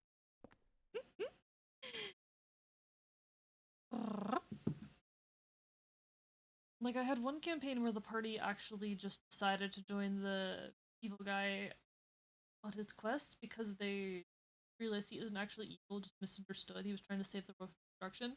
Valid. Alright, I'm getting the stretch. We'll keep them getting the stretch. The voice actor probably had a fun time making those gurgling sounds real.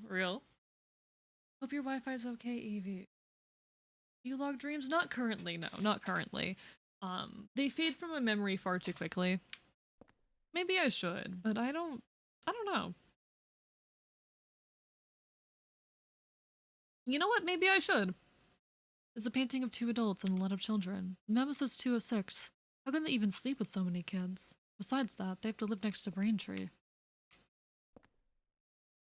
Painting of a man holding a bush. Memo says 202. Self-portrait. Aww.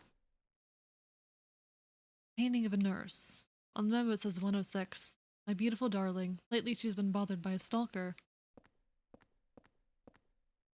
This is actually like really good world building. Gotta go, it's getting late, gotta take care of the cat. Good luck with stream. Thank you so much, Pyro. Have a wonderful rest of your evening. It was wonderful having you, as per always. Take care. It's a painting of a woman holding a cat. The memo says 102. She loves cats too much and misses her chance to get married. I kind of feel sorry for her while she's mourning for one of her dead cats. It's a painting of an old couple. The memo says 304. A nice, sweet old couple. Nothing painted yet. It's a painting of a plump woman. The memo says 204. She's always eating something. But I wish my girlfriend liked to cook like her. This is gonna be us, isn't it?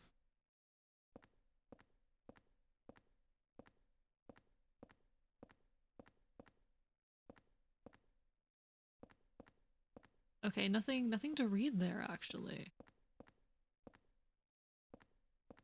Anything interactable?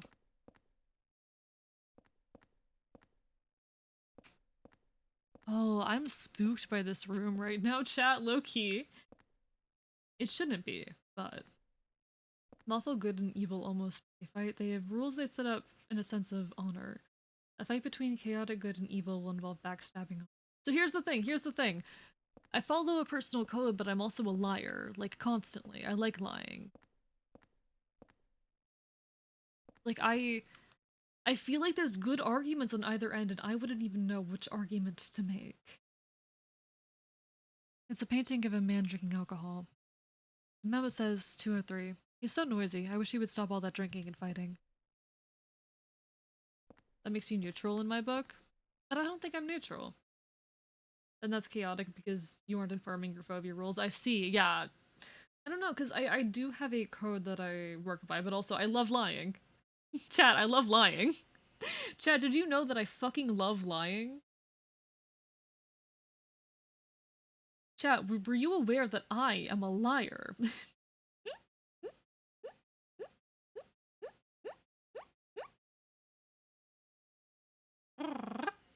Bruh. I'm wondering why my YouTube upload today did so shit. I don't know, it happens, I guess. That's how it goes sometimes, but I'm also a little bit angry about it. Just a tiny bit. Just a tiny bit, you know? It happens. I had a lot of good uploads in a row. There's bound to be a dud. Anyway, Richard Braintree. Memo says 207. Braintree, that prick. He's always yelling at kids, especially that weird one that hangs around. But he took Mike into his apartment and peeled his skin off, so he's my hero. There's a painting of a woman with a gun. The memo says 101. A gun maniac. She's always coughing from his cat. Oh, a gun maniac. He's always coughing from his cat allergy. It's a painting of a man holding a porno magazine. The memo reads 301. That perverted stalker. He got what he deserved. Oh, he's dead. Is he dead or not? It's not clear whether or not he's dead. This must be the superintendent. Memo reads 105. Sunderland, the superintendent. The super mistakenly thought that Mike was Rachel's lover. I'm scared. Must be the guy who plays video games. The memo says 205. He's always shut in his room. It looks like he has a lot of weird interests. I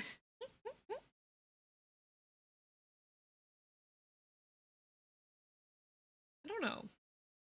Am I open about my rules? Like, I am a trickster. I am a trickster, but I think my code is relatively obvious. I think anyone who has interacted with me long enough and knows enough about my fight knows the kind of person I am and where my lines lie. You know? I think, like, anyone who's been in my chat for more than a few streams has a good understanding of my values. He's always shut in his room. But I also love lying, and I will use underhanded tactics to see out those ends. Against the people I am fighting, I will use underhanded tactics, but I don't want to kill anyone I deem innocent. I don't know. This is the thing. D&D alignments are useful and useless. They are meaningful and also meaningless. Anyway, I heard he tape recorded Mike getting beaten up by Richard. You know, good on them for beating up Mike, honestly.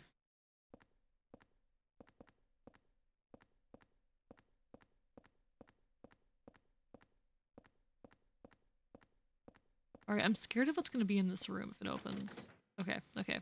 It's not opening. Good. I feel like I was supposed to find something in this room and I didn't. Part of the conflation lies in symmetries between law, chaos, and good, evil. That's fair, that's fair. People do assume them to be opposites when they aren't inherently so. I feel like there has to be something in here that I'm missing.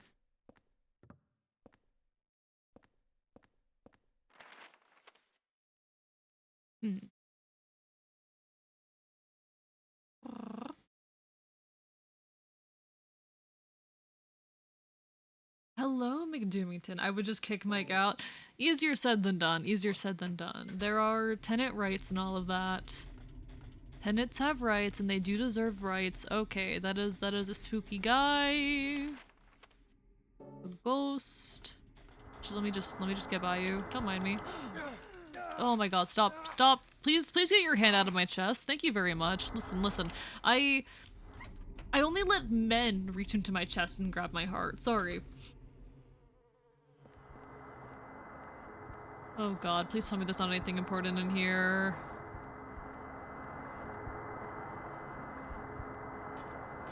Hi, McDoomington. How are you doing? Oh, I'm getting my ass kicked right now. I'm doing quite well, aside of getting my ass fucking kicked. The writing's all blurry, I can't read it. Okay. And not just because the ghost is in the room, huh? Put him in the... Okay.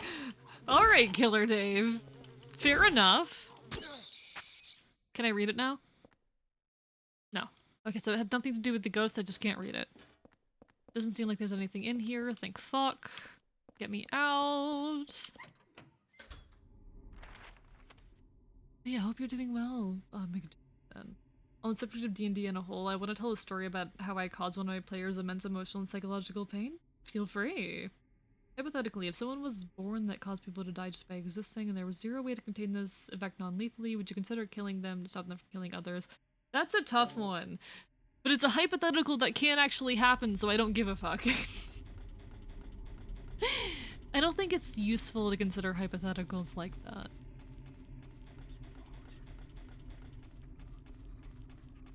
I don't think hypotheticals like that are useful, to be honest. Just complete honesty there.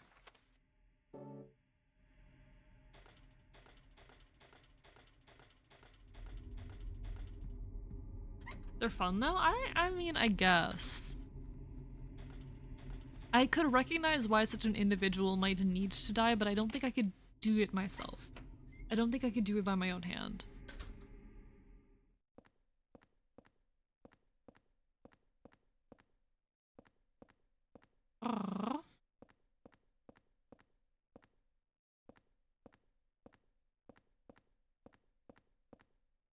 There's a lot of old video game machines lying around. I love the little look we have gotten into these people's lives, to be honest. Cassette tape. It's labeled Skinned Mike. I could listen to it on the stereo in my room. Oh my god! Hey yo!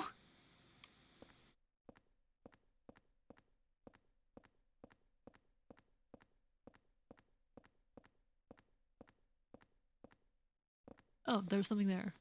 Hello. Not interactable? Why would you put that there so obviously if it wasn't interactable? Okay, it's fine, it's fine.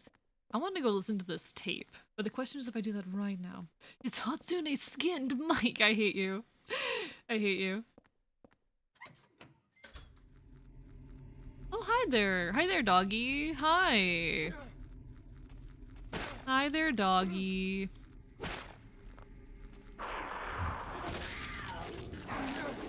Apparently these sounds are jaguars, by the way, if anyone was wondering. Oh my god, please stop. Please stop. Please.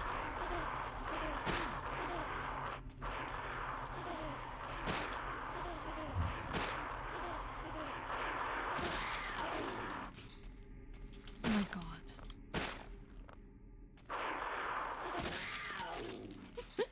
As the battle continued, the party was having their first encounter with the big bad evil guy, and while they usually try to avoid actual conflict during these, this one particular campaign ended up having the altercation escalate quickly due to the rogue trying to sneak attack. As the battle continued, one of my party members was downed and ended up failing their saving throws. After he failed the last one, I simply reached across the table and took his character sheet. Oh no! Oh no!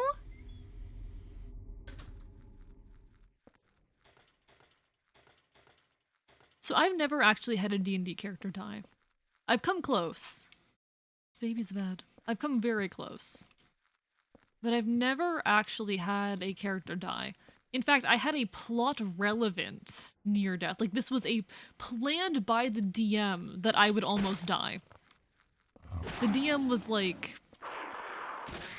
was counting on me almost dying for plot purposes. It was very well executed. I'll be honest with you, it was very well executed.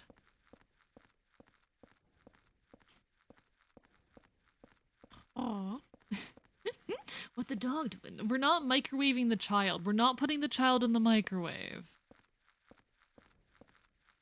Hi there. I love old games like this. I refuse to elaborate on what was happening, but everyone's able to figure out that I meant to use his own character against him. Oh. I love that. That's amazing, actually. Listen, I don't harm innocents, Killer Dave. I don't. Will you dream today? I don't know. We'll find out when I go to sleep. I'll find out in a few hours. Most likely.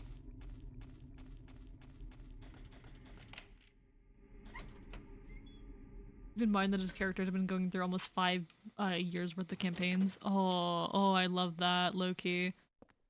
Oh, hi there!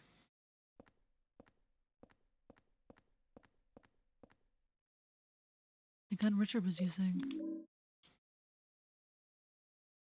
Maximum of 6 bullets, easy to use with moderate stopping power. Okay. He wasn't real. He wasn't real. I can see Aline Galvin from here. I'm pretty sure that's room 303. What's she doing in this world?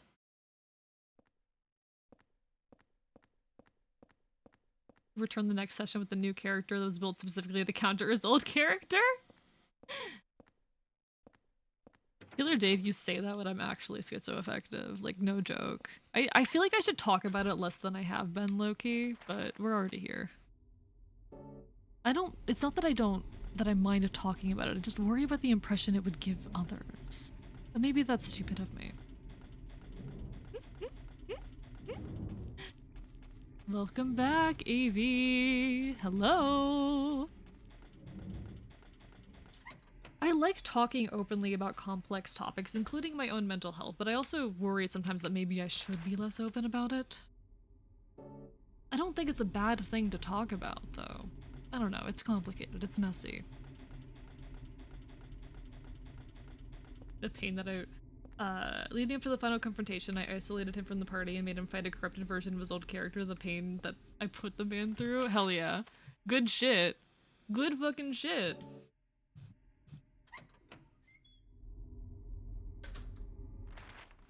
Okay. So we only have a few more rooms left, Chad. A few more rooms left. I think I did everything on the previous floor, right? Yeah. Okay, I did. Nice.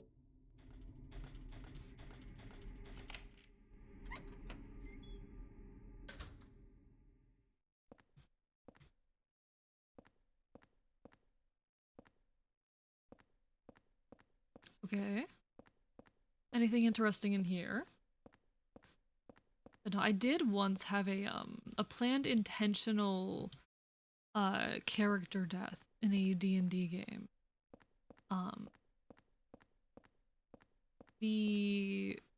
So my character was a Warlock of the Raven Queen. Her entire thing was a hatred of necromancy and all of that sort. Actively fighting against necromancy and trying to stop it from occurring. What room is this? 303. I think this is where we have to put the notes.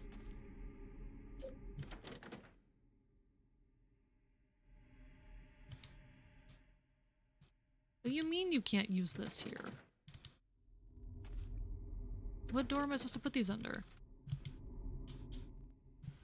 Oh, 302. I'm supposed to put these on 302. Okay.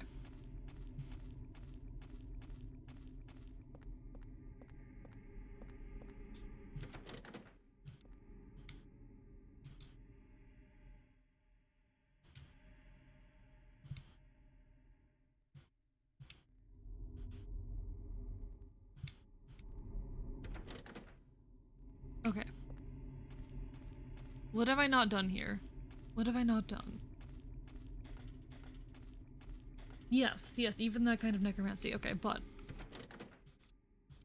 as I was saying, she in a conflict that like we knew going in that there was a very high chance of me dying. That was a given.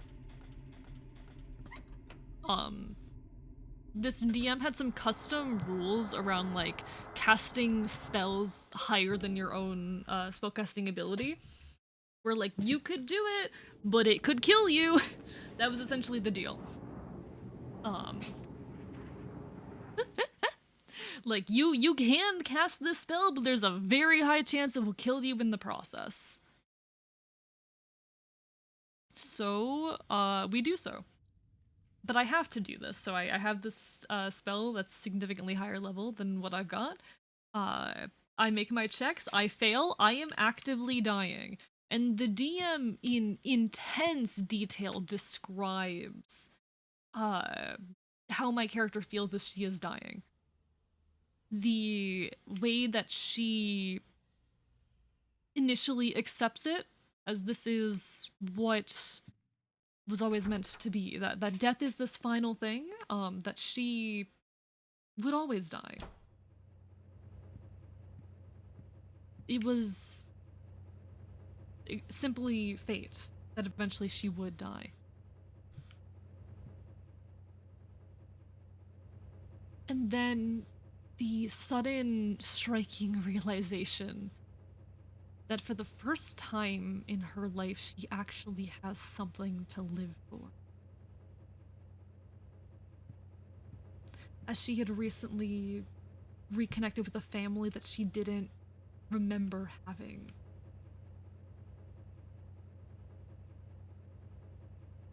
She had no memory. Her memory had been taken away by the Raven Queen. The Raven Queen likes to collect particularly emotionally intense memories. So she had no memory of her family. But in this town, she meets some of them. She comes across her aunt. Um, her aunt who loved her. Like, she died. So she was dead and brought back by the Raven Queen to act as a Shadowkai. Whole thing.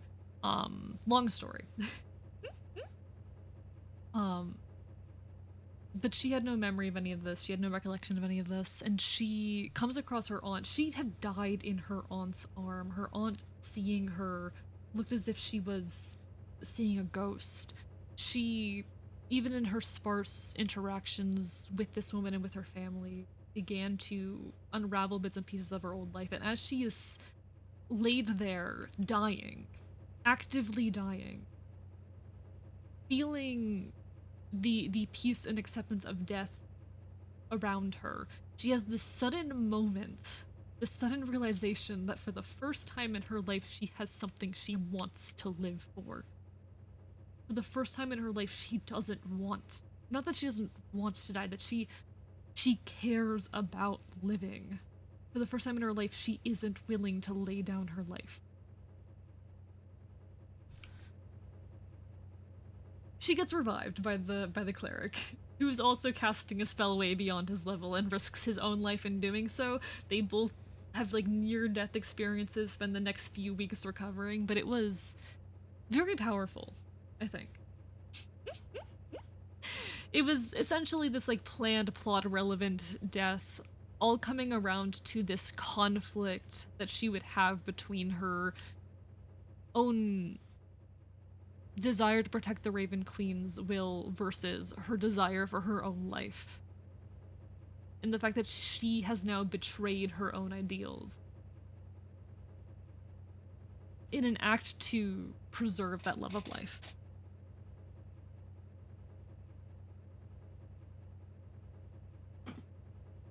She's very important to me. And that was a 3-year long campaign. That campaign had been ongoing for 3 years, and I regret that it never came to a completion.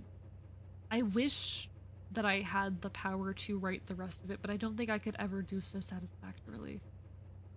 It meant a lot to me, though. Anyway, let me finish reading chat. After they finished the campaign, I gave him an artifact that would let him revive a fallen ally at the cost of another life. I gave him the choice to revive that old character or continue with a new one. I'm proud to say he chose not to use the artifact. His two characters then had a moment where the old one told the new one to carry on his mission. I'm very proud of that campaign. I really love that. I really love that. And also, Avi, I still believe that quote-unquote consensual necromancy, I still personally, given my own ideals as a psychopomp adjacent beast, I still find that to be wrong, personally. I still cannot abide by that. Souls need to pass on when they need to pass on, whether or not they want to, that doesn't matter. Death is natural and important, and it's something that must be accepted. But no, I feel my desire to potentially conceal some of that personal stuff. It does come from a desire of like, I don't want it to be used to attack me, and if I ever get opportunities to grow as a creator beyond this, I don't think I could ever like quote unquote graduate and abandon this identity, but if I ever got the opportunity to maintain this identity and work under a potentially a agency or something of that sort, like if that opportunity was given to me, I might consider it. But I wouldn't want to be potentially held back by things like that. Basically, I don't want that information to be ever used against me. And I fear that it could be, but I also enjoy being open about these things. It's messy. It's messy, is the point. classifying AE by my own homebrew alignment, strongly values freedom over structure, strongly values growth over stability, slightly values duty over passion. You know, that's fair. That's fair. I say that's fair. What do you have against fulfilling the wishes of someone that wants to be raised from the undead? The fact that souls need to pass on, and it is the one rule that I firmly hold, the one ideal, it's not the one ideal that I firmly hold, but the one rule that I believe can never be crossed, the one rule that I could never allow to be crossed in good faith, is the natural death. That is the one rule I could never disrupt. This is one of my core beliefs, you must understand. I am, after all, a psychopomp. I am a creature, or I was. I used to work as one. I am intensely tied to death. Death is at a core for me. It is one of my core values. Of course, I could never allow for such. Anyway. What's the moral difference between a divine resurrection spell and a necromantic resurrection spell? Oh, like no. In the case of that campaign, it was still like it was still a necromantic spell. And in fact, my character had a whole crisis over the fact that she, someone who actively fights against necromancy, had been necromancied. And it became another. So the cleric in this campaign was a cleric of Kalimvor who has a ongoing rivalry with the Raven Queen, as they are both gods of death. And there was an element of anger there because our cleric had been revived by Kalimvor, which was a big strike against the Raven Queen, because the Raven Queen's the one who deals with that shit. Like, Kalimvor just judges souls. That's his deal. The Raven Queen is concerned with necromancy and the passage of those souls. They are both deities of the dead, but they have different purposes in how they oversee death. They have different goals. And as long as those remained separate, they were fine. But the fact that Kalimvor stepped in was a problem. And this cleric bringing back my character was seen as like, fine, you are settling the score. We are even now, essentially. I love me a good story where an old party members turn against the rest. It's good shit. It's good shit. Is death painful? I don't think so. I mean, there are painful ways to die, but I think death in and of itself is peaceful and important and necessary. The whole souls must die regardless of what they want honestly makes me think that pushes you towards order. It is the one case in which I do align with anything orderly. It is the one situation. I do not believe holding one ideal of order makes me someone who is aligned with order. I think it is just one line I won't cross. I think that's okay. Necromancy isn't all about raising dead, it's about controlling life energy. Necromancy at its most extreme and in its most potent and usual form is in raising the dead. Have you ever tried to do a fallen cleric? I have not. I've never actually played a cleric. I've never played a cleric, and I want to. I also kind of want to do a spores druid. I haven't gotten around to that. We're on paper anyway. Let's read shit, chat. We have shit to read. I lost the key to Aline Galvin's room. I gotta find it and bring it back. Let me think. The last place I saw it was. It's ripped here. Can't read the rest. The torn red piece of paper here. It's so bloody it's hard to read. Rachel, love you. Always watching window. Protect you with love, Mike.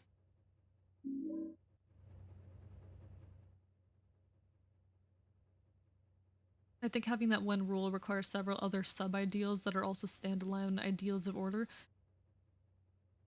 I think the one true law of the universe that I choose to put value to. The one law of the world that I believe cannot be broken is that of death. I'm sorry that you think that makes me a being of order, when in all other situations I wish to disrupt order. This is the one case in which I can't.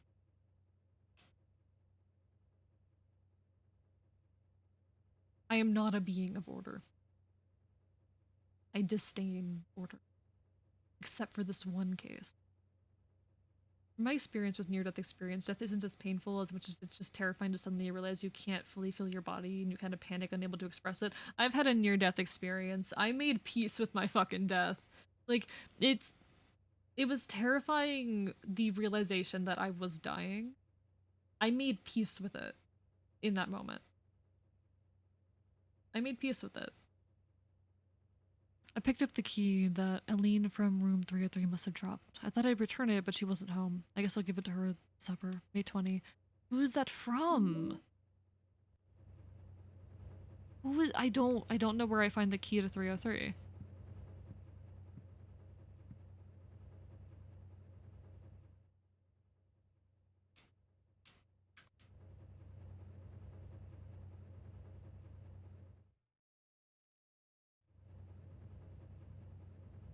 I'm trying to figure out where I'm supposed to find the key to 303.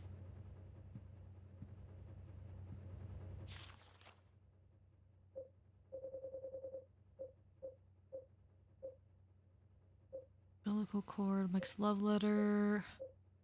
Wait, are all of these Mike's? Is that what it is?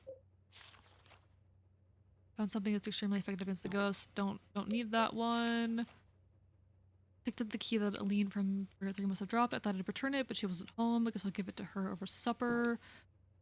May 20th. I don't know who wrote that, so I don't know where to look. It's 4 years ago that— okay. Already read that. Here's the riddle behind the numbers. I lost the key to Aline Galvin's room. Gotta find it and bring it back. Let me think. The last place I saw it was— it's ripped here and I can't read the rest. I don't know what the fuck that means. Alright, I already have that. I already know that. I don't— chat, any ideas? Does anyone in chat have an idea? If I do what I hope it's at least a little painful. If it's just my brain saying nope, no, you don't care anymore, you feel good. It's not that it doesn't hurt, but you kind of come to accept it.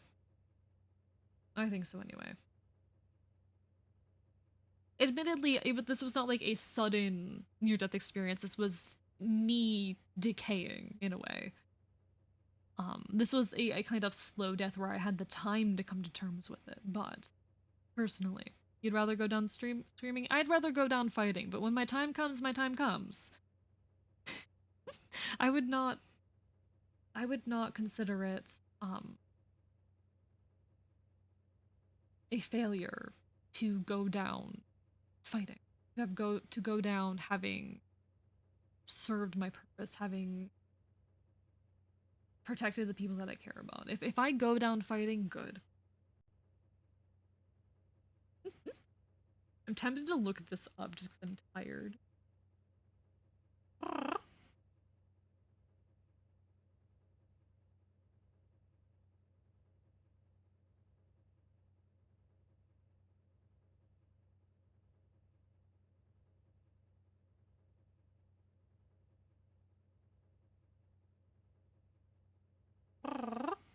Not me accidentally seeing a spoiler by opening up the fucking— oh, right. There's another thing that I need to do while we're here. Rather go down on someone? Alright, Pot. Hi, how are you doing? We're just having some interesting conversations about death. Okay, so I need to play this. You put the scanned mic cassette into the stereo. How do you like that, sick little freak? Come here. Close. How are you doing, Pot? Hope you're having a wonderful evening. Get him out of my sight. Finished work for the night, was lurking in the background. I appreciate it. Congrats on finishing your work. It's super late. I'm sorry that you were working so late. Anyway. Snooping around again? I need to pay attention to this. Get your ass out of here before you really piss me off. Hold it. I think I'll keep that one for myself. Hold it. I think Did they actually skin this that guy? one for myself. You work better at night? Oh, me too, Loki, but I didn't get any useful information out of that. I don't think I've learned anything. I don't know where I go for this fucking key. I've explored every room and I do not know where I missed it.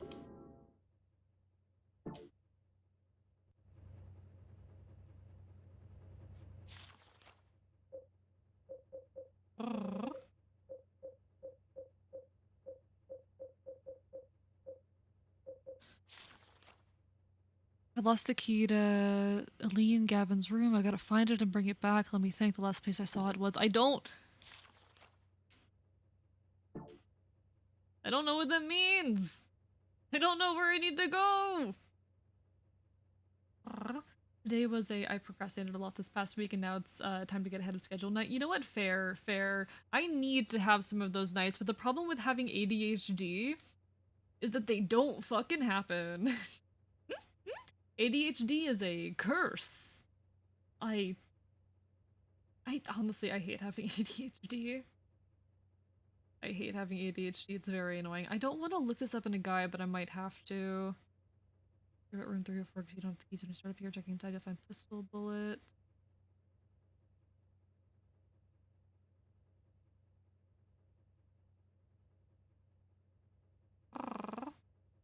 Okay, so I've got the letters.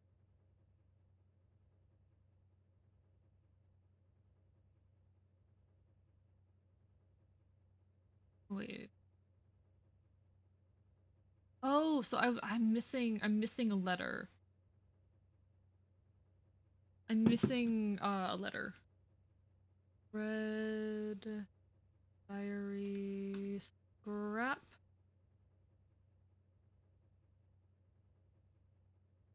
There's another one that I need. Wait, what? Okay. Richard revolver, which is a lot more powerful than the pistol. Also cassette player there. Exit the room and head back to the third floor to finish things off. It's very easy to forget about room 304.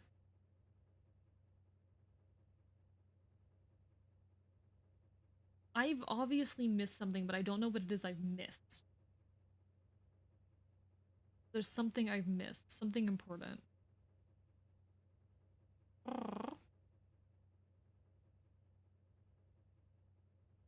Not that one. Burn red paper.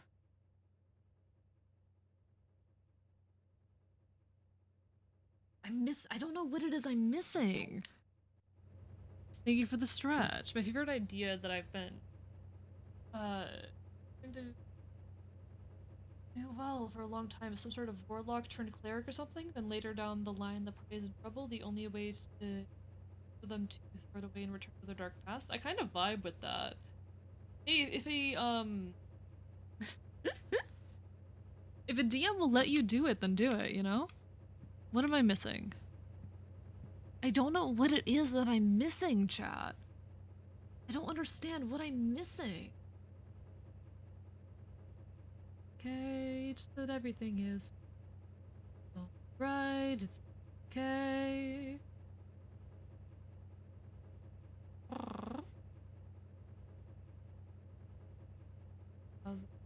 Portal and read them.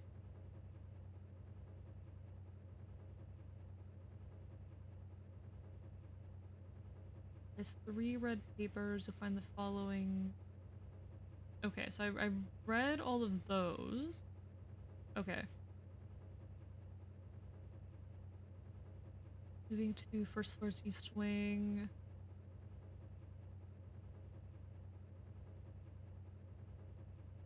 Okay, I know what it is. I know where it is. Okay. Got it. Okay, so it's in the missing item is in 102. The item I'm missing is in 102. Yeah, it was a diary page that I was missing. I just needed to know where it was. Because I went through every room, but I did not check the fridge. I did not check the fridge in room 3 in 102, so we need to go back to 102. I'm able to figure out a way to do it well, both story-wise and also build-wise. That's fair, but I don't know. I feel like I can imagine a warlock who's like run away from their patron and just trying to evade their patron, perhaps even using the magical protection of a god to evade any punishment from their patron. I think that'd be an interesting story to play around with. Okay. Get the fuck out.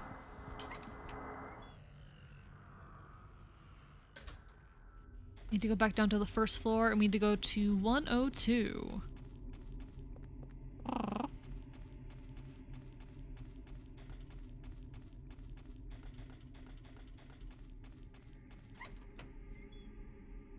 I think there's an interesting, like, they would have to be one of the greatest warlocks ever in order for that to work, but I also want them to be a great paladin.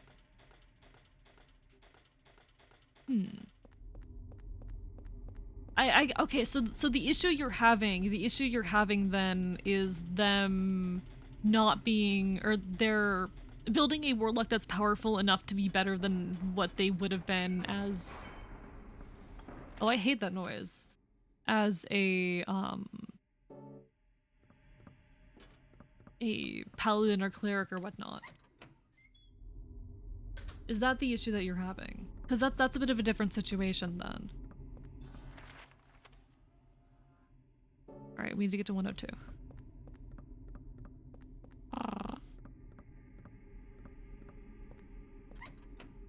It's not a multi-class that we're talking about. We're talking about like essentially entirely switching class. Okay. So I didn't realize that I could interact with the fridge here. Is the issue that we had, chat. Apparently this was interactable. It smells terrible. That's the one issue with older games like this. It's so hard to figure out what we can interact with. It's wrapped up with these torn, bloody jeans. The body of a dead cat. You're not even gonna show it to me? It's a torn red paper in one of the pockets. Okay. Damn, not even gonna show it to me? No. Okay. Because I think the concept Mudkip is working with is that it's an entire like change in class. Because the whole thing, like, your abilities as, and this is one of the really interesting things about playing any kind of warlock or cleric. If you betray your deity or your patron or whatnot, you lose your abilities, and I don't think enough people play around with that, but I did have a campaign once that did play around with that, particularly there was this one character who started off as a cleric and ended up coming across some relics of a deity who, like, any character associated with this deity, I didn't take the thing! Chat, I hate myself. Chat, oh my god, chat, I hate myself. But anyway, he was messing around with the relics from this other deity who doesn't do clerics, instead does paladins. In fact, it was a custom, sorry, it doesn't do clerics, only does warlocks, and it was actually this custom, like, warlock subclass that the DM had created. It was really cool shit. Specifically for this, this deity. And in messing around with this, he ends up striking a deal with this patron. Not fully understanding what he's doing or getting himself into. And the DM looks at him and goes, I hope you understand that by doing this, you're gonna have to, like, completely revamp your character. And so he did. He went from being a cleric to a warlock, and then we had 2 warlocks in the party. Because you know what? You know what my character was? You know what my character was? My character was a bardlock who worked for the rival deity of the patron of this this cleric turned warlock. Well, okay, it's more of a they weren't actually rivals necessarily. So, his patron, she hated. Wait, no. How it went? How it went? So my patron, he absolutely fucking hated this rival deity. He hated her. She was his direct opposite. Everything that he stood for, she stood against, and she would sometimes it was a goddess of knowledge versus a god of the enigma. His whole thing is everything being an enigma, being a mystery, being unknown. Her whole thing being knowledge, and the fact that they had history in the past by preserving knowledge the way she did about having particularly her knowledge preserved, it meant making knowledge of him known, and he fucking hated that shit. He fucking hated her.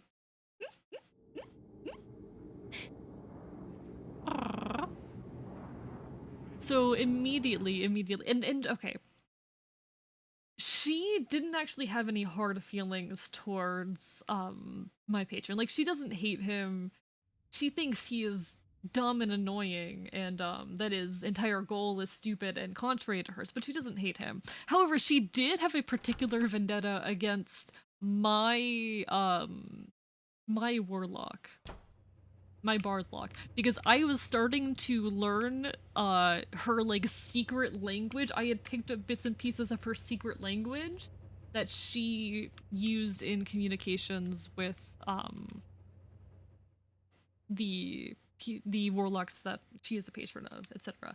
Like, I started to learn that language. In fact, what's really cool about it all, my DM in this particular campaign literally handed me a phonetic cipher. It wasn't a conlang, it was a phonetic cipher to detangle. So it's not like a one-to-one with letters, it's a one-to-one with phonemes. And I managed to decipher it pretty easily. I have experience with like ARGs and conlanging and shit. It was a lot of fun though. It was a lot of fun. I like the game. I like the game. The game good. The game good, small chicken. The game good. Oh yeah, I had a really wicked headache that day and just collapsed in the bed. Maybe if I look near the bed in my room, 302's bedroom, I'll find it. I'll get a headache every day now. It's terrible. What am I going to do? Okay. The game good. The game good. We like the game. So we're the one who has been writing that note. That note is ours.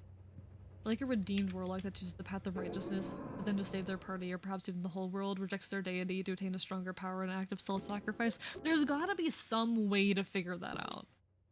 Like, maybe a DM is willing to let you jump a couple levels or some shit, or maybe there's some specific power, by reuniting with your patron, they'll let you do something that normally you wouldn't be able to do. Like, there's gotta be a DM out there willing to let you do that.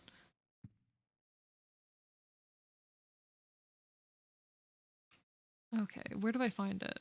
Where's the key?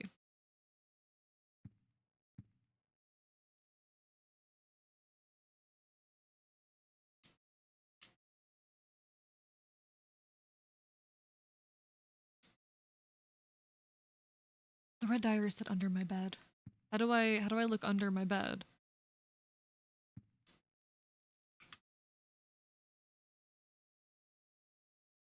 How do I look under your bed, dumbass? How do I look under your bed?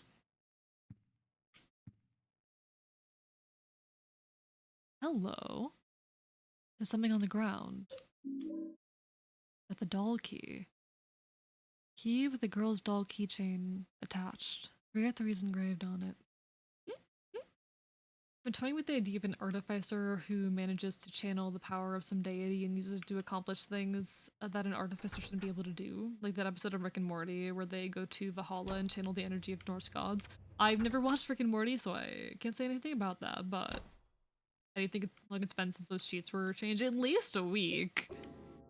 I mean, the man has a washing machine, but he doesn't seem like the kind of person who takes good care of himself.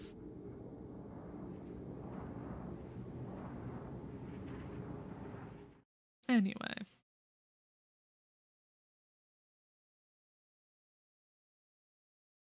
We're gonna go unlock this door, chat. Alright, immediately with you fuckers.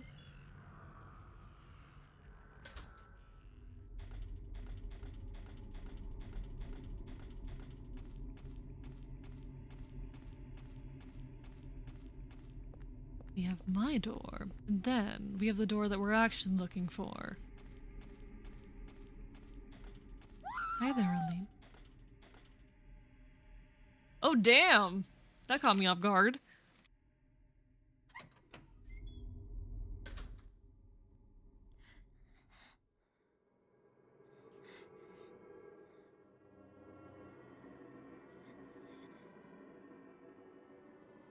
Two oh one two one. Hi, Walter.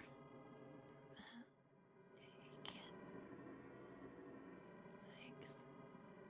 Excuse me? Did you find your mommy? This place? It's dangerous. You need to hurry. Get out of here. Did he not kill her then? Wait. What the fuck is happening?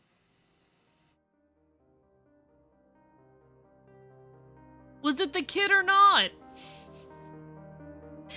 I like the apartment world. It gets a bit too close to home. Oh my god.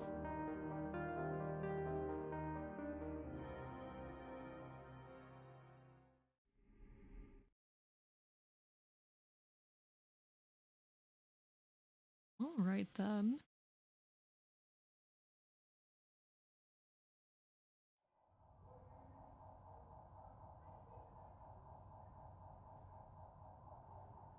It really starts tying things together.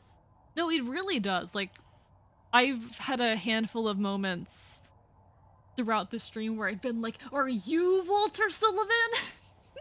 I think the Warlock Cleric get pissed that he's abusing the power of that god and he shouldn't be playing with that kind of power or something? No, like, there's definitely some interesting potential there, definitely. There's definitely some interesting potential there, and I'd love to see that pulled off. If you, I might even borrow that idea. That said, I haven't played D&D in a while, and I haven't been in like a long-standing campaign in fucking almost a year. I miss it. I miss playing D&D properly, but I don't really have people to play with these days. Eileen. I've been playing recently at a game shop near me. Fun fact, this was something I learned when I showed up to play at this game store the first time. The DM's my ex. I show up to this fucking game store like, okay. It's been a long time since I've played D&D. I haven't been able to in a while. And I really miss it.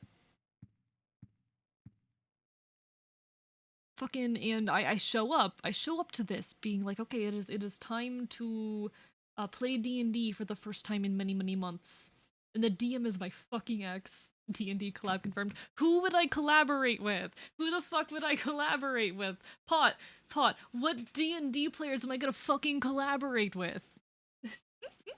And the thing is, I want to do a long-standing campaign. I don't want to do like one-shots and shit. Like, they're fun, don't get me wrong, one-shots are fun, but it's not the same. I want something serialized and story. I'd play D&D with you, I mean, fair point. But like, I miss having like a solid group. I feel like I haven't had a group of people I really enjoyed playing D&D with since like, God, since like fucking 2020. I haven't had a group of people I actually enjoyed playing with consistently since like 2020. What the fuck? Now I'm sad. Now I feel sad, chat. Try 4 to 5 session campaigns, they work best for this format? Maybe. I mean, if Stella was going to run something, I'd love to be involved. Ex-cleric of a fallen god. God is no longer a god, but still existent. Cleric converts to warlock for the sake of still serving that god. I kind of vibe with that. Maybe. There's a kind of strange paper stuck in here. Got the succubus talisman. card with some kind of frightening demon on it. I don't know what this doll does, and I'm kind of frightened by it. There's a scrap of paper. There's a scrap of red paper stuck here. I don't think I can protect myself. He's truly insane. I can't hold on any longer. His power can't be measured. I was so scared today that I sealed it off the back of the storage room.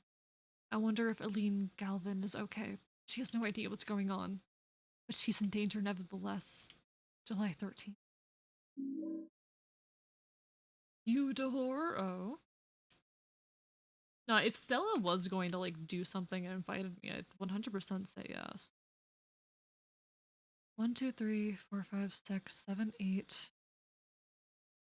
9, 10, 11, 12, 13, 14, 15, 16, 17, 18, 19. They haven't added the 20th handprint yet. They haven't added the 20th handprint yet. Even though that was the 20th death.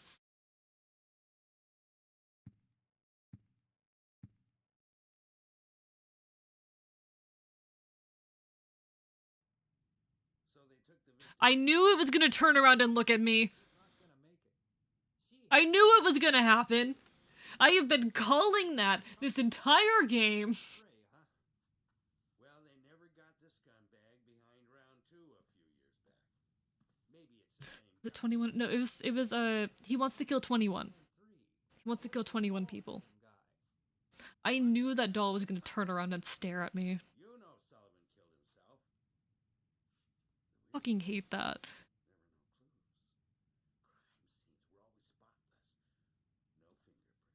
No fingerprints, no fiber. Just the number. 20121. I've been a cop for a long. But I've never seen a case like this one. Almost like they were killed by a ghost or something.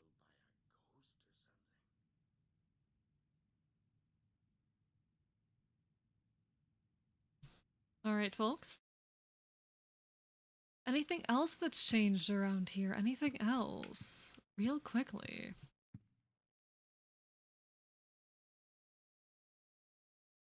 Yeah, they still haven't added the 20th handprint, it doesn't look like. Maybe it's really faint and I'm not seeing it, but I don't think they have. Alright, anything else interesting change around here? Can no longer interact at all with the television. And next, we'll be taking a look at the weather. Tonight, we can expect scattered clouds clearing by morning.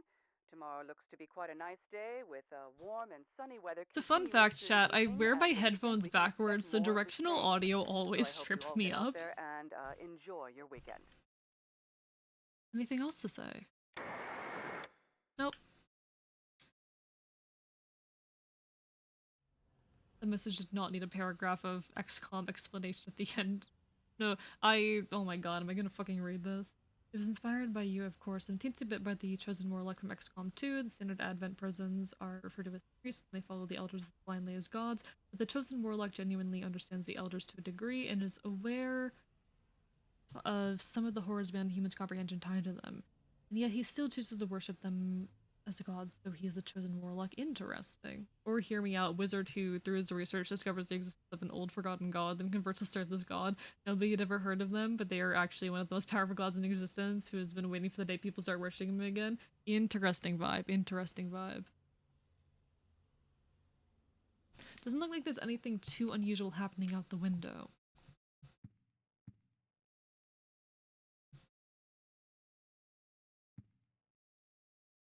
Excuse me?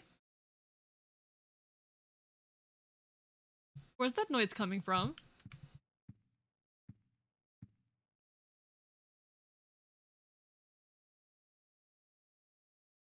Oh, I can faintly see the 20th handprint, actually. It's very, very faint.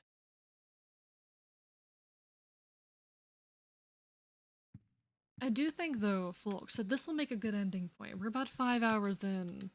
I have a ton of work on my plate. Like, holy shit, guys, you do not understand how busy I am working on shit. For you. It is all for you, chat. It is all for you. I have some big plans coming up in the next couple of weeks, so stay tuned for those. But in the meantime, I have some work to do. So we're gonna go find someone to raid, okay? In fact, maybe I should, can I exit to the menu? Don't push yourself. Oh, I'm pushing myself. Oh, I'm pushing myself and you can't stop me. Can I go back to the menu? Can I get that good menu menu music? Can I get that good menu music? Whatever, it's fine. Let's go find someone to raid. Let's go find someone. Let's see who all is on. But no, I'm gonna be pushing myself, but not for much longer. Actually, no. As soon as I'm done with this project, it's gonna be straight on to the next project because I'm not normal. I wanted to have a YouTube script finished by now. I hate how quickly time passes. Anyway, I need to be more conscious and more focused in how I like schedule out my projects and shit. But in the meantime, let's see who all is on. We've got Owlin streaming Amadama.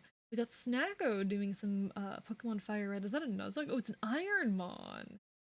We have Nox doing some Just Chatting. We have Orleans playing some Dark Souls. We have Stella doing Dragon's Dogma.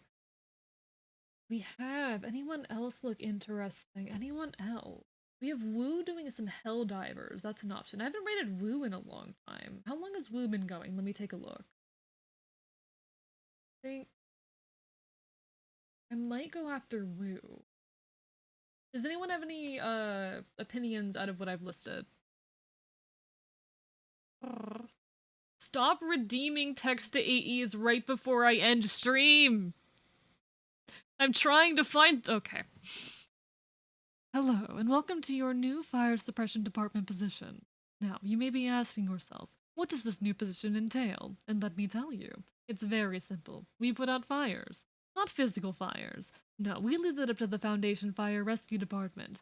We deal in metaphorical fires. For example, let's say a high-ranking member of the Foundation is offered a job by the Global Occult Coalition.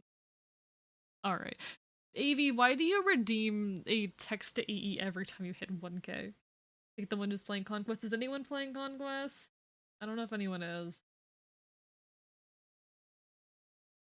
I don't know if anyone is. We can raid Woo though. I haven't raided Woo in a long time, so let's go raid Woo.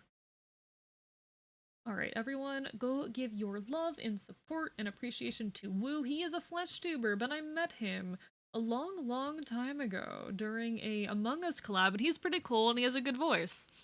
When he drags his voice down, it's very hot. Don't tell him I said that. He already knows that I've said that. He has heard me say it with my own mouth. I asked earlier, but Conquest stream when? Probably soon. I want to do one. So I need to finish this game. These years I have too many series on my plate. I do want to return to Conquest soon, but I don't want to like burn myself out on it because it's a game I've been streaming for a long time, but I'll probably bring it back within a couple of weeks. The issue is I have like 2 set series right now. I have the art streams on Tuesdays and the Minecraft streams on Saturdays, which only leaves Wednesdays and Fridays open for games. I need to finish. I'm prioritizing finishing Fire Emblem and this. And I might have a new collab coming up soon, but when I'm done with those, I'll bring some Conquest back in. I want to have like 1 day a week that's kind of like a whatever the fuck. But I've also been kind of treating, I don't know, we'll figure it out. Point is, I have too many ongoing series and that will not be changing because I love having a bunch of ongoing series. Anyway, I wish I could stream 5 nights a week. Anyway, next stream tomorrow night at 8 PM EST, we will be playing some hardcore Minecraft. It's gonna be a lot of fun. I hopefully will not lose this world because I'm very attached to it. You are welcome for the free entertainment. Goodbye.